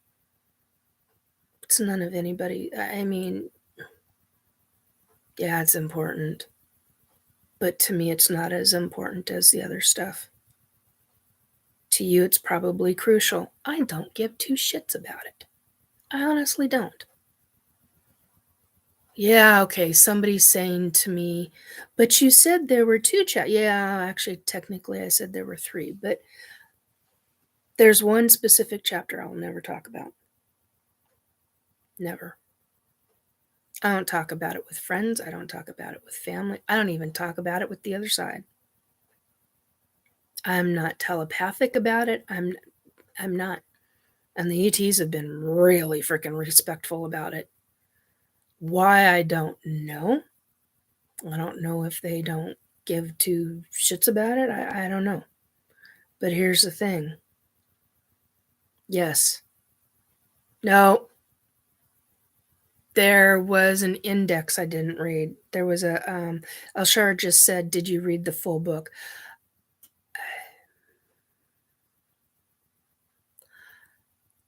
There is a section in the back that I didn't read. I looked at it and forced my mind to take a picture of it. Does that make sense? I have a photographic memory, and one of the ways that I dealt with that, there's this section. I don't know how to describe this section. It's like an index, but it's not. It's not a contents. I can't remember how it was labeled at this second, but fine details of that are like, yeah. If I ever go under hypnosis, if I ever go under hypnosis, I will, that is something I'm blocking. I don't want that. No, that book is not open for hypnosis. That book is not open for anybody to access but me.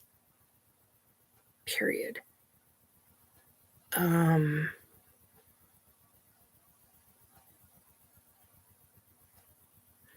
Yeah, they're afraid of what I know.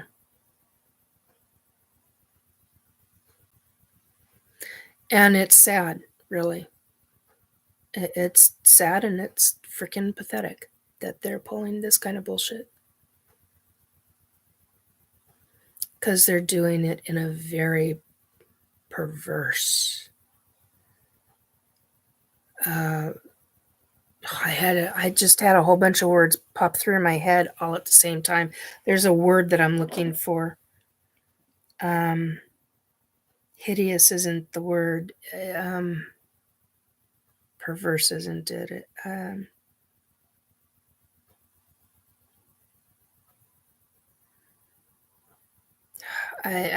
It's not in my head right now. Anyway, so it's time. It's definitely time. I got to get this makeup off the eyeballs. We're not used to wearing mascara. Of course, I don't. I've got the mascara and eyeliner, and anyway, why would they be afraid of something you know and others do not? Because they're afraid of what's in. They're afraid of the knowledge. It has to do with ufology. It goes back a long ways. They're afraid of me revealing names. I remember almost every name in that book. Some names I know are dead. Some of the people from those names, they're dead now. Others are not. There's government programs that are probably most likely still going, and they've had name changes, like the special access programs, the SAPs. There's a lot of names that I didn't understand at the time that I have made major connections with now, or two.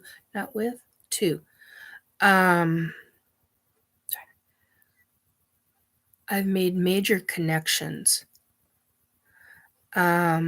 with a lot of the. I didn't even know what MK Ultra was. I didn't understand that. I mean, yeah, I read it, but I didn't freaking understand. I mean, there's military, there's agents, there's I can't think of what they're called at this second. Government personnel. We're just going to call them all government personnel, whether they're military, whether they're presidents' signatures, whether they're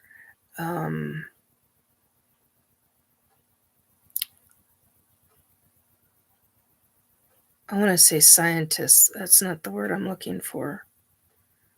There's all different sorts of signatures on a lot of these documents in this book. It's name after name after name. There's project name after project name. And at the time, this was in the 80s. I didn't understand any of this stuff. I was like, okay, well, I know I'll remember it. Yeah, freaking remember it. Yeah. But I didn't understand it at the time. But what I did understand was that the government knew. They knew.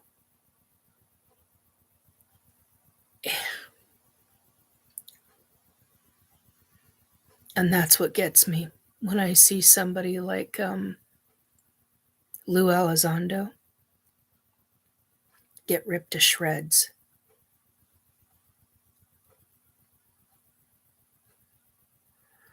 And people are claiming, oh, he's full of shit. He's that. If he had access to some of these projects and required to sign NDAs, how many NDAs? See, how many NDAs did he have to sign? Nobody's asked him that. Not a single person has asked him how many, that I'm aware of, how many NDAs were you required to sign throughout your military career? That's a big deal. That's a really big freaking deal. Yeah, it's extreme deep state. Yeah. So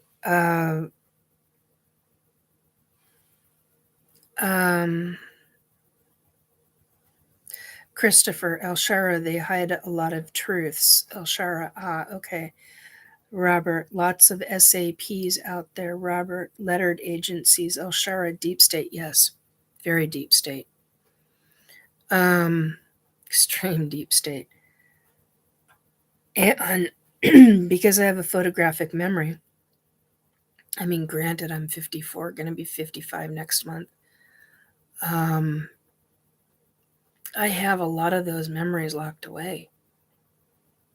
I have them locked away for a damn good reason. There are things I don't want to remember. I mean, they're still in my memory banks. I've talked about this repeatedly. My mind, the way my mind, even now. I mean, yeah, as I've gotten older, I was going to say old, as I've gotten older, my memories, I still remember things.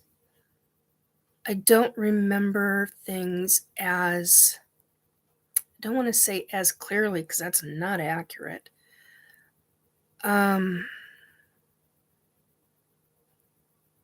It's almost like they're muted in comparison to back then. I was 18, 17, 18 at the time. Somewhere between 17 and 19. Honestly, do not remember it the second. I literally have to go back and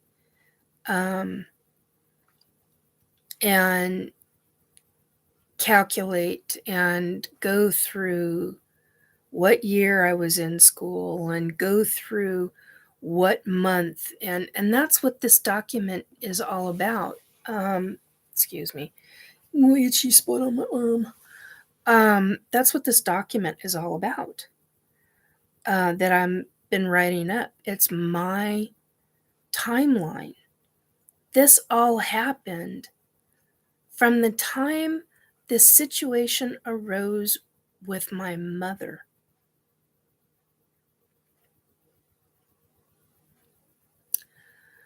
To the time I saw the book, it all happened in a matter, I think about 6 months time period, 4 to 6 month time period, or less. I have to go back in. I mean, I have it.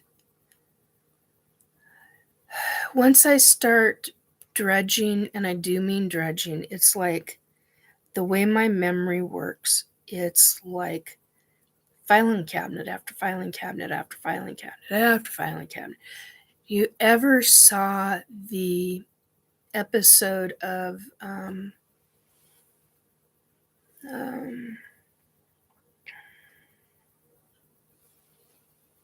X-Files? Couldn't think of the name of it.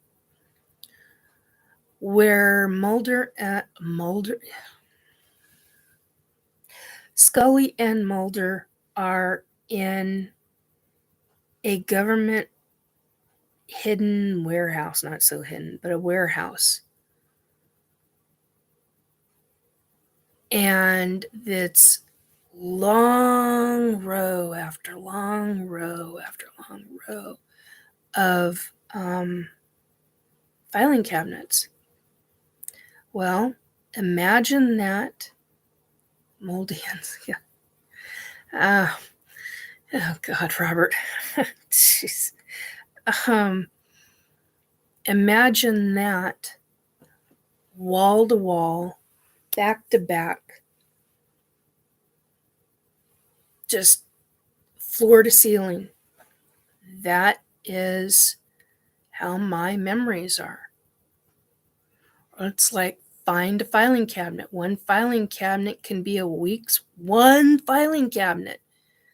Not just one drawer, the whole frickin' filing cabinet can be 1 week's worth of memories. And that's how my brain growing up. That was, and it was proven when I started going back through counseling, and I was having trigger memories. My counselor could easily back then tell you, oh yeah, she has, her memories are, there are these filing cabinets, and you call something up and it comes in like a movie, and then it comes in like a okay, I just got told to shut up.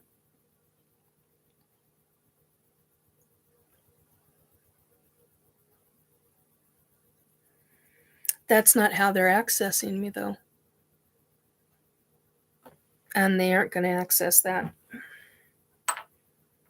because that's in it. But they can't even access, the asshats can't even access the section of my memories, the section of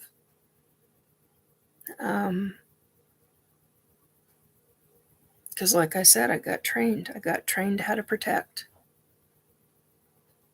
I got trained by a friend in high school, funny enough. And then I got trained by a loved one who knew what the hell he was doing.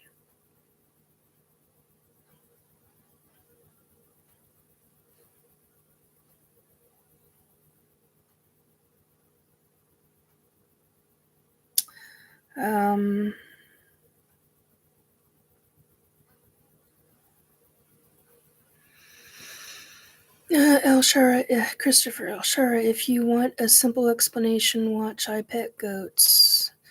It's a video montage of the history of modern North America. Robert says, or Men Who Stare at Goats. Yeah, it's Men Who Stare at Goats. It's the tie-ins. Robert Multy and Scullery. Inoculation files on everyone. Yeah, in that episode, that's what they were dealing with.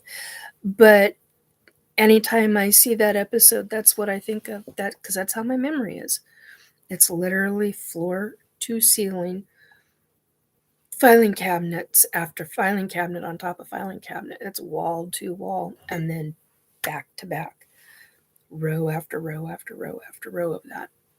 And I'm 54 frickin' years old, so you figure out the math in how many frickin' rows that is and how long that frickin' warehouse is. And I don't even have things in a warehouse. That's not how I do things. Oh. But that's what it reminds me of. That's that episode is what reminds me of this. Okay,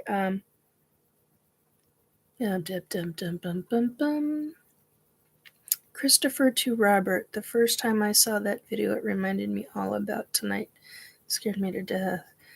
It's about hidden truths. El Shara, hey, at least you don't have a memory like a sieve. I do at times. But certain things trigger that memory. So it's like, it's like, how do I explain that? It's like water droplets that get pulled back up. I don't know how else to explain that. It's really bizarre to me. Sure, that's me some days, where I literally train myself not to think beyond certain parameters, like my mind slips on the road to where everything is stored and then creates a whole somehow. And so everything is relative. Robert, I trust you have the false walls. I trust you have the false wall up to cover the time period in the hexus fault. I literally have to think. Oh, sure. I literally have to think of one thing before I can remember something else I forgot. I don't even know what that is, Robert. I don't call it a vault. I just don't. I suppose you could call it that. Never thought of it that way, but I don't call it a vault. They have vaults. I know that's what they're worried about. because supposedly, according to what I was told, this came out of a vault, or out of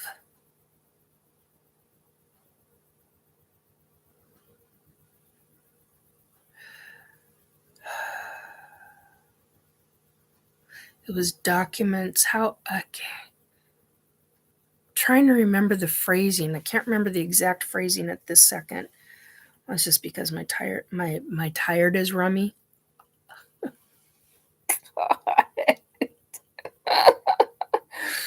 My tired is rummy. Effing hell. My tired is rummy.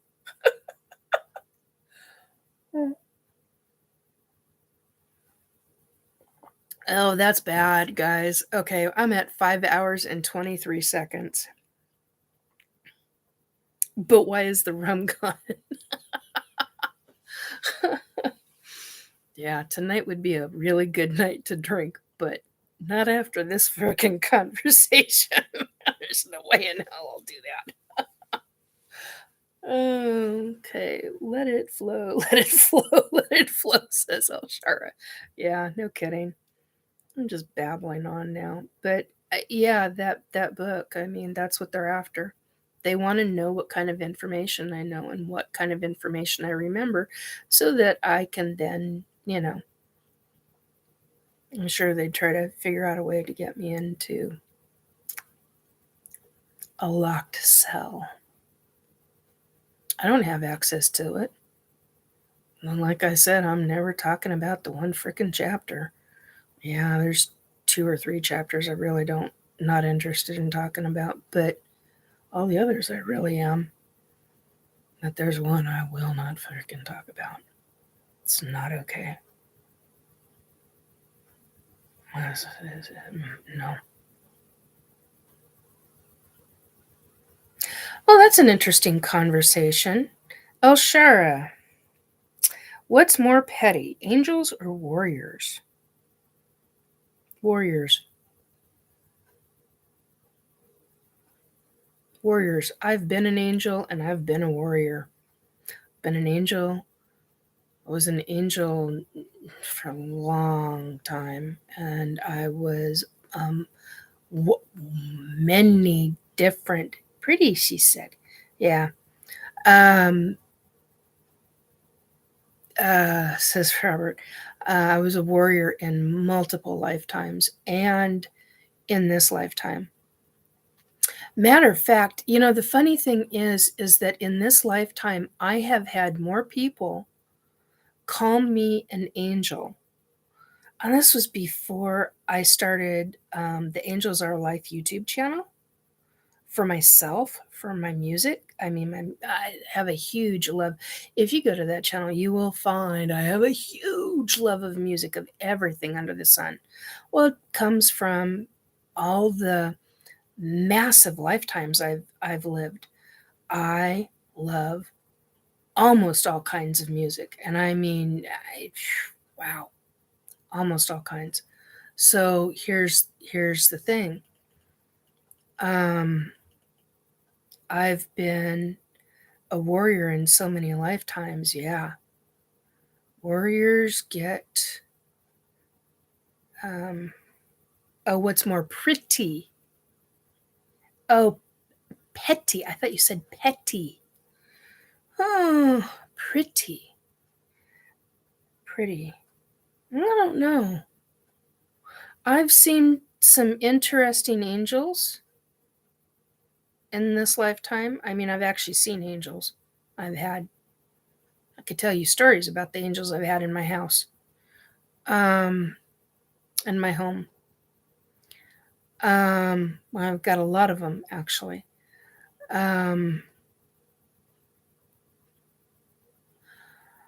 And I've seen warriors that are physically vile, but they are beautiful at the same time. So, and yet I've worked with, oh, now this is going to get some raised eyebrows, especially from those who are very religious and know me.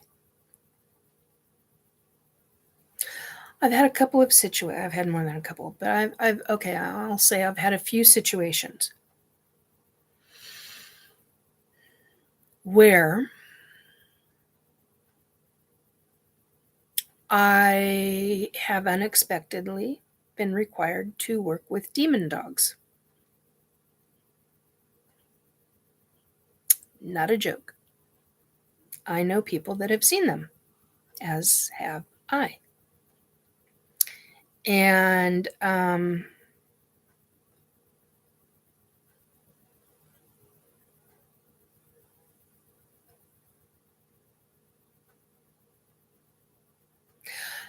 no, okay. I'm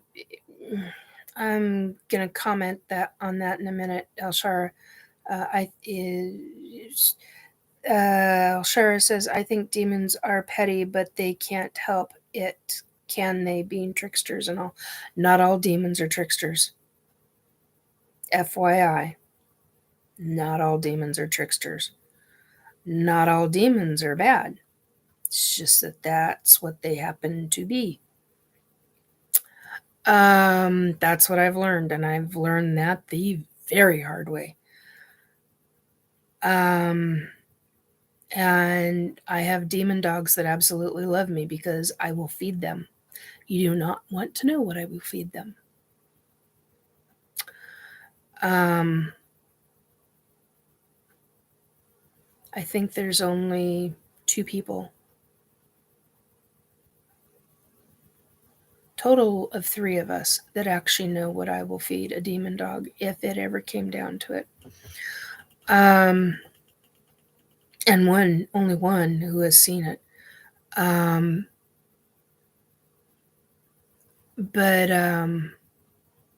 And no, not a human soul.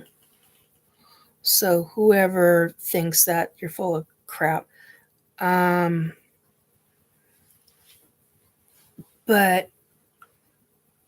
they love me and I love them. They are really good protectors of me. They love me to pieces and I love them. Matter of fact, there was a time where something had happened and it had triggered a really bad situation in me.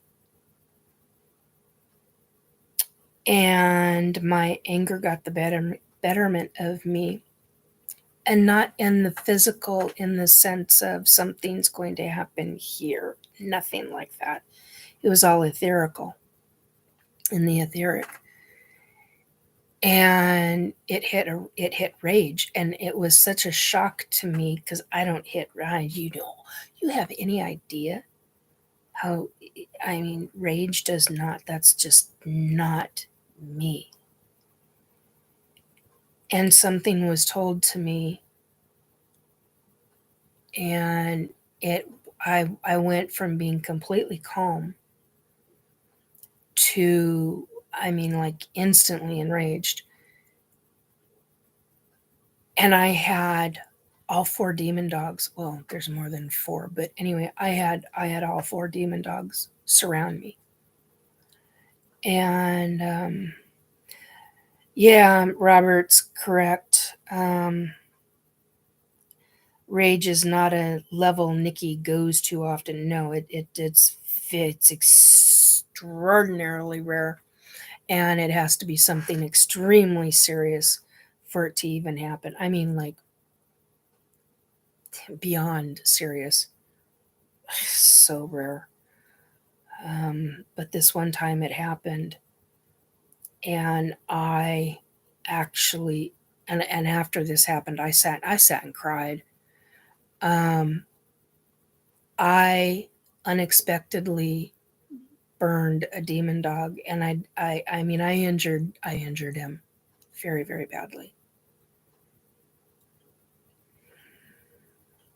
My power went out of control. My own level of power went really out of control, and it truly frightened me. More so than even when I went to defend myself against the Asshats. It was hundreds, if not close to 1,000 times stronger than than what I did to protect myself against them. Me saying that and them knowing that, I don't care. But that can tell them just how powerful I am. So when I say, don't come at me anymore, I mean it. This demon dog, took me weeks to make up to that animal. Because he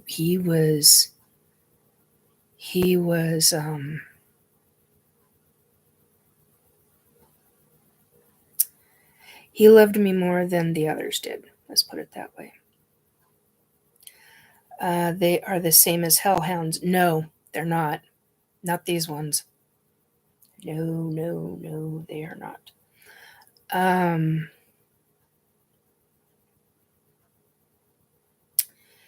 And I had to do some, within 24 hours, I was doing some healing. And I had permission from the owner, because demon dogs are owned. And I had permission from the owner to do healing and to do makeup and to took a while for that dog, that animal, that demon dog, to come back to me. And they don't come around very often, but when they do, they'll come for a visit to see how I am, see how Nikki's doing. But I scared the holy living crap out of all four of them. And for a human in living form to scare demon dogs, do you have any concept of that kind of energy? That's what I'm talking about. That's frightening. That is seriously frightening. And this was all triggered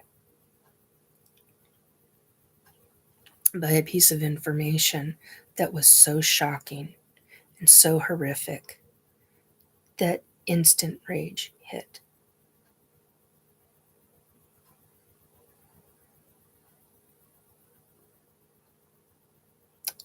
That it's not okay.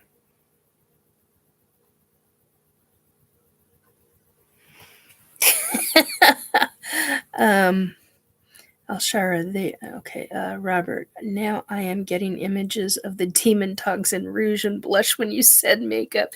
Not that kind of makeup. Not that kind of makeup. No. They're not nice with any other beings. And they love me.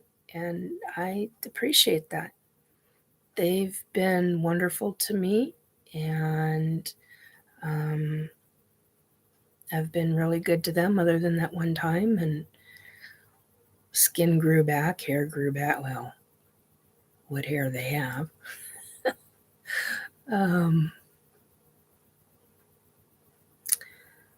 Anyway, but they were very useful against certain kind of really bad beings. Really bad beings. Not beans, B-E-A-N-S. Beans, B-E-I-N-G-S. And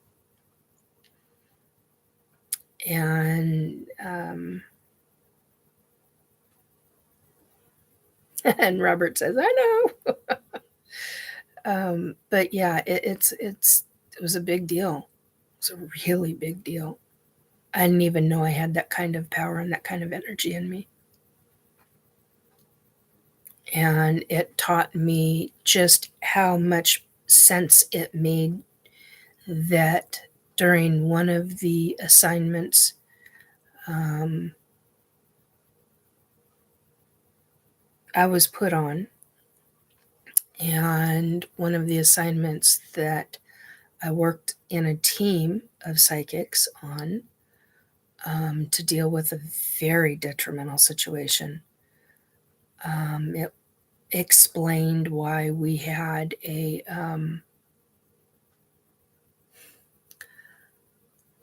it was like the Roman cathedral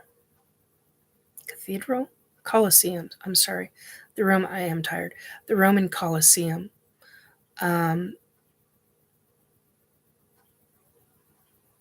Yeah, Robert says, we each hold the power of a burning star within these meat sacks. Yeah, that's true. Really, a lot of us do. Many people don't know. But yeah,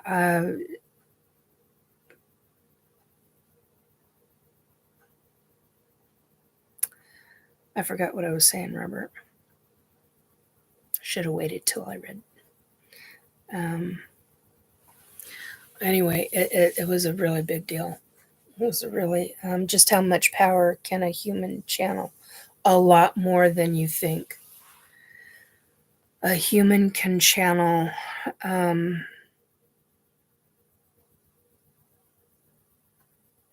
a movie buff.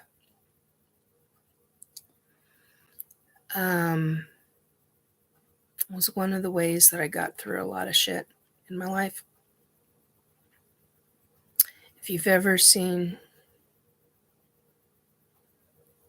Yes, Robert, I know you can hear my response to that misdirect. Laugh out loud, yeah. Elshara, it can't just be because of our prefrontal cortex. No, it has to do with our soul.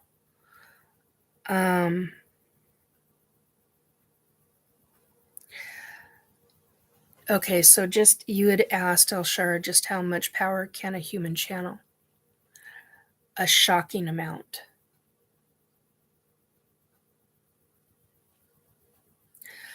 Now this gets into what I'm about to say.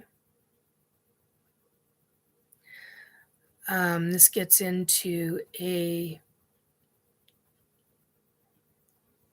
controversial conversation, and hopefully I don't get shut down for it. Hopefully this will stay up. 5 hours, 17 minutes. Holy F balls.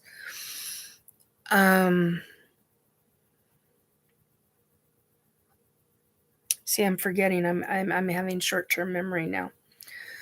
It's just I've been up way too long on 2 hours of sleep. And it wasn't even 2 hours of good sleep. Seriously. You're gonna make me blush with that kind of stuff. I don't want to do that on camera.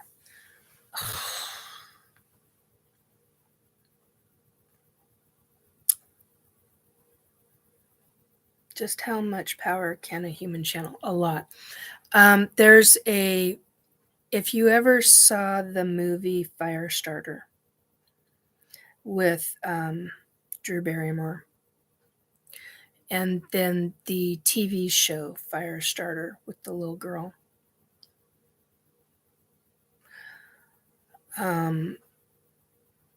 that's a pretty extreme case. There are a lot of individuals. Those individuals are kept hidden for really good reasons. What I was going to say about controversy and conspiracy theories. Had this conversation last night at dinner. The spraying, the spraying across the world, not just across the United States, but it's literally across almost every country in the world. And okay, there goes the tailbone again. It's time to shift. Ooh.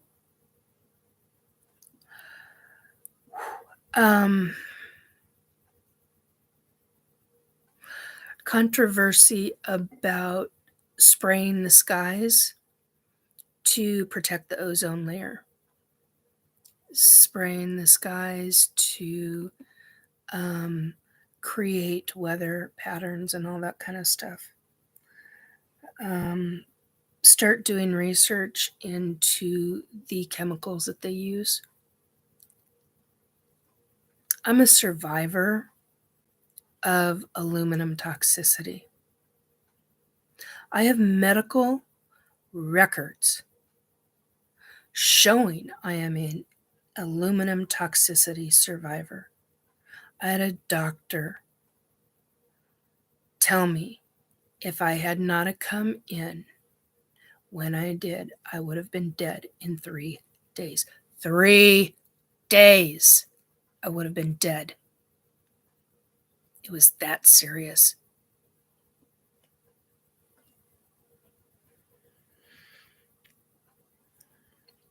Aluminum toxicity acts like Alzheimer's on the brain. Do your research. When they talk about spraying the skies, or when somebody talks about it, do your research. Find out what is in those chemicals that are being sprayed. Yeah, there's aluminum. What the F is on my wall? Oh God, where'd my glasses go? That does not look like a spider.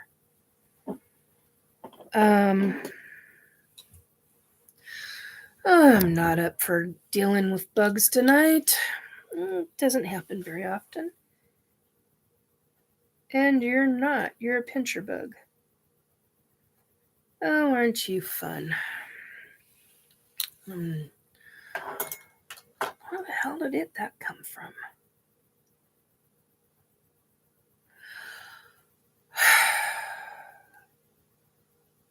Gotta move it. Yeah, no kidding. So, hello, whoever came into the chat. You're the 5th one in. Hi, I'm Nikki. If you don't know me already, welcome to Restore Belief with Nikki Jacobs, also known as Angels Are Life. Anyway, do your research. Do your research on aluminum and what it can do to the body. A lot of things get shut down for even talking about it. The control, the amount of control from social media is pretty intense. It's gotten worse over the last 2-3 years. And it's progressively becoming more and more just really bad. But do your research. They talk about, sorry, my ears are bugging me. They talk about how there's aluminum in the spray. Well, I'm a survivor of aluminum toxicity, nearly died from it. That's the way I look at it. Especially when you get told by a doctor 3 days, you'd be dead.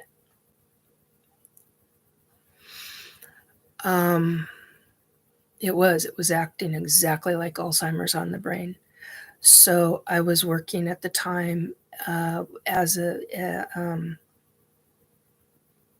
advocate for somebody, was working with, not for, working with somebody who had a very rare disability, neurological disability. And they could look down and see an item on the floor, toy, whatever. They could look back up, and in that fraction of a second, and from looking down to looking back up, no memory of what was on the floor. None. Now, that was what was happening to me. I had such a severe case of aluminum toxicity that it was to the point to where I would pick up the telephone, I would say hello, the person would say their name. I would recognize the voice, but I couldn't tell you who the person was. Do you know how frightening that is as a mother when you've got a child that you're caring for? Not a toddler, not an infant, nothing like that. But when you've got a young child that you're caring for during the day, and we were doing all sorts of homeschool. I was very active parent. Very active parent. My kid will tell you that. My now adult kid. Speaking of which, happy birthday. Love you. But just do your research.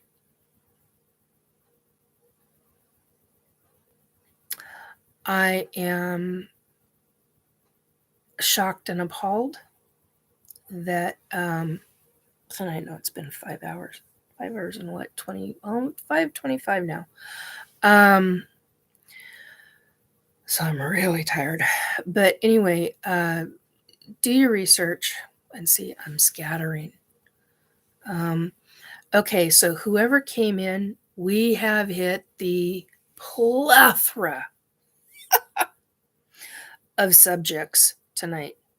Okay, we've talked about medical. We've talked about the book that I know about, that I have read, that the government does not want me talking about. Too effing bad. We've talked about psychic abilities, and as one person said, just how much power can a human channel? We've talked about that. We've talked about demon dogs. We've talked about lifetimes, multiple past lifetimes. We've talked about abilities, various different kinds of abilities, and now we're down to 3 instead of 5. So who dropped off? I don't know what the hell that is. You're still here. I think Robert's still there.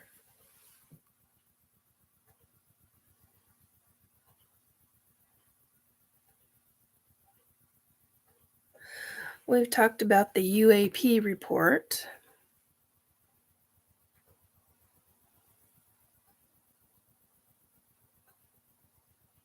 I have not had that door open. Where the hell did that thing come from?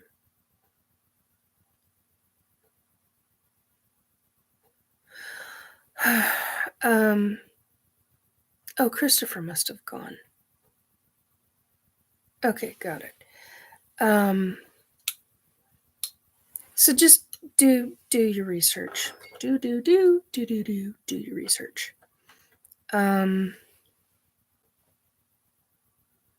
Yeah, and I think on that note, I'm gonna go because I'm getting really, I'm done. This is too much for me right now.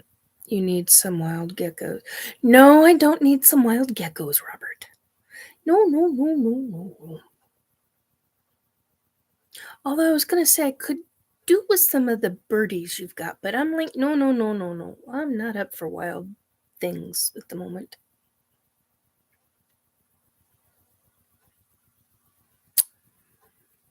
There's 3 of you. Well, that means Amy must still be watching. Amy, are you still up and awake? Or did you crash out and go to sleep? You would do well with a pet wolf or cat. Yeah, I've actually I've had cats all my life. Oh, you're still here. So it's you. So Amy must have dropped off. I've had gerbils. Gerbils, cats, mice. No, rats. Not mice, rats.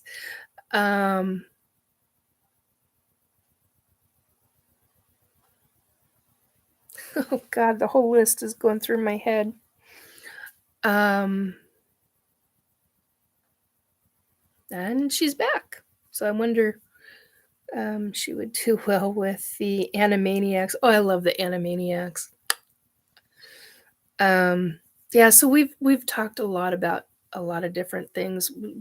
I read the UAP report. That took a while. Had questions at the beginning of this. That was interesting. I had my own personal questions because of different things that were talked about. Trying to give a summary. What else did we talk about? Waits for the tune to get stuck in her head. Oh, screw you. No, I don't want that song stuck in my head. Thank you very much. I've had a worm. I've had an earworm. I don't need another earworm. God. I have a song that keeps following me. Went out to dinner with family tonight. Last night. Yeah, because it was now we're into the wee morning hours. Wee. And there's a spirit song that has pestered the living shite out of me, and just bust out the dance moves. Oh no. Don't encourage him. Kid you not, don't encourage him. Anyway, so yeah, it that song sure as shit showed up at dinner time. And I'm like, I know you want me to deal with this, spirits. I've had enough of that song. I'm sick of that song. I don't want to hear that song again. And I know which spirit it is. It's a crime victim spirit. She's trying to remind me about certain things. And I'm like, hit me up after I've had a good amount of sleep, girl. I get what she's trying to do. I have not forgotten about her. She hasn't really talked to me. I think she's with her parents right now, is what I think. But anyway. Just bust out the dance moves, says Elshara. Robert says, laugh out loud. Elshara says, you're such an avid audiophile that it creeps up on you. Good music will never go away. That's true. And it was good music. It is a really good song with a really good tune. But she's ruined 2 songs for me. And I'm like, girl, don't frickin' do it again. I can never, there's 2 songs I can never, ever freaking listen to ever again. I never thought I'd say that about any song. About any song. But because of how I receive as a psychic medium, one of the many ways I receive, Barbie girl in a Barbie world. No, ain't gonna do it. Sorry. No. Ain't got nothing on these. God. Yeah, I receive one of the many ways. Ouch! One of the many ways I receive information is God. I do so much except for parody with classic charity. Yeah, I do so much. I have so many different clairs. I'm way past 8. I used to say, oh, I've got 8 clairs. And people would say, go down them. And I'd go down the 8 clairs. Oh my God. I didn't even know these were clairs. You know, and then I get people telling me, oh, you should go to school for this. And I'm like, money, honey. Provide the money and I'll gladly do it. You know, so yeah, and I will. There's a number of locations across the world that I would gladly go. I need to get this UAP report off of my screen. It's going to drive me nuts now.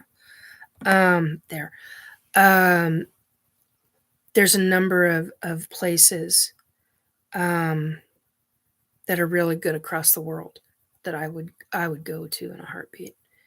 Just in a heartbeat. Awesome place. Anyway, and I would. to learn more about all this stuff. I've been consistently told by a number of different people, don't ever, ever, ever, for me personally, this is me personally, don't ever learn, now I can't think of the name of it. It's where you use your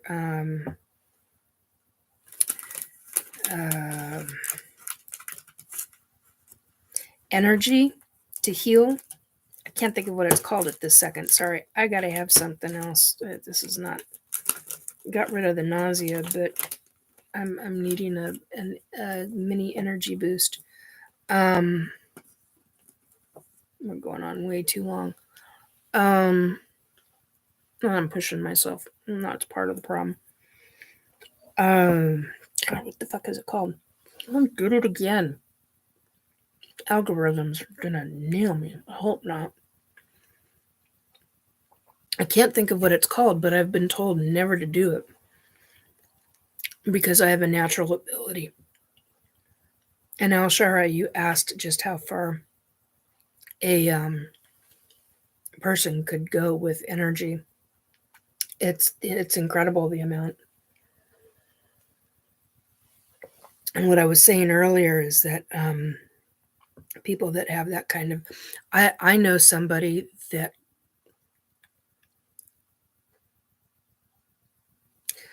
I got to be careful. I was just about to say something and I don't want to out anybody.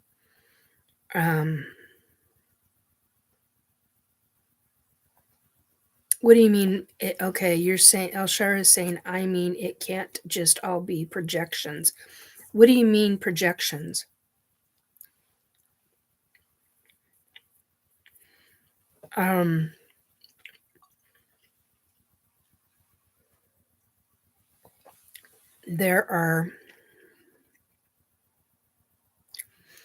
We seriously need to define the potential and power of the presence our human psyche can mirror, kind of like an ability that you train or hone.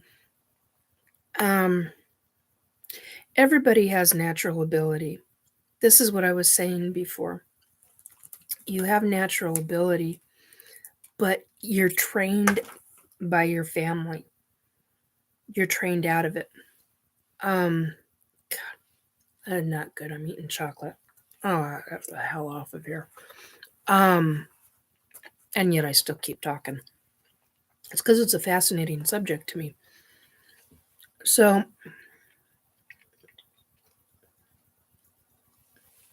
everybody across the board, the second you're born, you have abilities. Past lifetime, you have abilities. And the second you are trained by mom and dad or whoever is caring for you, raising you, you are trained from early infancy out of it. That's fact. Don't train your kids to do that. Train your kids to advance their levels. That's my opinion. That's what I did with my kid. Now, whether he chooses to use his abilities or not is a different story. I had issues with my mom because my mom would tell him almost the exact opposite, which is why for 2 years, one of the 3 main reasons why for 2 years we didn't see her.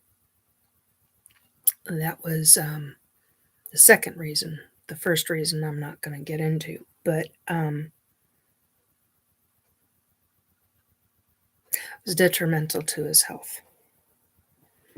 And no, nothing wonky. Not in the sense of what we've got crap going on today. Sorry, my lips are getting dry again. But yeah, people train their kids out of it. And if you allow those abilities to come forth naturally, it would be incredible. Now, what I was saying earlier about conspiracy theories, and do your own research about Alzheimer's and aluminum spray in the skies. Finally, excuse me, that's what I was waiting on. Pardon me. Stomach finally. Hello, what the hell?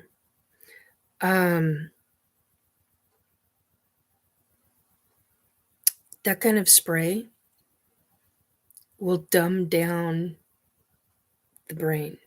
You're dealing with toxifying the body, the human body, toxifying the sprays, chemical sprays like that. You know, think about what's in the spray. Think about, well, that's going onto the leaves of the trees. It's going on to people who are out walking. I was going to say walking the streets, but you know what I'm saying? Just taking a daily walk, taking a walk with their dog, gets on the dog's fur, gets on the animal's fur, gets on plants, gets on grass. That's not building you up. You're dealing with pituitary, calcifying the pituitary gland. The more the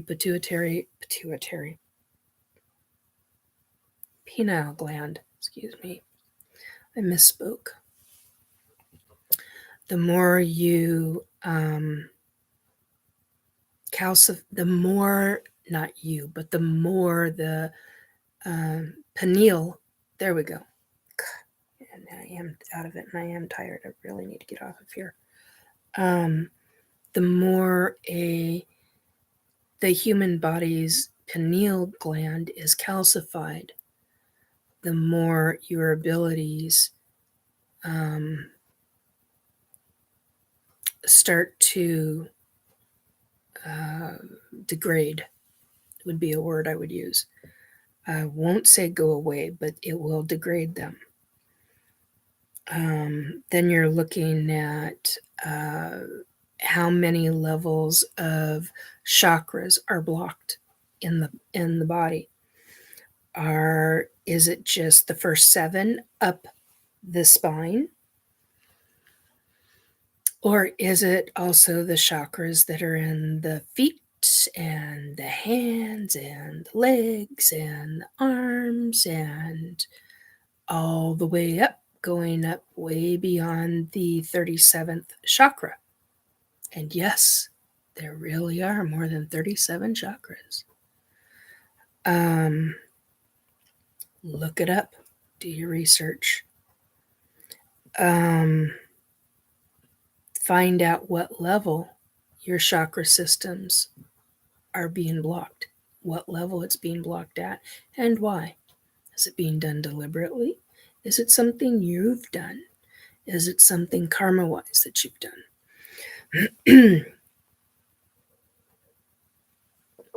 So, figure it out. Learn how to decalcify the pineal gland. Get into vibrational frequencies. Look into them. Find out why music was changed. Certain frequencies, orchestras are changed to be tuned at a specific level. People call bullshit on that. Go look it up. It's fact. It is fact. Research it. Do your own research.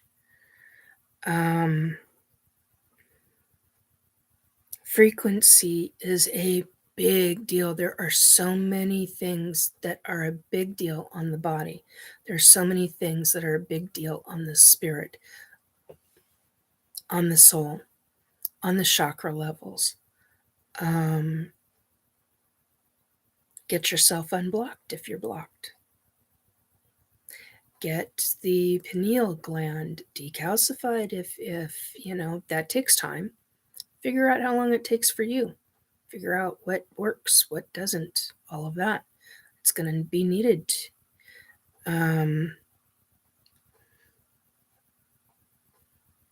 Robert says, due to lack of use, yes. Hundreds of chakras, yes. Elshara, I'll go through and read yours in a minute. There's quite a few of them, but I will read them in a couple of minutes. I do not want to lose the rest of this. And so there are ways that you can take care of yourself. These are some of them. Learn to get into a vibrational frequency. Vibrational frequency means learning. One of the many ways vibrational frequency can shift and change in you is by learning, processing, healing, and growing and moving forward. And when you do those things, you change, you shift a frequency to usually a higher, slightly higher vibrational frequency. When you do that and you go about doing that, or you do that on a consistent basis and you're learning, you're growing, you will grow by leaps and bounds real quickly, especially if you're on a growth spurt.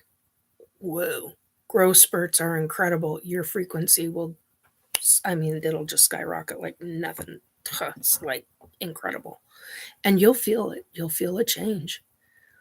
But you have to allow that frequency. You have to allow that shift. You have to allow the change. It all comes down to change. And it comes down to a change of perspective.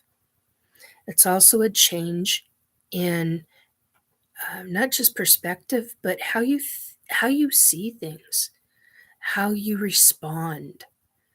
When you respond in a more positive manner and you go from the negative to the positive, you will make gigantic leaps and bounds. And it will be incredible for you. And for those in your life, the people will look at that and go, what the hell did they do? And they'll go, whoa. And interestingly enough, you'll have people fall by the wayside. You may not want people to fall by the wayside. They may grow with you. They may grow with you and carry on with you. And carry on is not, you know what I mean. They may continue. I've had friends that have stayed with me, and I with them for 30 years. Some more. Some we fell away as childhood friends. Came back together as teenage friends. Hadn't seen each other for years. And, didn't see each other after marriage. Then guess what? Years went by. Come back together. Still friends. There's a bond. Some people just have that bond. But if your life is all about, and this is what I had to learn the hard way. This is one of the reasons why I got, and this is one of the things that we talked about was I had a back injury in 2008, very serious one. And I did the Nikki Shuffle because I could not lift my foot up, or my feet, could not lift each foot up to put it down to walk. So I would literally scoot my feet and do a shuffle. It was the Nikki Shuffle. I don't recommend doing that. But I went from almost like a double A personality to being forced to learn how to become a calmer. I was already calm, but I was like, go. Everything was like, go. It was nonstop. It was nonstop in my life. And I see, well, I can't say that publicly. You learn. You learn as you grow. You grow as you learn. You keep going about that, and things make a difference. They make a change. You change frequencies. You start making those changes. You also, by making those changes, you unblock chakras. You bring new people into your life by doing these things. The other thing is brain. You shift your brain from the negative self-talk in your brain, if you do self-talk, because I was recently made aware not everybody does self-talk. And I'm like, really? Seriously?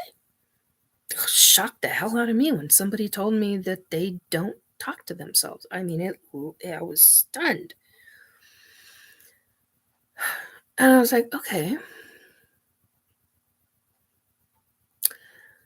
well, there are other ways to go about it. But if you do self-talk and you do negative self-talk, start working your way out of it. It's forcing your brain to change perspectives. It will literally, basically what you do is you retrain your brain. Look into NLP, neuro-linguistical programming. It's about positive, constructive brain training. You retrain your brain in how to think from the negative to the positive. It can be worth its weight in gold. Okay, now, but that's how you shift. That's how you get into. God, I had a spot on my head.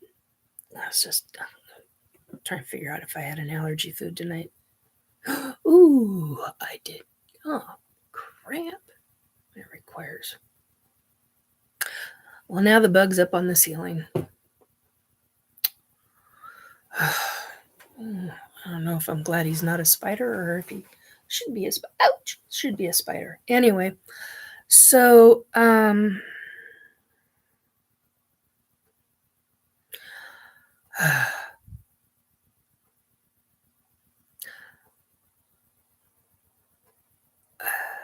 once you start making those changes, when you start making those kinds of changes, what will happen is you can actually start doing different.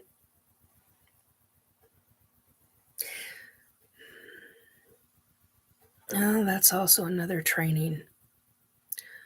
You can, when you start making from the negative to the positive, you can start training, if you so choose, how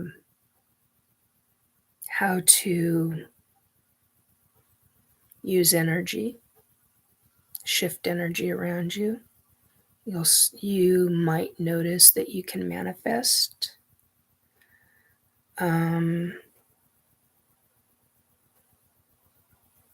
Kind of an important thing. There's quite a bit of talk right now about how manifestation is and how it can be used. I saw part of a video. I've got somebody who is putting out, sending me information via videos. Can you see this? I want to know what and they're not the only person, but this is the one person that I think of when it comes to this.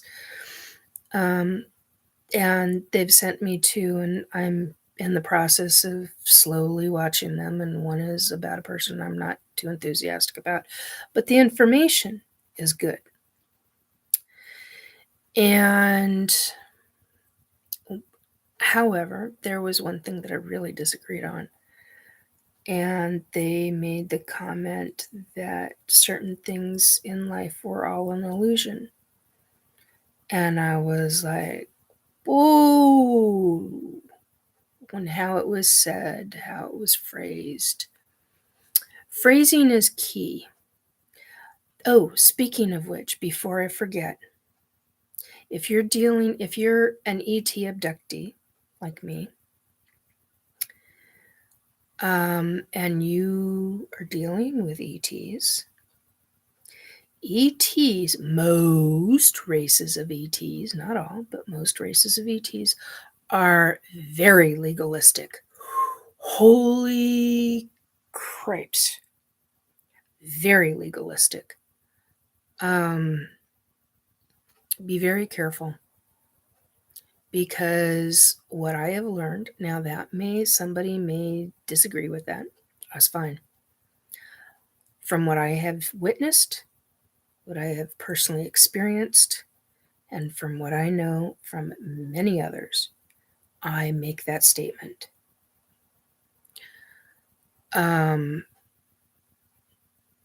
And that's why I make that statement, because of some of the things I've seen. They are very legalistic. Phrasing is like dealing with an attorney. But also know this. Let's see if I can find what I need to find on my phone, because I think I wrote it down. I've been using... Oh, I'm not going to say that publicly either. Okay. Oh, bugger. Just a minute. Might help if I put the oh my god.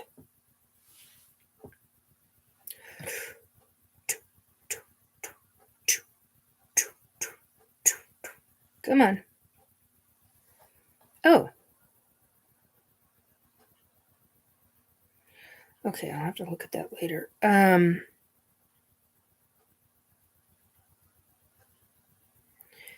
Oh boy. Let's see if I can find it.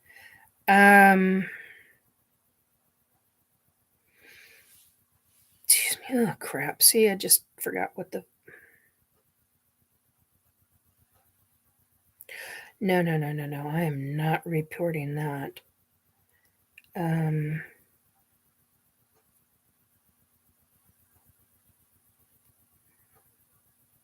Nope, not talking about that either. I do not want Mr. Oh, we're not saying that either. Okay.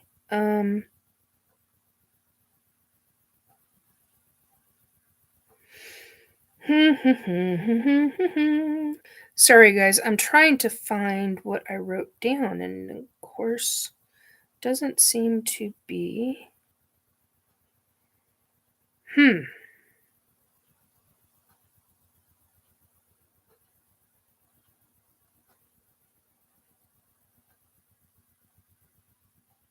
Oh, bugger.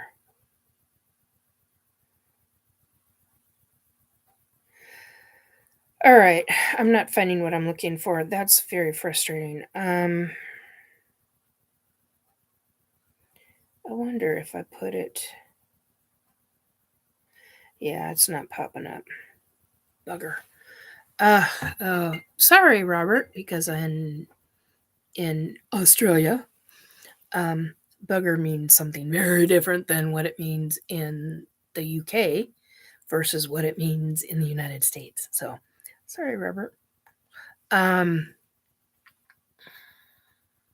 was going to talk about abilities, and you can move your energy and manifestation. Just be careful when you start doing that. Be very careful.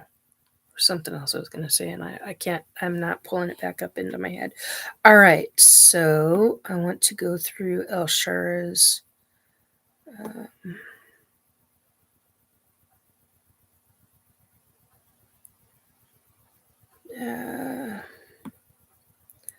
Let's see. Wow. Okay, there's quite a few. Okay, and there's a couple in here from Robert as well. Audio file creeps up on you. Yeah. Barbie girl, except for okay. Parody.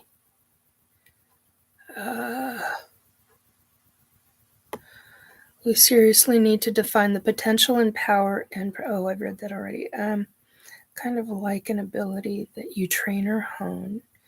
Robert says energy exchange can go till one or the other dies from the transfer of energy. The trick is knowing when to stop. Yes, correct. El Shara says artistic talent is similar in this way, as much as any dreams we carry from childhood.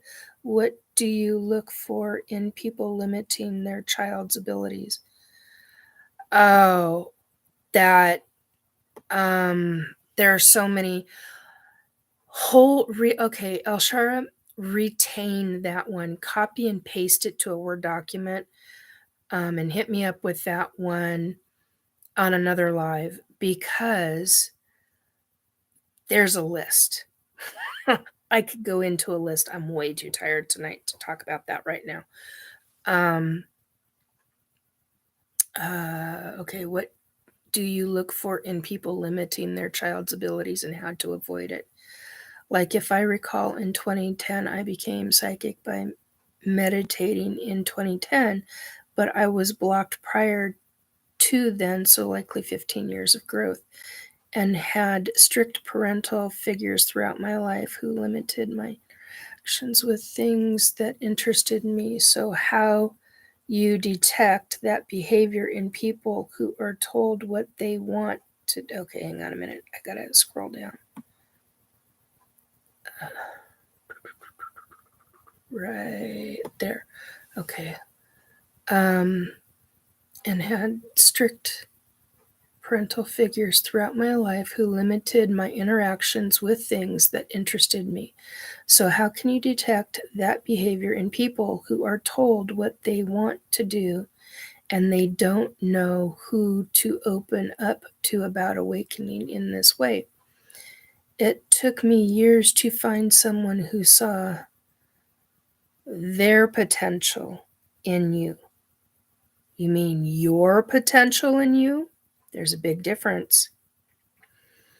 I find it hard to be able to know where everyone who is like me can be found online, in a sense, or like us, I should say.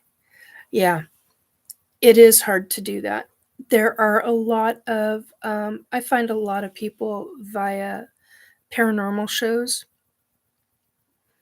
And then there are shows that I actually trust, people that are quality, that end up having quality individuals on. And that's how I learn that way.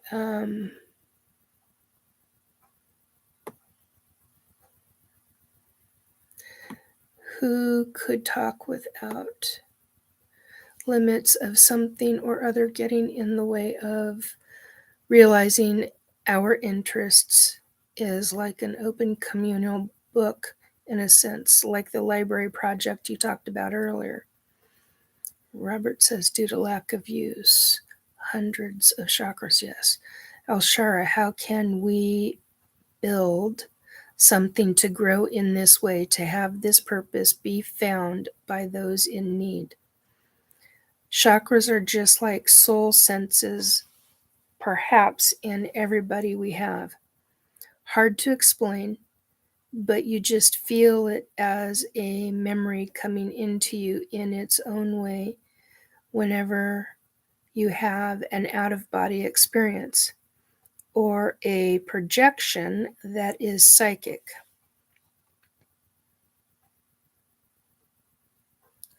Okay. You share a spiritual energy with the frequency of relative material presence, broadcasting to your entire soul entity, not just one-dimensionally limited. Christopher, I didn't realize there were that many. Wow. Alshara, hard to push energy up from the physical plane to others, but very easy to do the opposite. Okay, now that I disagree with. Hard to push energy up from the physical plane to others. No, if you know how to do it or are taught how to do it, it can be very easy.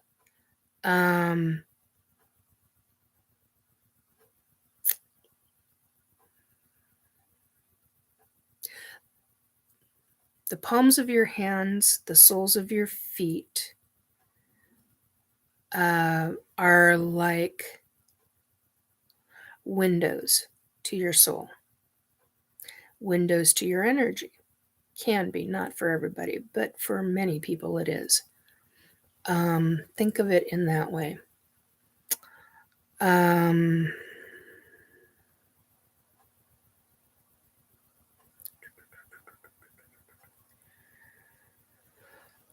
So if you talk about frequency shifting, it is a density issue based on soul presence of projected nature.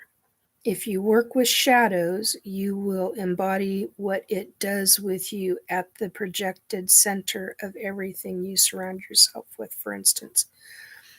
Okay, shadows can be multiple different things. Shadows do not necessarily mean negativity. They don't also necessarily mean positivity. They don't also necessarily mean souls, like deceased soul spirits. And they don't also necessarily mean ETs. So there needs to be a clarification of what you mean by shadows. I'm starting to lose my voice. I've been talking way too much. Okay.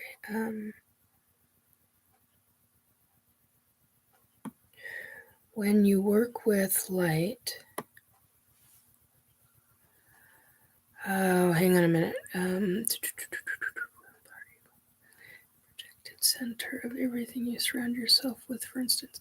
When you work with light, you let everything else surround you instead as you move around. So it really depends on what type of form you possess, if any exists, to your conscious soul outside of your physical presence. This is just some of the things that I have found interesting as I have grown into my abilities beyond this dimension. Though they didn't come with that old saying of materially based trial and error. Christopher, I know of one race that kept their emotions. They are cat-like, the Laborians. That is an interesting idea. Yes, Christopher, the Laborians. Feline race. I know quite a bit about the Laborians, oddly enough. I was one at one lifetime. Yeah, that's a whole nother subject for a different time. We are at 6 hours, 8 minutes. I must go to bed. I'm done for the night, guys. That is an interesting idea. Yeah. So anyhow, 6 hours is, yeah, Christopher, it's birthday weekend, so it might not be until Monday or Tuesday. I've got a lot going on. So, but yes, you will see me later. You know how to contact me. I hope you get a nice long nap. Yeah, after something like this, Christopher, I need about 14 hours of sleep, 10 hours of it straight through. So, Anyway, I hope people learned. If you're watching this 6 hours, I mean, I appreciate everybody that stuck with me from beginning to end. I appreciate you very much. Thank you. I'm going to say the pat answer, pat response. Like, subscribe, share. I'll eventually come up with how do I say that. So anyway, yeah, like, subscribe, share. 6 hours is probably ever going to be the longest I will ever do. This is probably the one and only. I may be wrong about that, but this is probably, yeah, subs if you loved it, thumbs if you liked it, hearts if you enjoyed it. Right on. That's good.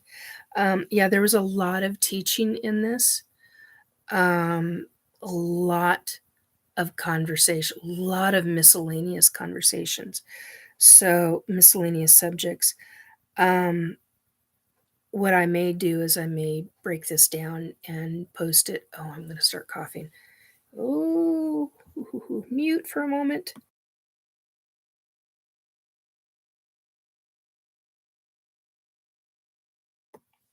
Ouch. So,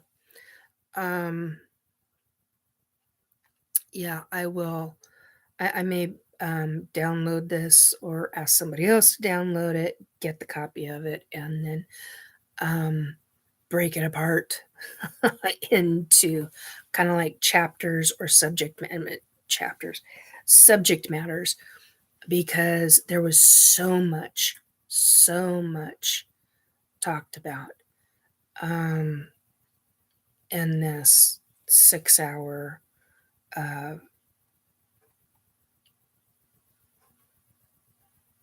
live. I see brain fart. Oh my god. Okay, yeah, something like that. Alshara, love you, Nikki, good friend. Thank you. I appreciate that. I can't say it back, but I may get there. I may get there. So, but I appreciate the good friend, and I appreciate the love you. So that means a lot. Thank you. Yeah, I'm having allergy reactions. All from an itty bitty little thing that I didn't catch when I had dinner. Something I shouldn't have eaten. Oh, okay. So hopefully 14 hours of sleep. Be safe, guys.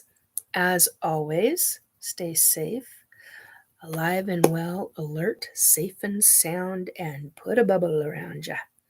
Protect yourself. No joke. Protect yourself. Bubble around you, bubble around your vehicle, bubble around protective bubble, barrier bubble. There's a phrase I'm looking for. That's why I'm still here. A protective barrier, personal. There we go. Personal bubble. Make it reflective, aimed out. That's what I was. Shields up. Yes. That's a good one. That's a good one. Thank you, Robert. Shields up. Yeah. Reflective barrier, reflective going out. I use something different because I use something very different. For me, the reflective barrier doesn't work anymore. It's no longer strong enough because of the things I deal with. So I deal with something very, very different. But for most people, yes, shields up, barrier, reflective out. Reflect going towards the outside. Bring in light to you, light, love, energy, happiness, joy. That's what I wanted to say. Create your own joy. Find little ways every single day, even if it's a scent. That's what I wanted to talk about tonight, too. Okay, so real briefly, brief. Okay, so if you have a lot of negativity in your life and you want to start making minor changes, what you do is start creating little bits of joy in your life on a daily basis. Uh-oh. I think I hit the end. No, I'm still on. Okay. That was bizarre. Edit. No. Oh my, can you still hear me?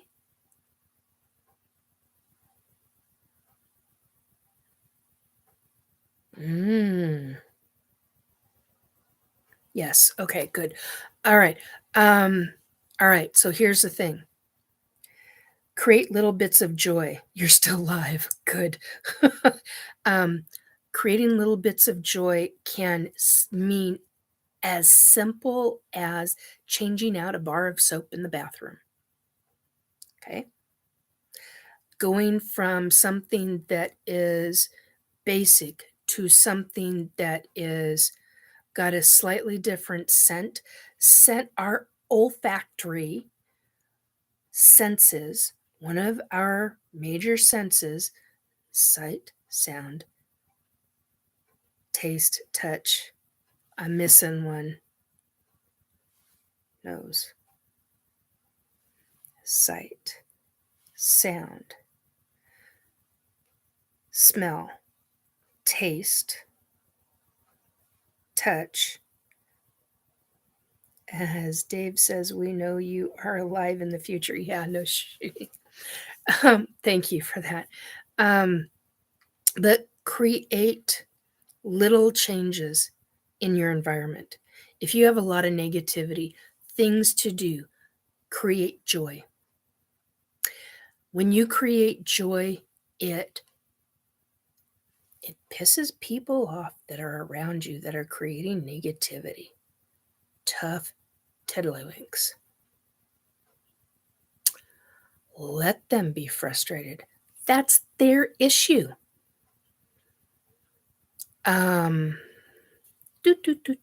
Tap. It's their issue. The more joy you create,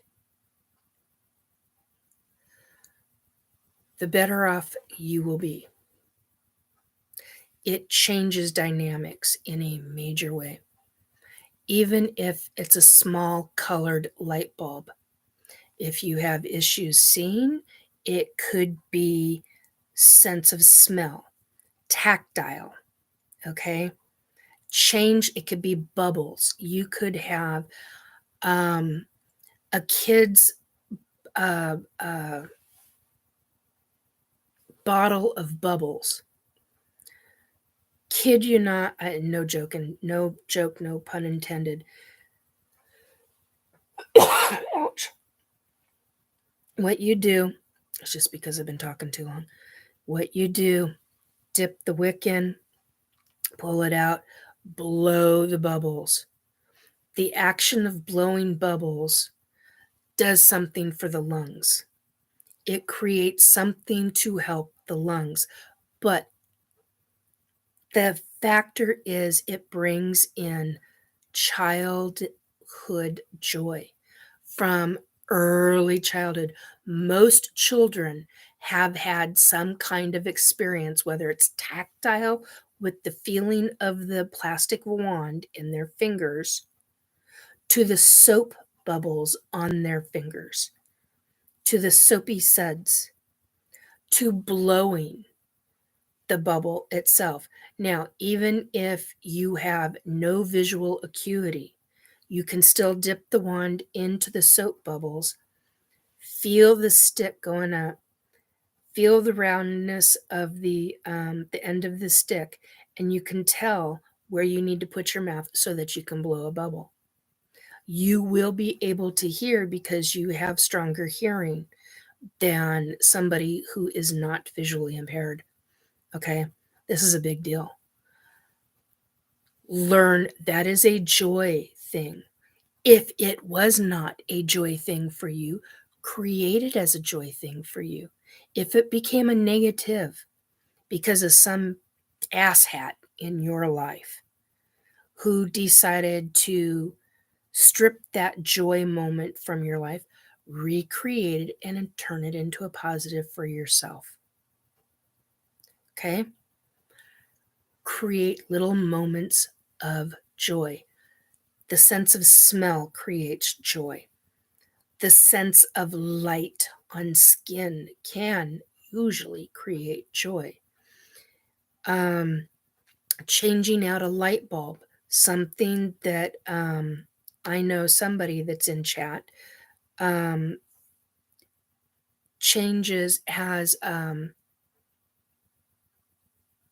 and I do too. Now that I think about it, I forgot about this. Changing out a white light bulb or a fluorescent light bulb to a colored light bulb.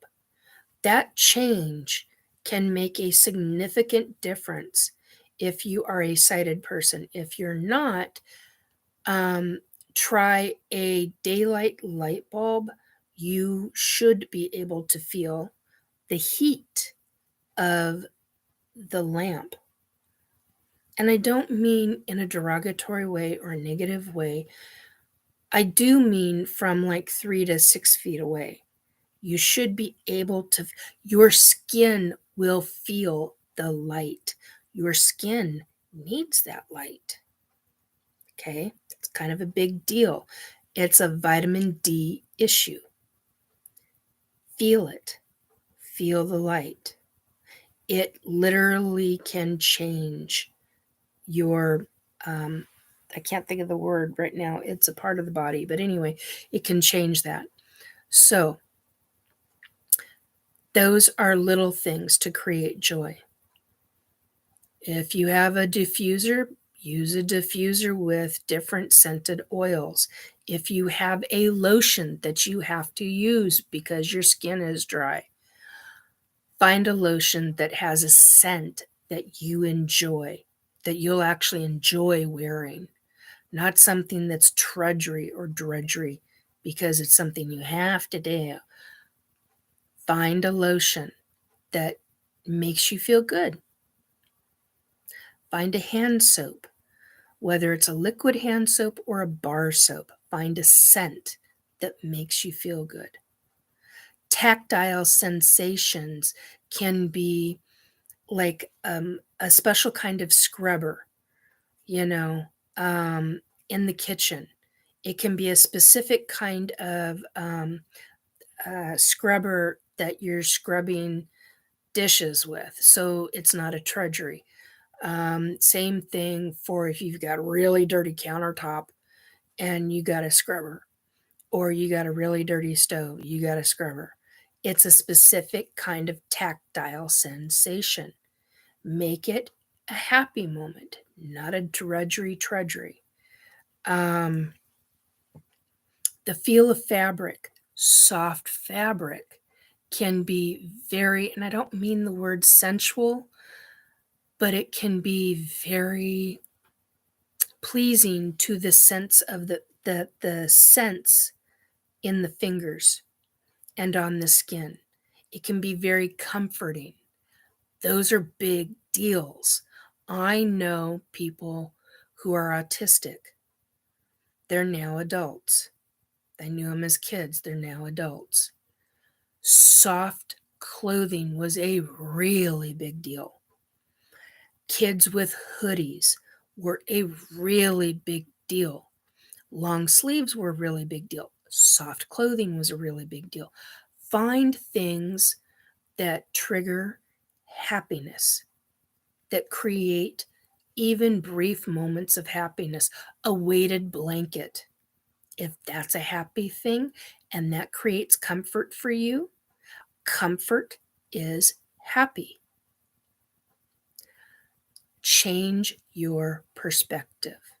Change how you view things. That's what I wanted to talk about. figure out what it is that you have in your environment. Is it a pair of slippers? Is it as simple as a pair of slippers? Is it a pair of socks? My future daughter-in-law 2 years ago gave me 2 pairs of socks that I went gaga over. I mean, I couldn't get enough. I was like, where the hell did you get these? These are the best socks. And they are. They are the most comfortable. And they are my go-to socks. I kid you not. They create a relaxed, happy moment for me, just simply wearing them. Here's one for a female. Find a bra you love. Find a pair of underwear you love. Find a pair of shorts you love. Wear them. Doesn't matter if it's 20 degrees outside or if it's below freezing outside. Wear your shorts inside. Just because they're summer clothes doesn't mean you have to wear them only in summertime. Find a bra. If you're a female, find a bra that just, you're like, oh, the tatas, they can actually relax. The bra, the back can relax. The shoulders can relax. That's kind of a big deal, ladies. Rather a very big deal, especially if the fabric is soft.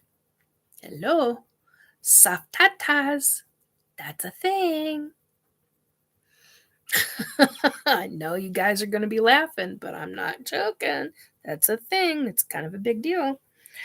Guys, I'm going to find something the balls enjoy wearing.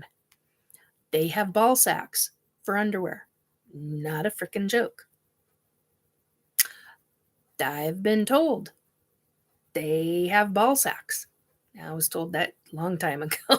long time ago. I was like, why do I need to know this? Well, hello. Long arse boxers. Yeah. Make sure that they're soft. Or silky. If you're into silky, find it into silky clothing. Whatever. I don't care. If it makes you happy. If it makes you comfortable. Comfort is the key. Comfort is interestingly enough, creates and can create relaxation, can create a moment of joy, a moment of happiness, anything to take stress away, anxiety away. Yes, El Shara is saying some jackets, I feel that way. Fleece, yes, fleece is really good. There's also, I have a blanket. I never remember the name, the kind of blanket. It's a specific kind of blanket. I inherited it from my grandparents. And it was a gift to them. Never used. And I'm like, why? Well, it was a dry clean only. It is one of the softest fabrics I've ever come across in my life. And I'm like, oh, wintertime, it's one of my go-to blankets. Use it every winter without fail because it is just, and if I could get away with having a blanket like that in the summertime, I would be in heaven. I would just be going, oh, this is fantastic. But it's too warm. It's way too warm for me for summertime use. But find little moments of joy.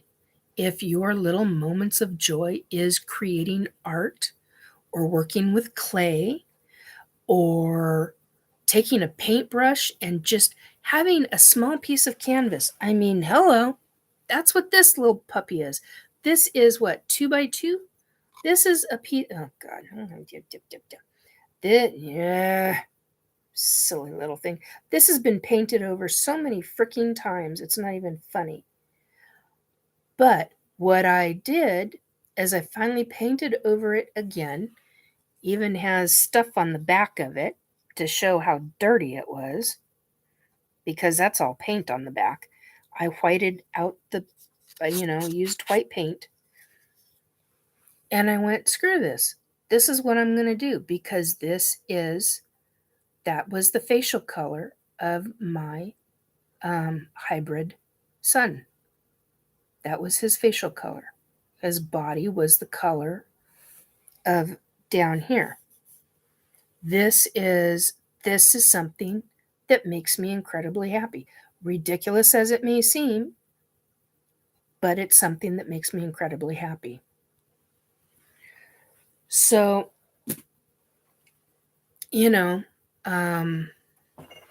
and this is also something that makes me incredibly happy. This is a really big deal to me. This little piece of art. I can't draw the nose to save nothing. And I refuse to draw the mouth until I can get the nose right. I may be working on this for years. We're already 2 years out from it. Well, now 3, going into 3.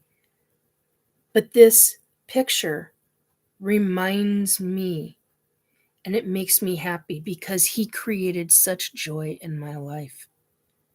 Such incredible joy. It was a really, really, really big deal. Really big deal to me. So find things that knows. Oh, yeah, okay. Find things that make you happy. Drawing. I mean, I know somebody that draws stick figures. You know what they draw? Stars. There are times I've seen them where they're doing just basic lines. Makes them happy. Doesn't matter what it is. I mean, even if it's art on the computer, you're doing something you enjoy. Find and create joy. One of my other methods was I would collect, back in the 1990s, I would collect what we used to call comic strips. I don't know if they still call them comic strips, but we used to call them comic strips. I used to cut them out of the newspaper, out of the Sunday newspaper. I used to also cut them out of magazines.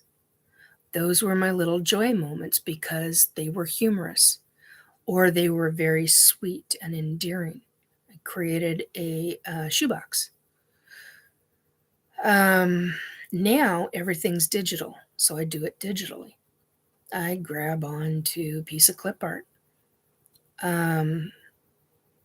Yeah, Robert says bird picks and rock work. Yeah. He's into gemstones and working with gemstones. So yeah, that makes perfect sense. Elshara says positive influence matters the most to me. There you go.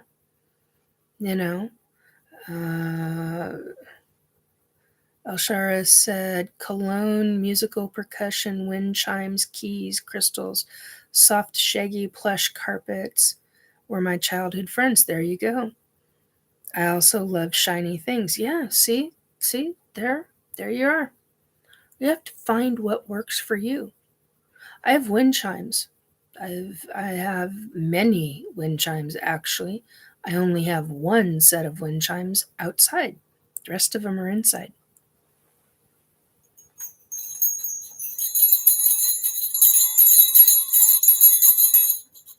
That's one. That's a weird one.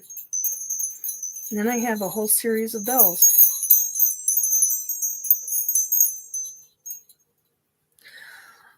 And then I have actual wind chimes in other locations. They're just happy sounds. Do whatever you need to do to create and break up the monotony. Create joy. Let go of the anxiety. Create joy. Create joy.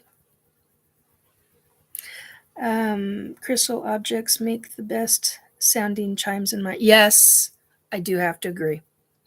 I have a tendency to break those, though. If you try crinkling 2 pinwheel wine glasses together, you'll see what I mean. Oh, yes, I know exactly what you mean. Like a chime bowls. Yes, I know exactly. All right.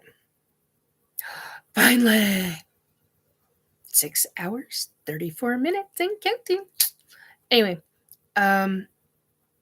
create joy. Okay. On that note, good night, all. Goodbye, all. Take good care of yourself. I hope you have a fantastic weekend. I do not honestly know when I will go live again. That's usually been my pattern. I have wanted to set up and do, I have wanted to set up and do a schedule, and I haven't been able to. There's just between the end of October through March are really tough months for me. Winter! Winter. So, all right, guys. Hang on.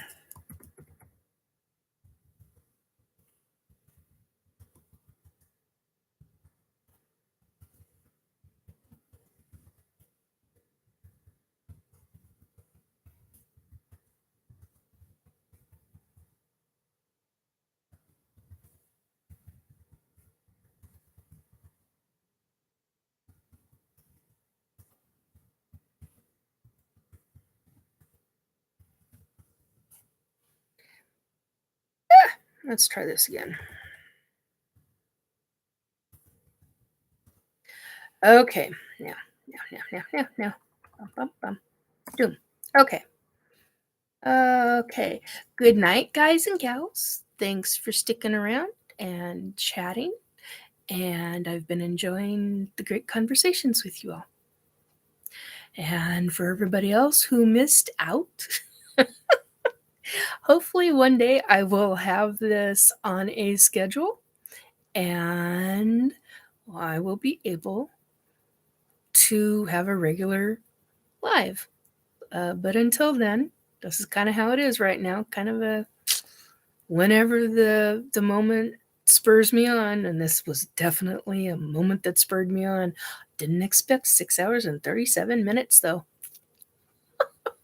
Anyway, have a good morning. It's 10 to 6 in the morning a.m. Pacific time, January 14th, 2023. Take good care of yourselves. Love and light and peace and protective bubble, energy bubble. Take good care of yourself and create joy. Lots and lots and lots of joy. Night all.